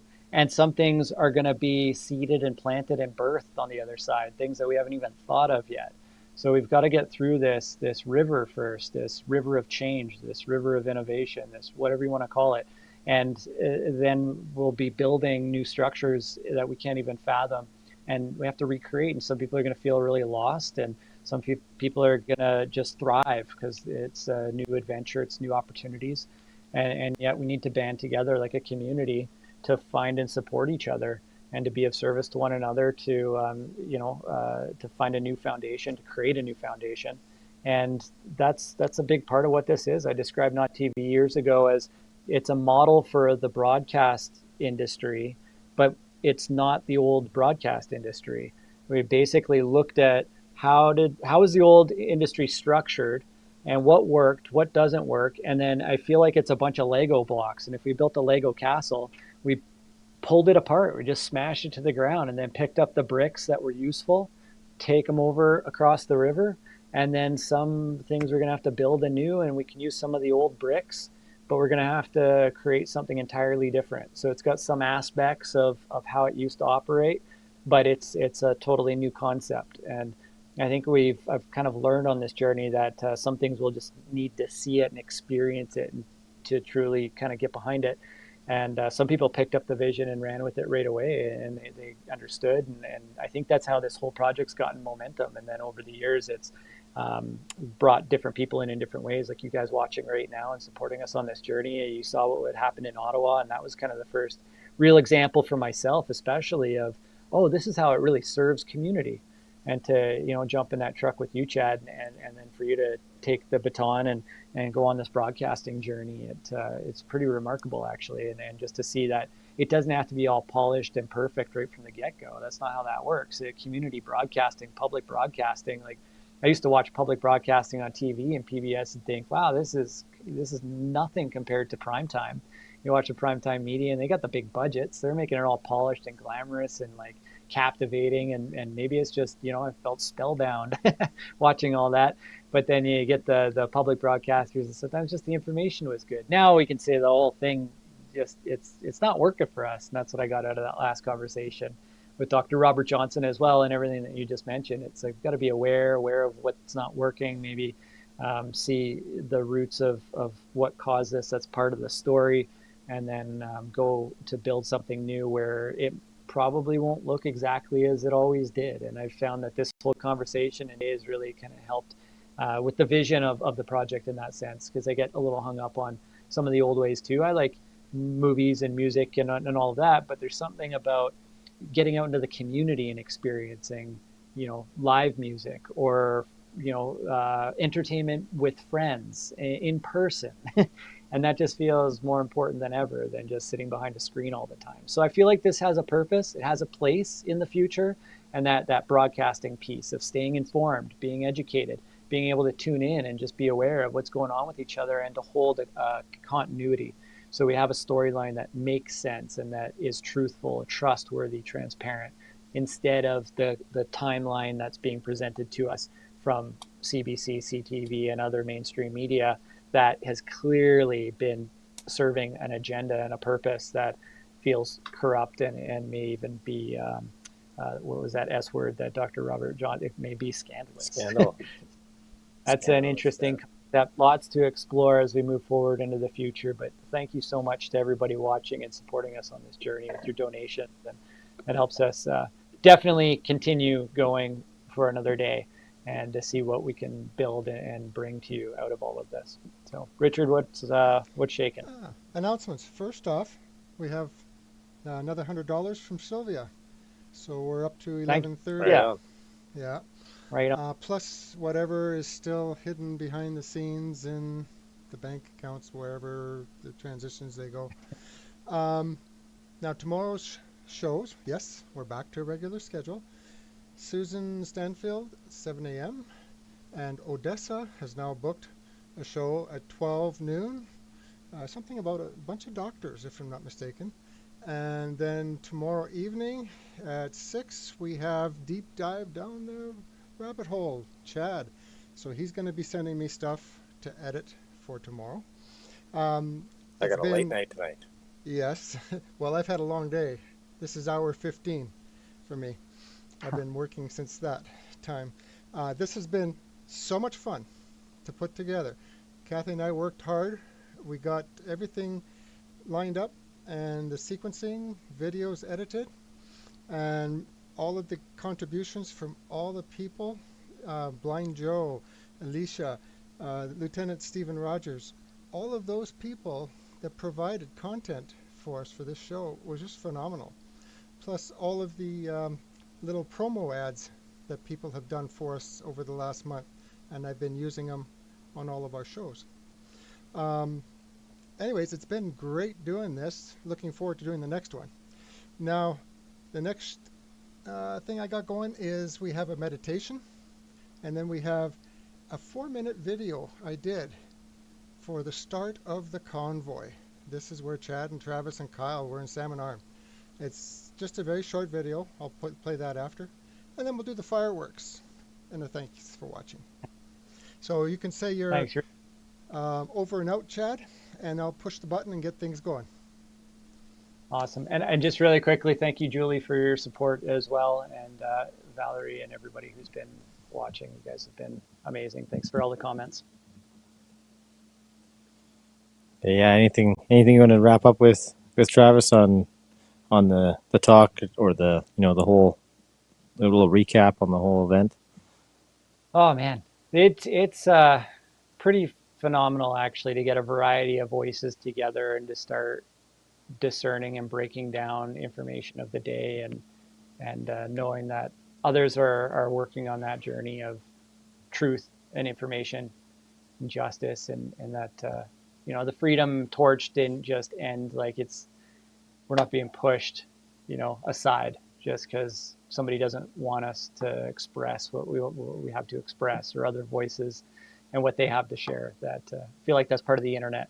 The internet is a remarkable innovation, and if we can keep that free, then we've got a bright future ahead. And now's the time to be working on projects like this and stay connected as a community. So I think it's remarkable that we've had the base supporters that we've had since going to Ottawa, and my heart goes out to absolutely everybody in this community. Thank you. Right on, buddy. Right on. Alrighty, folks. So that is going to wrap up our part of the hosting part of the show. We do have a couple of segments, some videos, the meditation yet for you, and some fireworks to close it all up at the end with the closing credits. So again, thanks everybody for being with us on this event. Thank you everyone for supporting us today and in the past. Everybody out there, I'm not going to go with names because there is a lot of people, and you know who you are. We look forward to doing more events like this, building more and more on the platform, and working with other individuals like we have so far. We're gonna keep increasing that and get more and more content out to the people. We're going to continue doing our regular thing. So much love to everybody, and thank you for being with us. I'm going to go and do put up get ready for a show for tomorrow, so that I can give Richard some more work. And shout out to Richard and Kathy for setting this up, and thank you, Travis, for doing everything that you do and being on the show here and being a great host. It's a pleasure and an honor to do this. So with that being said, much love, everybody, and thank you for being with us. Until next time, over and out. Hello to my Canadian rowdy rebels. It is I, the I will not comply guy, aka Blind Joe, and man, I have something super cool. This thing that we're doing right here, super amazing. notTV. You can go online, notTV. If you're watching on notTV, thanks for watching, by the way. I think we can all agree that our freedoms have been compromised, not only here where I'm at in America, but especially in Canada. Justin True Dork. I'd like to call him something else, but this is family friendly, so we'll stay with that one. has done everything he can to get rid of independent media. I mean, you know, it's not just guns with him anymore. He's after full tyranny, ladies and gentlemen. So what I am asking you to do is subscribe to a platform that cares about one thing and one thing only. That is absolute freedom. All right, that's what notTV is all about. If you want to know more, head on over to not.tv and please subscribe. Ditch that Netflix subscription that you might be hanging on to. I mean, do you really want to be involved with an organization that promotes child pornography? I don't. That's why I shut mine down 2 years ago. And you know where I'm going right now? notTV, baby. And you should too. I'll see you there.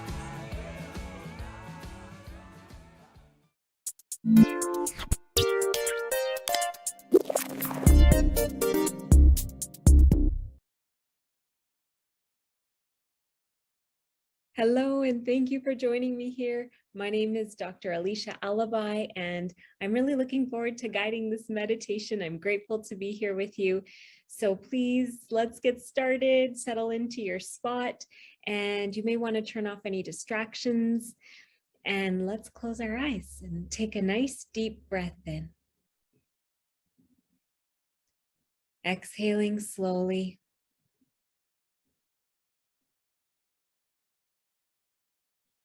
Breathing in nice and deep. And on the exhale, just letting yourself settle further into your spot. Breathing in nice and deep. And on the exhale, feeling your muscles loosen, dropping your shoulders. Good. And now just allowing your breathing to find its own comfortable pace. Breathing in and out, just with ease. Breathing in and breathing out. Good. And I'd like for you to imagine yourself on a beautiful beach. Picture the beach, or sense or feel the beach if you're not visual. And imagine you're walking on the most soft, silky sand. And you can hear the sound of the waves as they roll in and roll back out. The temperature on this beach feels perfect for you.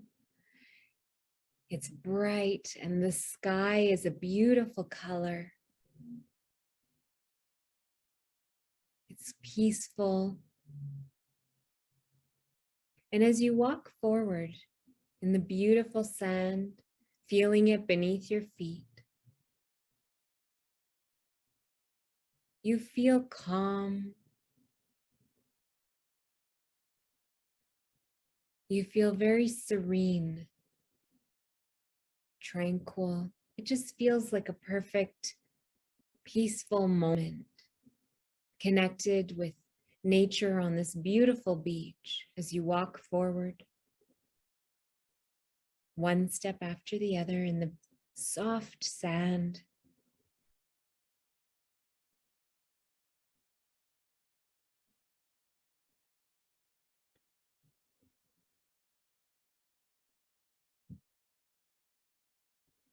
Just noticing any details that come to you about this beautiful place that you're walking in. Notice if there's any sounds beside the sound of the waves that you might hear. Notice what else you see. And just feeling really grateful in this moment. As you soak in the beauty.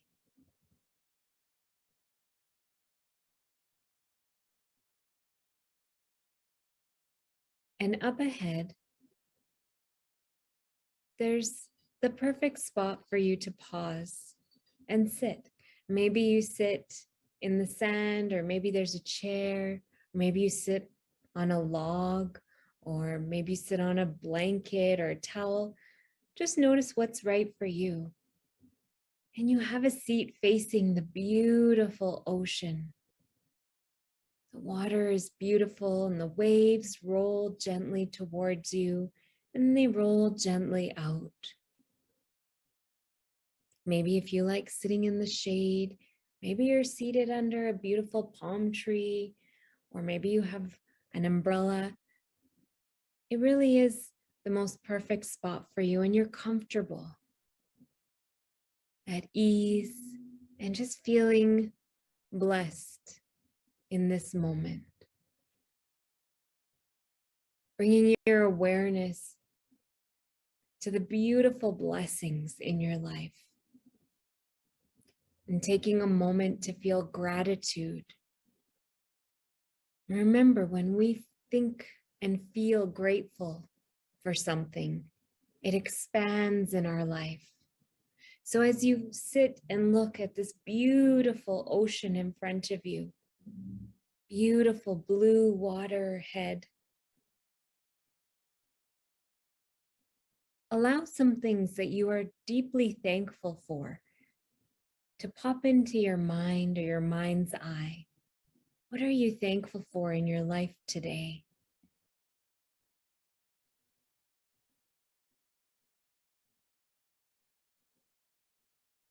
When we feel gratitude for something, it raises our vibration.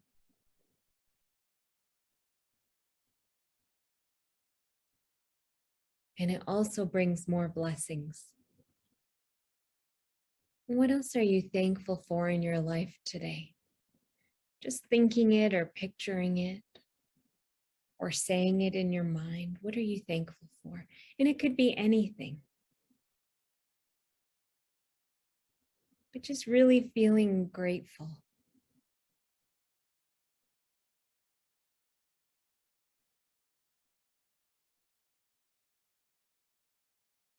And I'll give you another moment. Think of something else. It could be a person or people, it could be related to your job or your health, could be linked to a wonderful experience you had recently.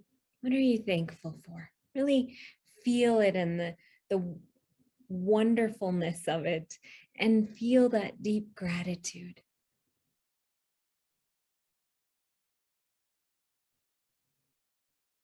Good.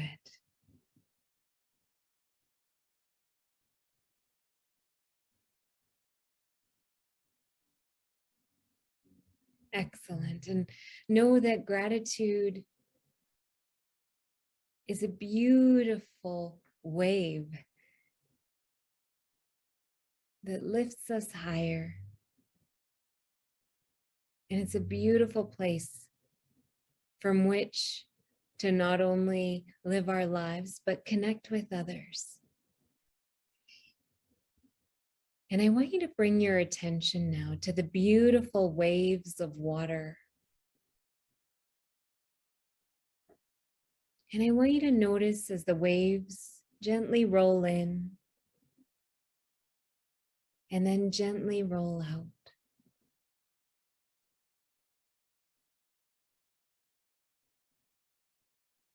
And I want you to imagine in this moment, on this beautiful beach, that as the waves roll in,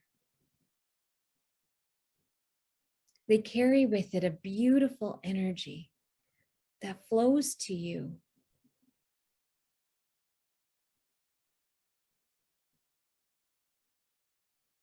So allow yourself in this moment to be filled with beautiful energy. I like to focus on love. So letting waves of love roll into you. And that love comes from an unconditional source.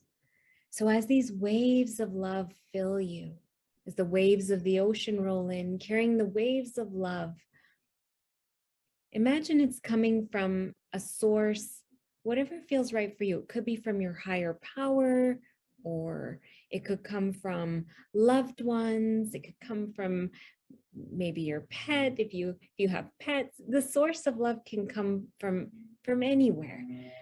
But let it roll in and let it wash over you and fill you. So the wave rolls in and this love fills you. And if you wish to focus on a different focus, that's okay. It could be energy, or it could be happiness or joy. And let it roll in. As the waves roll in, that energy just washes over you, fills you in your heart, flows throughout your whole body, just filling you and filling you with each wave. Feel it, see it. Maybe you pictured that energy has a color to it and you see that color filling you. Or maybe you imagine it's like sparkly energy and you imagine that sparkly energy just filling you. There's no right or wrong, but allow this beautiful unconditional source to send these beautiful waves, beautiful vibrations to you, to fill you.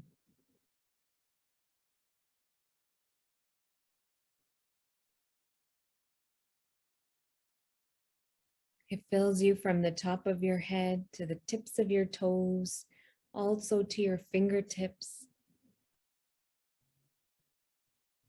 And it continues to fill you, and you receive this beautiful energy, this beautiful love.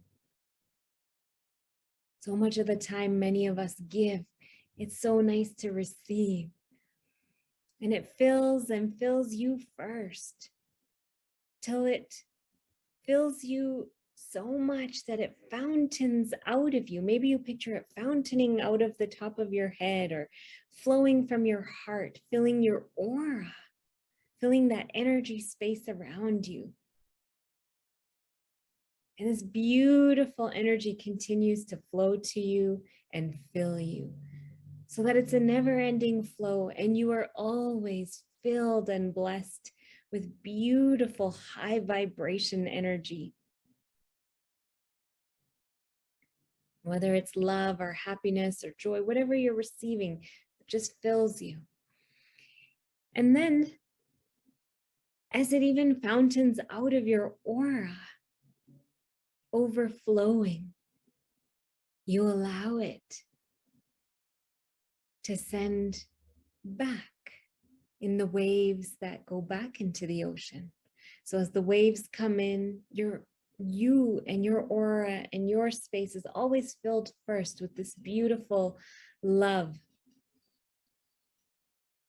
And as it fountains out of you and overflows, you send some back. And it becomes this beautiful cycle, this beautiful flow of receiving and then also sending back and returning in return. But remember, you are always filled and overflowing first from this beautiful unconditional source. Waves roll in, fills you, and as it overflows, you send it with the wave going back.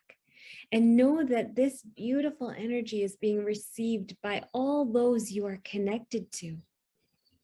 Your loved ones, your family, your friends, your pets, maybe loved ones who've passed on. It just extends and spreads in the most beautiful ways. So the waves roll in, filling you. And then as it fountains out of you, that flows back as the wave retreats into the ocean, knowing that it's being sent to those you love. The wave rolls in, the energy washes over you and through you. And as the wave rolls out, you get to send in this most beautiful way.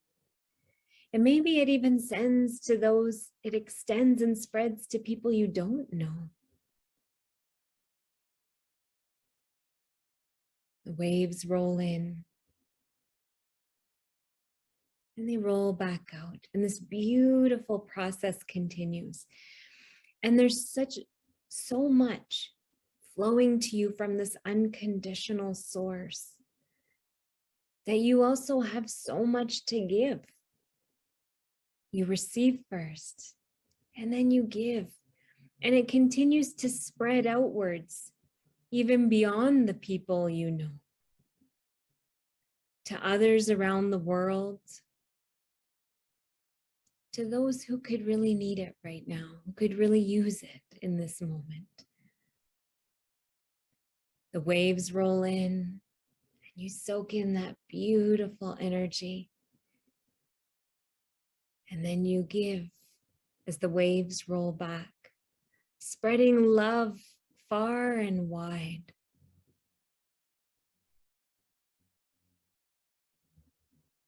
And in this moment, you recognize and feel so connected with everything and everyone.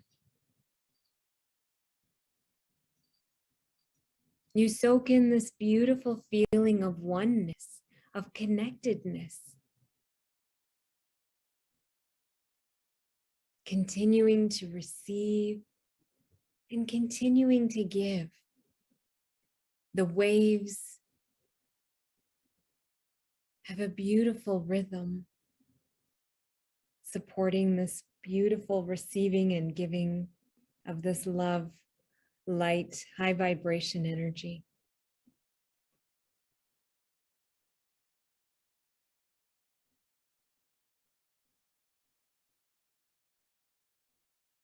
You feel a deep sense of peace as this beautiful process continues.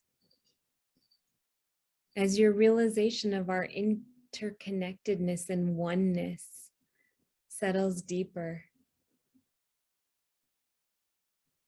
you trust and know that you are always cared for, always loved, always blessed.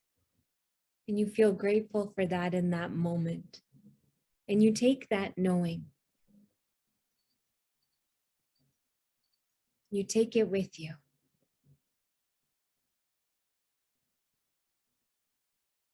And I'll give you another moment to just focus on this beautiful filling of yourself, this beautiful high vibration energy as the waves roll in. Continuing to keep you just fountaining with this beautiful energy, this beautiful love. It radiates from you.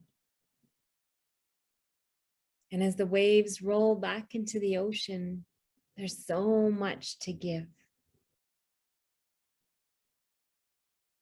So just taking a moment to enjoy this beautiful experience.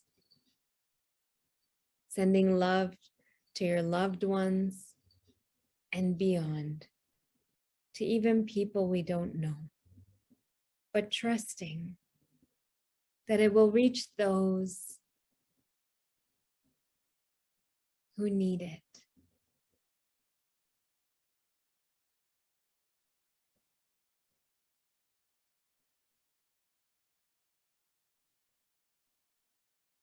Good.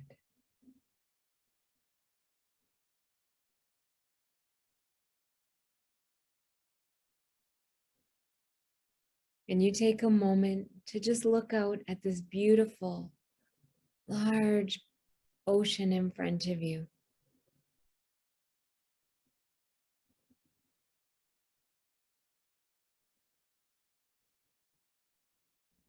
Capturing its beauty in your heart.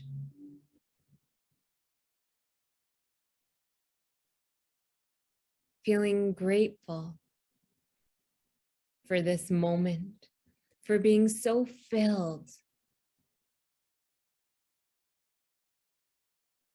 with all that is in your highest good.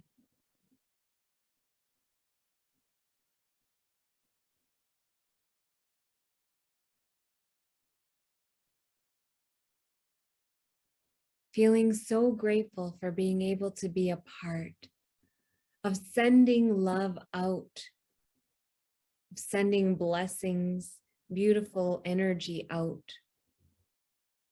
There's so much power and healing and shift and transformation in this type of work. Not only for you, for remember, we always receive, but also for our entire world. Trust the beautiful part you played in this beautiful expansion, this beautiful interconnectedness, this beautiful spreading of love and light and healing energy.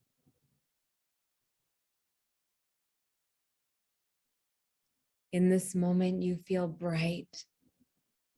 You feel vibrant. You feel full in the most beautiful way. Know that the energy that you have flowing through you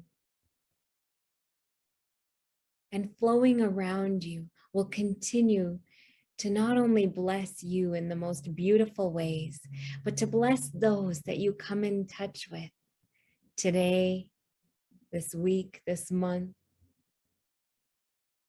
and for years to come. Trust in the power of this moment.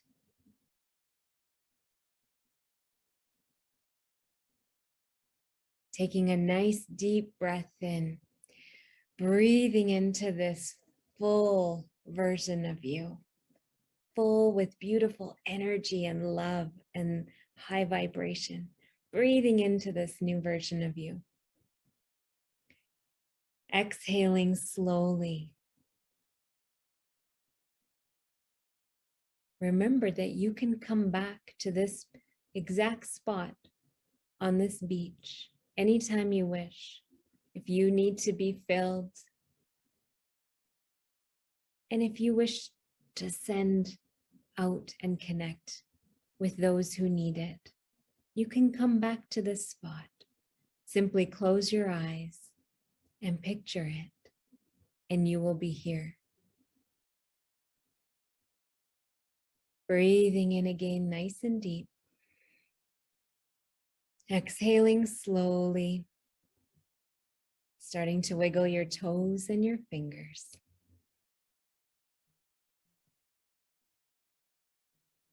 Gently bringing yourself back by slowly opening your eyes.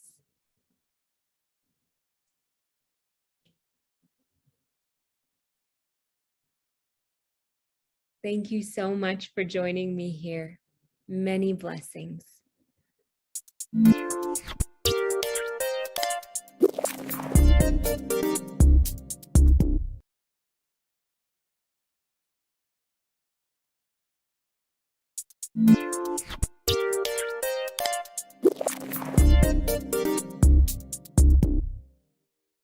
This is Trudeau. That's what I'm calling this. Truckers versus. It's the free. We just missed Kyle back there. This is day one of Truckers versus Trudeau. That's what I'm calling this. Truckers versus. It's the Freedom Convoy 2022. I'm in Salmon Arm right now, and this is the street in Salmon Arm. Hey, everybody's out here today. It is not just. Was I pointing at the ground? This is my first Facebook Live. Just like, why are you here? What do you think this is all about? Well, we're really happy that everybody showed up because it's hard to make a resistance when you're just an individual, but when you've got a group, it actually makes a difference. So. Mixed messages, I think, from the mainstream media out in the world today. But I found a friend who is driving to Ottawa, so we're gonna share a ride here and then broadcast this story as we go. Hey, this is my buddy Chad. How's everyone doing today? Chad, why did you choose to do this? Is this just about potholes, or is it about a vaccine? Is that simply what this is all about? Potholes are a big issue in Canadian roads, but no, that's not what this is about. This is so much bigger than that. It's about freedom in general, but a lot of it has to do with corrupt government. Like the masks and the mandates are one thing, but the corruption in government and the lack of transparency is massive. We need, and in my opinion, we need to have a lot more transparency. We need to have power back to the people. And it came for me. I had heard about the convoy, and it turned into my boss is like, I think you should go all the way to Ottawa. And I was expecting him to say, a day or something here or there, but he's like, yeah, whenever you're coming back, just let us know, keep us updated. And everyone just kept on saying the same thing, so it turned out to, here we are, standing on the sidewalk with the rest of these people and getting ready for a journey to Ottawa. Follow us at notTV. We'll be broadcasting one show each night live where we can summarize the day's events, and then we'll be doing these live broadcasts throughout the day. And I am joined by Kyle Cardinal. We're going to just talk a little bit about what's going on in Salmon Arm before we hit the road to Ottawa, because this is big. This is turning into like a big deal. And you've seen a few things, hey Kyle? I've seen quite a bit out here in Salmon Arm. This is the best we've seen yet. Yeah, and it's growing. It's growing yes, too. But it's all the faces we don't usually see that are finally coming out. They've had enough. This trucker thing has obviously pissed a lot of people off. They know that this comes back down to the food going on their plate at home. These truckers they're our life support system. These are the people that truly run our country. Mr. Trudeau, the little puppet, does not run this country. Our truckers are running this country, and they're about to make a big deal once we get to Ottawa. If we just saw 500 vehicles come through here at the start of this convoy, and it's going to end up in Ottawa, there's people at every turnoff on the number 1 highway waiting to jump in right now. By the time it gets to Ottawa, there could be 200,000 people. 200,000 vehicles, never mind people. Once we're in Ottawa, it's going to be big, you guys, and this is it. I was concerned at the beginning about the fact that we're going after our own supply chain, but this is it. We're committed, obviously. This is big enough where we can get the ball rolling with this and not stop until it is done, you guys. We cannot carry on in this fashion without sinking our entire society if we keep up with this foolishness, complying, that's not going to get us out of anywhere. We need to shut this down, and we need to shut it down now, so we thank the beautiful truckers.